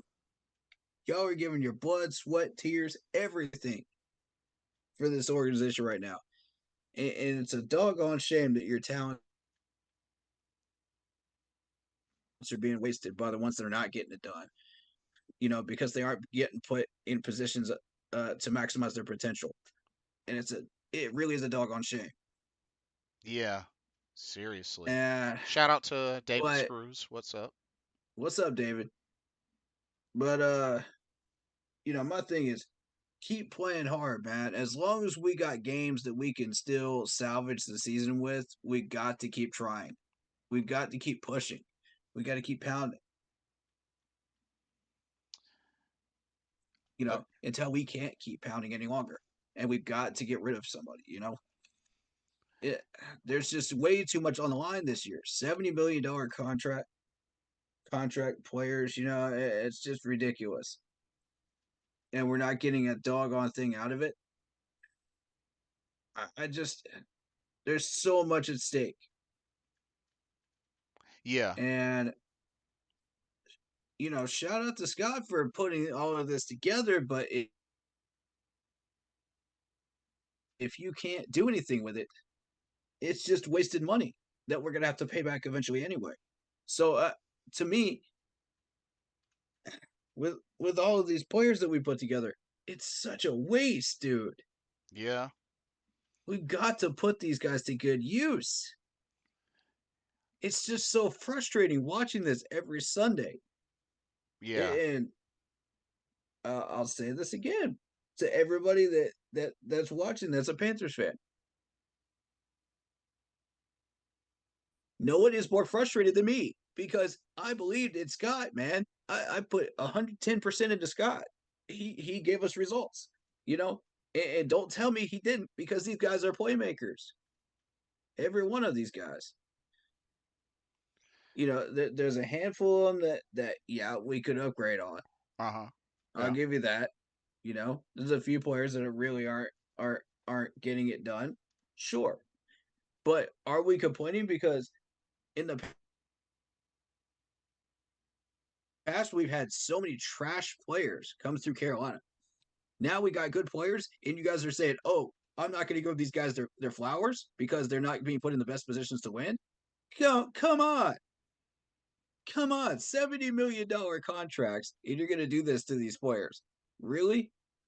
Like, I don't understand the logic here.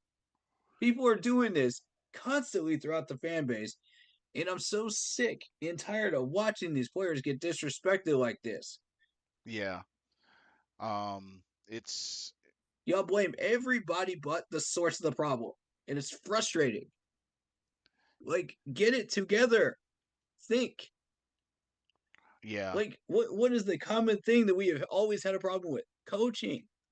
Every single year. So, to me, like, if you're a player right now, I am going to bat for you. If you have done what you were supposed to do and you have earned your money and you have put your blood, sweat, and tears on on the line for this team, I will go to bat for you. I will support you all the way on Twitter, social media, wherever you need me to go to bat for you. You name it. Let me know. Y'all contact me if you need me to. Hmm. I got you. He's got The you. ones that are struggling right now, get it together because y'all are making the rest of them look bad. Hmm. Because we got so much talent, and if we let that go, if we let all of these guys go and not get anything out of it and get an O for goose egg season, I would be the most frustrated Panthers fan out here. Believe that. Yeah, that would Because I put not my look hope, good. I put my trust, and I put everything I had, my heart, my soul into this roster. With Scott. I trusted every move he made. I backed it. So if that doesn't say something about what I believe is the right way to go for this franchise, I don't know what to tell you. Because if we continue to do the things that we're doing, it's going to lead to ruin. We have got to Yeah. break the wheel. Need It's got to change. need to destroy the wheel. Shoot. We absolutely we need to destroy the wheel. Game of Thrones reference right there, by Yeah. the way. But Um. Yeah.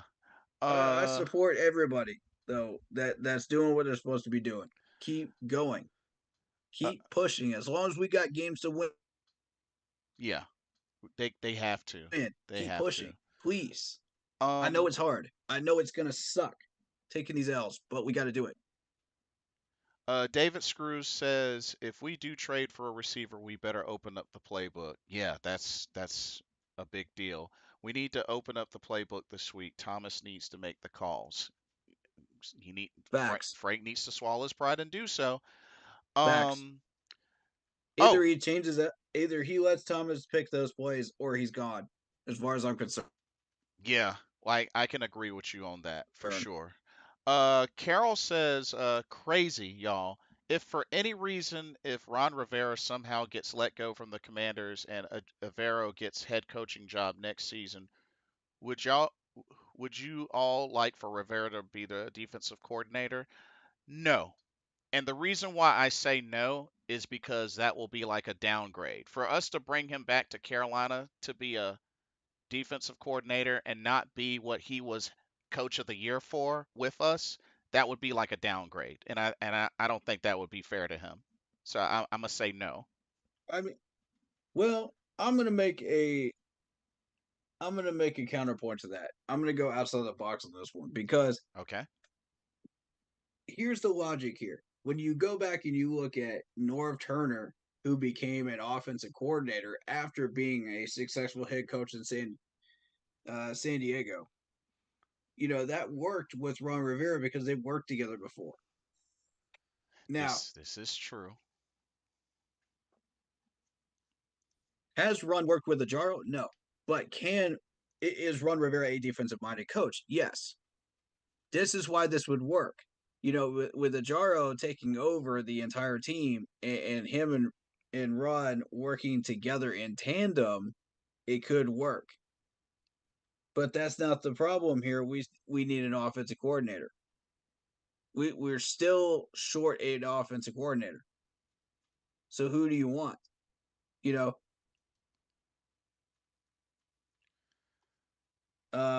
Eric Bellamy's off the board. We can't get him anymore, and he'll be floating around to who knows where. He's never getting a head coaching job at this point if he took that offensive coordinator job in Washington. Oh yeah, Eric So Bieniemy. Yeah. yeah, he had his options and he turned them all down. So he became an offensive coordinator at Washington. Who knows why?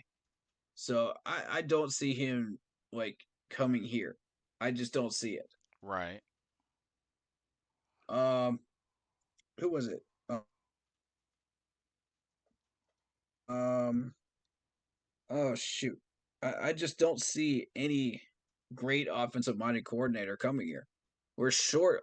It there's not many out there to choose from, and they're all locked down Yeah. somewhere. I So mean, it would what be I'm saying tough. is, if we can get Thomas Brown to get these calls and start running the type of offense he did in LA, we're set. If it works here in Carolina, but you got to have the right type of players. You got to put them in the right positions to make the plays. You got to get things done execution wise. Yeah. Thomas Brown can do that for you. I just think it's really important being Yeah, that, and you still get Deuce Staley. That's true. You do still get Deuce Staley. yeah, who is an assistant coach, so Yeah. that's another. Does he still want an assistant's coaching job if Ajaro does take over? I Yeah. mean, to me, I see it. We're big proponents of moving up from within, just like Seattle was. When Scott Fitterer went up the pipeline, and that seemed to pay off for Seattle really well, and it worked out for us during the time period that we were successful. So I don't see any reason not to continue that. If we have successful coordinators. But the problem is, if we hire the wrong one as a head coach that was not doing anything, which has been our ownership's bad pattern of doing things and cutting the wrong people out of our coaching staff, or the head coach that was doing a terrible job using everybody as a scapegoat so he could keep his job. That's not the way to success. We got to get out of that status quo. Yeah, exactly. That's killing us. Carol It says all goes back to that. remember Every one of these problems stems back to that. Carol says remember Staley was the one that changed the Lions season around last season. That is true. That is true. Yeah, He was on the that is Lions true. staff. That is I true. fully support Deuce Staley being here. Fully support it. I'm fully on board. Would I support his bid for a head coaching job? Sure. But I want Ajaro's name in the hat. Yeah, that makes sense. That definitely Yep. makes sense. I will say this. So, first off, Frank Wright Is it going to be this week? Is it going to be this Sunday? Hmm? Is it going to be this Sunday? You're going to hand that clipboard over? Huh? Week 5 this Sunday? Like How long are we going to wait? we're still waiting. Yeah. How long are we going to wait? Are we going to let the season go by, till week 12 and be like, oh, now we want to switch over to Thomas Brown? It's like, it's too late. You've already wrecked the season. Good job, Frank. Yeah. And not only that, Frank Reich, let me remind you of something. Uh Remind me again. Which week last season did he get fired from? Let me see what week he That's got a good fired. question. I don't remember. Let let me look into this. Let me look into this. Yeah. Yeah. Frank Reich. Here we go. Actually, not sure. The Colts. So after a 3-5-1 start to fired November 7th. So November 7th. So he was fired after the New England game. The New England lost 26-3, which Oh. means he has not had a victory since since October 16th of 2022 as a head coach, which was against Jacksonville, 34-27. That's the last time this man has had a victory as a head coach. Oh. Oh, wow. October 16th of 2022. Ouch. That's painful. That's just painful. Yeah. Oof. So Frank Reich, and you haven't gotten a victory yet since you came to Carolina, so you might this may be the Sunday, dude. Hand it over. Come on. Hand it, that friend that's like, give it here, I got it. Give it here, I got it. Give it here, I got Yep, it. yep, yep, yep, yep. Tom, At maybe some point, that friend is going to turn into, give me the playbook or you're out of here. it's like Frank, it's like trying to take the We're lid all, off that pickle jar, but your grip sucks. You're not yeah. turning it right. Thomas Brown is like, give it, I got it. Give give it, give it. Let me open it. Let me open it. I like that. That's a great. Because here's the thing, Frank, right? You're not loosening that pickle jar cap. You're No, not. no, you're not. Hand the jar over. Hand it over. Let Thomas Brown, let him Sometimes you get just the need help, man. you know. Sometimes you just need help. Why don't you let the man do his job? That's what you signed him for. That's what you It's like, dang, he's not taking the whole bucket of chicken from hired you. him for. Come on, man. He's just taking a piece or two. He's not taking the whole cake from you. He's just, taking enough to get some slices in Right, and go in, you know? right. Like, let the guy eat. He hungry? Yeah. Carol says big facts. Y'all hand that playbook over, Frankie. Hand it over, Frankie. I mean, at some point, these fans are going to stop asking nicely, Nah, what's going to end man. up It's going happening, to be bad. they're going to not want to show up at the games to support. That's really what's going to end up happening. Yeah, the ones that have actually figured out what's going on, Like, I mean, I already was talking to a few folks which that is, went to the Vikings Panthers game, and they were in a sea of purple, and that's not good. mm, So, but and I don't like selling these tickets to, you know, enemy teams, fans, just to fill the seats and make the money that we need to make every Sunday. It's not good. It's not a good look. Um, uh, Bryce, I get you're doing as the coach says. I get it, but dude, if you see something downfield, just take the risk. Just take the risk. Yep. Just chuck it. Yep. Even Like, if you fail, we'll give you credit for trying, yeah, like man. We even will if there's both like give you a credit for trying. even if there's like a glimmer of hope, like not having a pass over 20 yards, like in a game, like you got to take some risks, Frank bro. won't call a deep route. He won't do it. There won't be anybody deep to throw it to. Yeah. You So, at some point, Bryce, you gotta start thinking to yourself, okay, Frank's not gonna trust me with the playbook. This has been 4 weeks now, going on 5.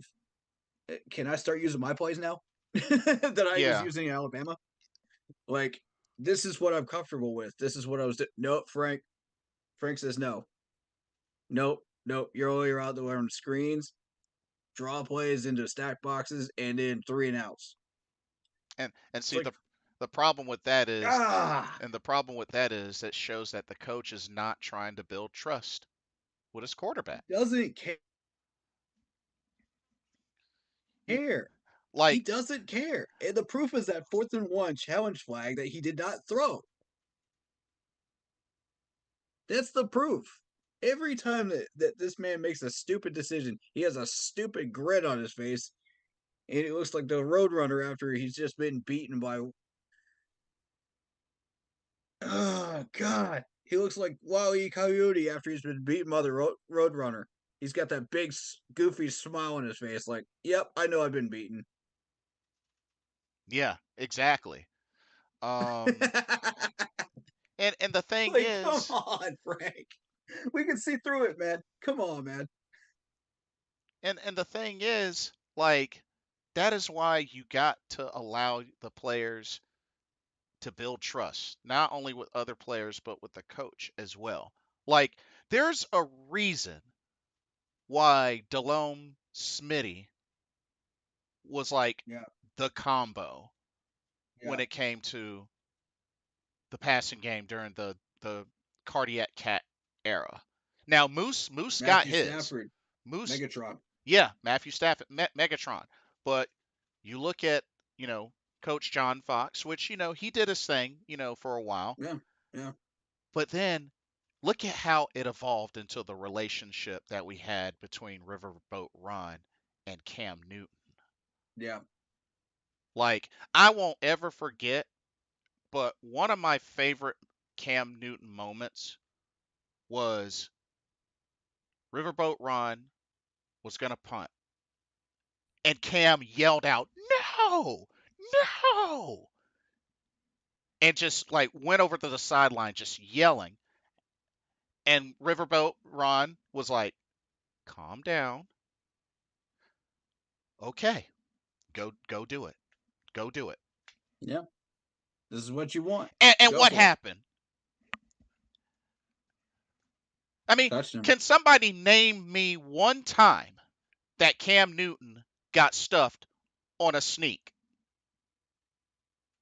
I'll wait. I'll wait.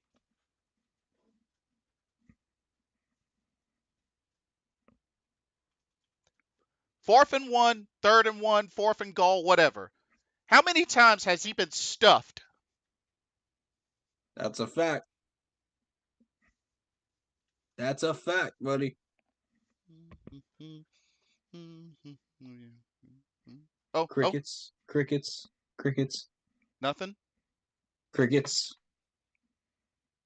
I mean, Frank, like, dude, you got to build trust with your players. You had no problem. Fight for your players, Matt. When you Seriously. know that it's against the NFL rules and you know you're trying to build something with your players chemistry wise, that is the perfect time to do it. That's the perfect time to show these players that you have that you care, that you want to win and you want them to win for you. You can't do that if you don't fight this stuff.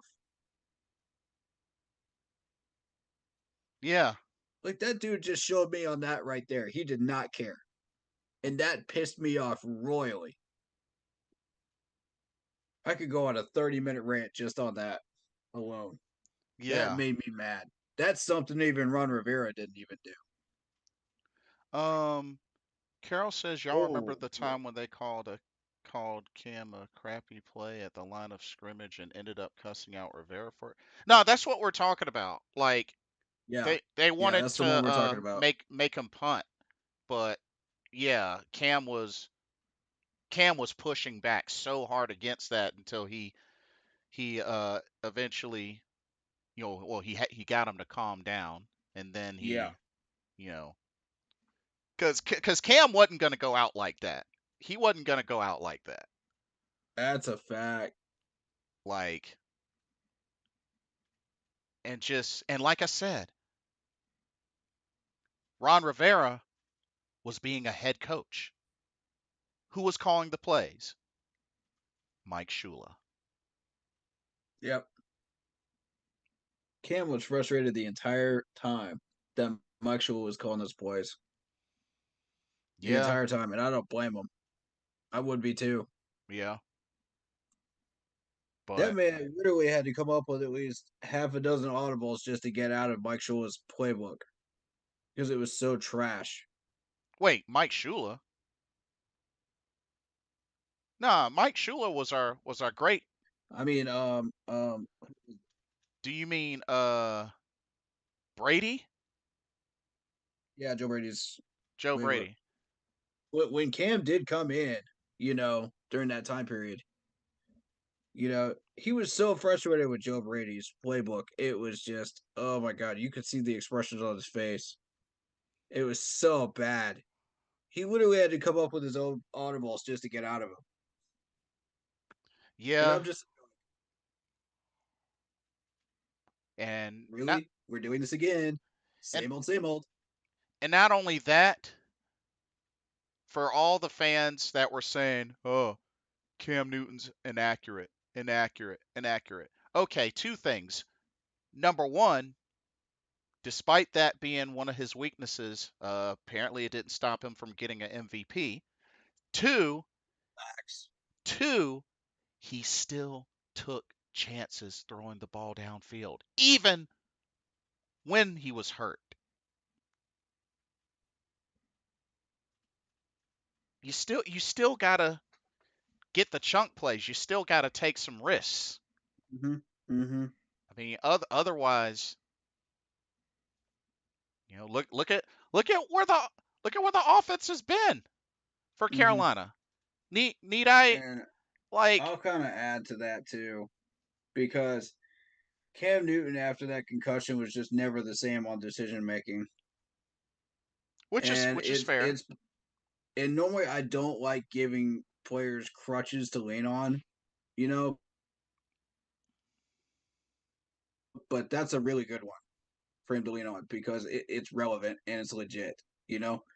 Like Yeah, his decision making was so off base after that. And you could tell by the numbers when they started slipping. And it wasn't because he didn't care. It wasn't because he just gave up. No. It's because his decision making was rough, man. You got to give him the respect he's due. yeah, Some of these player injuries affect these players more than you think they do. You got to give that respect to these players. Otherwise, I don't know what you're doing. yeah. You're disrespecting them, I mean, and that's not cool, dog. and here's the thing. Offensively, Carolina, 749 net passing yards total, rushing yards, 381. That is not a worthy offense going into week 5. That is not going to get it done, Frank. That does not lead to points on the board. That does not lead to wins. Get past your ego and think really hard, man. Please.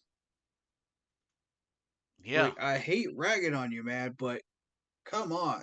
We're starting to sound like broken records here every week. Until Carol's you change it, nothing's gonna um yeah, change. Carol says, I agree. I definitely want to see Frankie actually fight and show emotion for his players. I'm sure he cares, but you got to take risks, especially in the NFL. Facts. Dude doesn't care at all. That's what I'm trying to tell you. He's just coming up with more excuses why we can't win in press conferences, just like he's been doing since 2022. Go back and look at all of his press conferences. Tell me one where he's not come up with an excuse.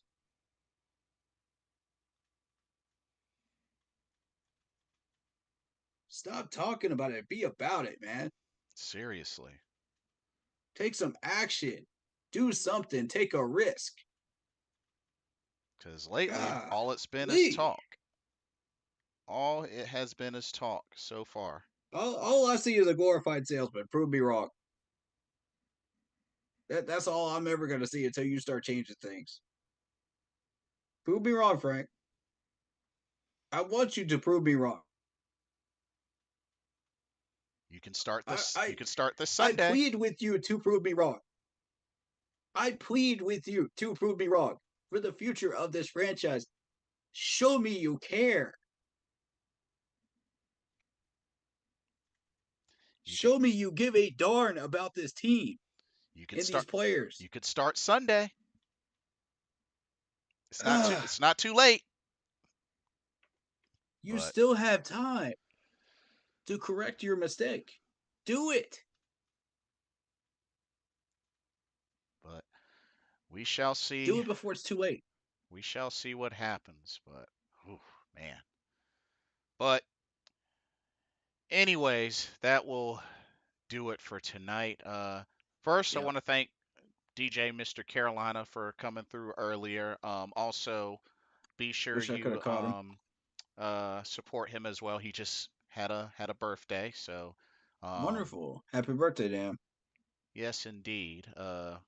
And he should be back on this Sunday for the post game.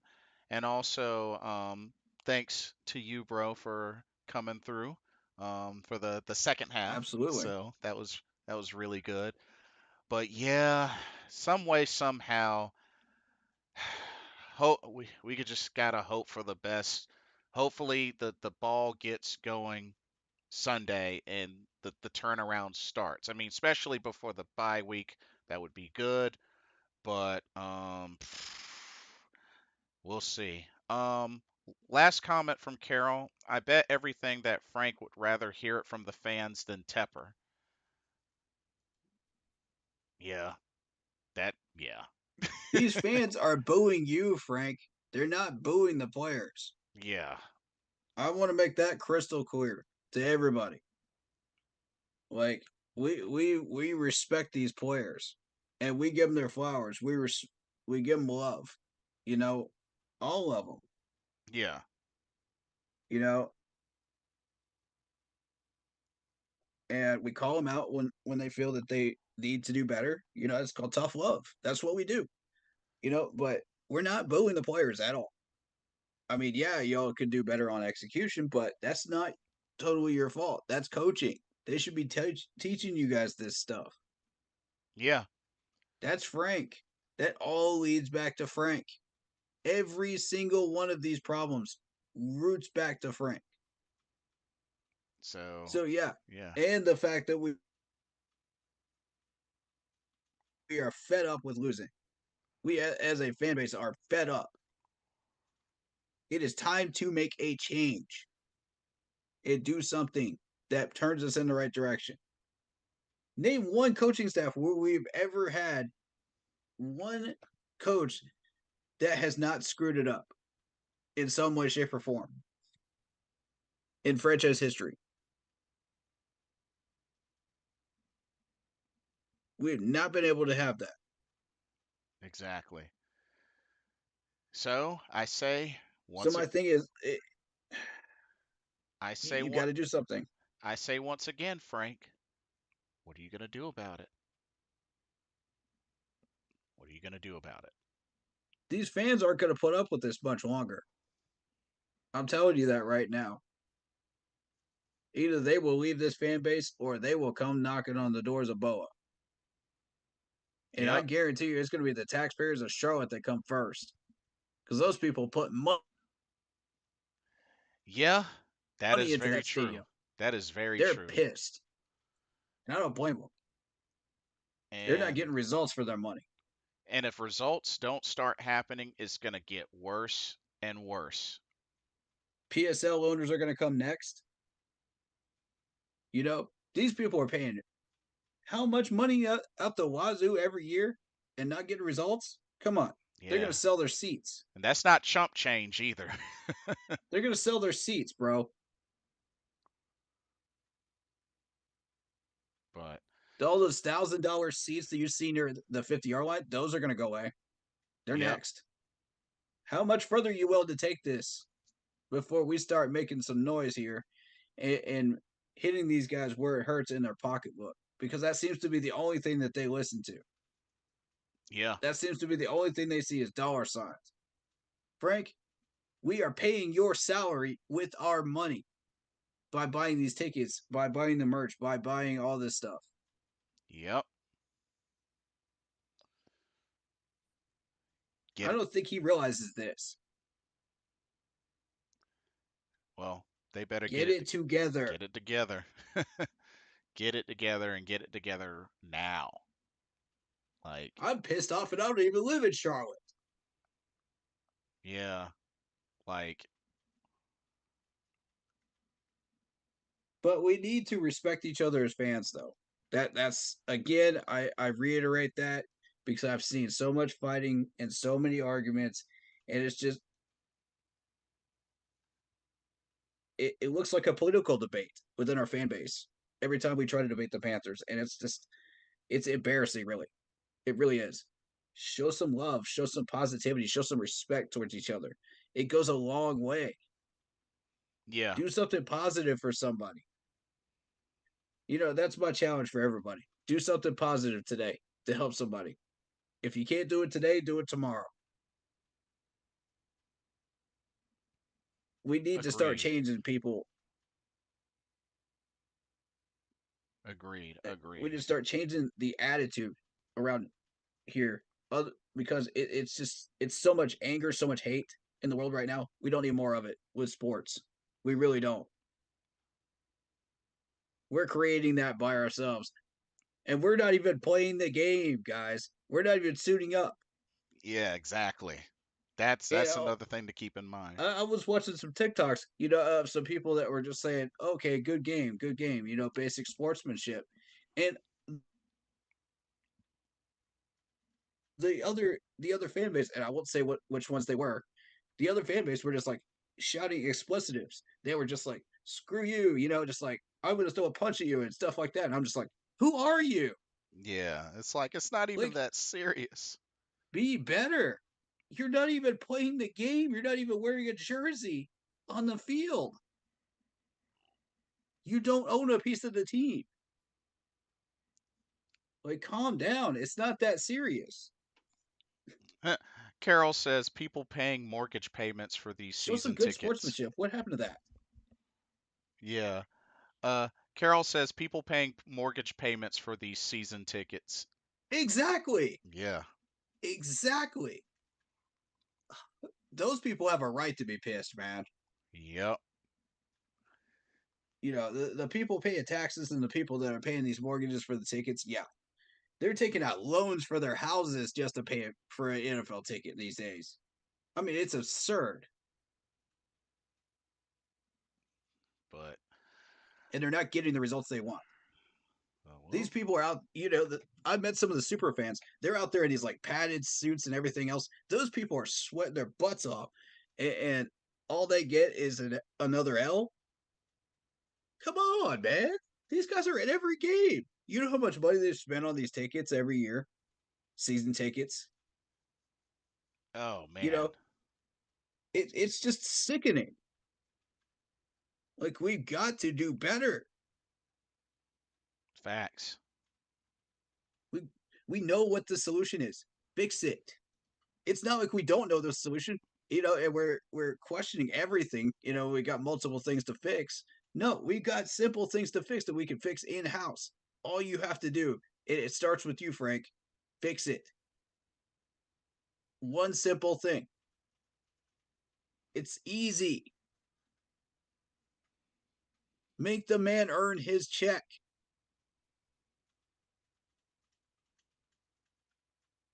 Yeah, got to get on Care it. about this team. That's all you have to do. Two things.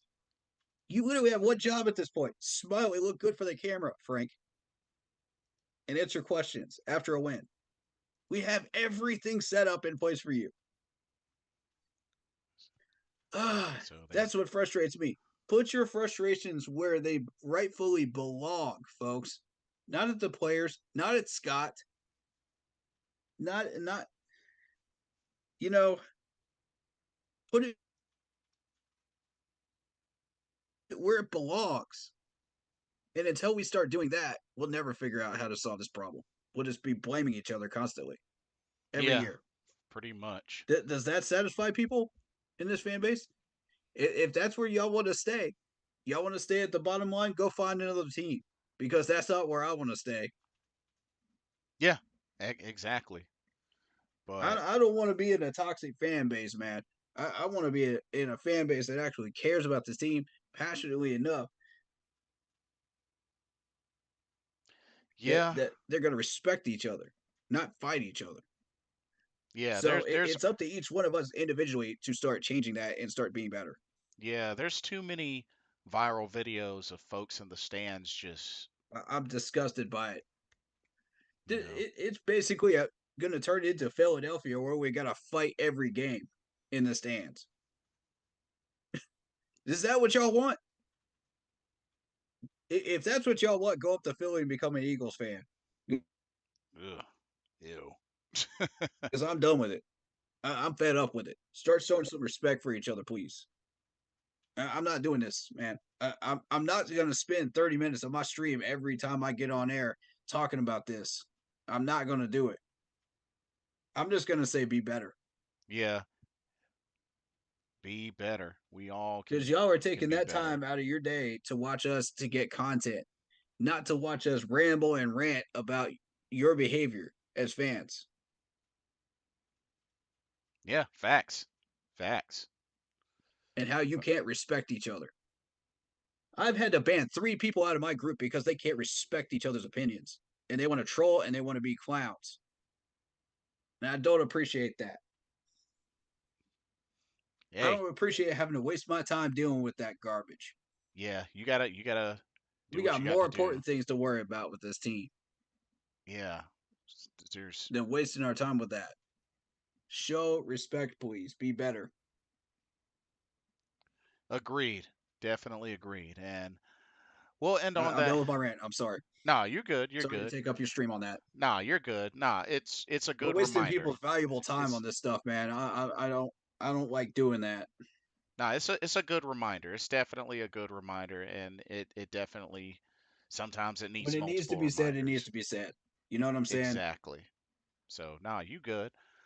Um, remind everybody where they can find you. Keep pounding on YouTube in all caps. Okay. If you can't find that due to the search algorithm, which most people can't because it doesn't immediately show up, you have to scroll down. Look on Facebook group pages, specifically the group pages for our page. Keep pounding in all caps, and that's the easiest way to find us. Yes, indeed. Um, Like and sub, please, yes. to both of us. Like and sub to both of us, of course, Mr. Carolina as well. And Absolutely, and all the other YouTubers that you support. indeed, indeed. And let's just Show them some love. keep pounding no matter what. Some way, somehow We're we're gonna get family. through Remember this. that. But just be ready for hopefully a win this Sunday. It's gonna be difficult, but you know, keep pounding no matter what. No matter what. Facts. Facts. That's what we got to do. But this has been another Carolina Panthers Talk live stream brought to you by Blitzball Champ Gaming, Keep Pounding Podcast. Bleeding Carolina Blue And podcast. keep pounding. Indeed. We're your hosts, myself, Blitzball Champ. We had Mr. Carolina on earlier, and Keep pounding. keep pounding. We will hopefully see everybody Sunday, hopefully after a win. But Hope so. let's do this. Hmm. Everybody have a blessed weekend.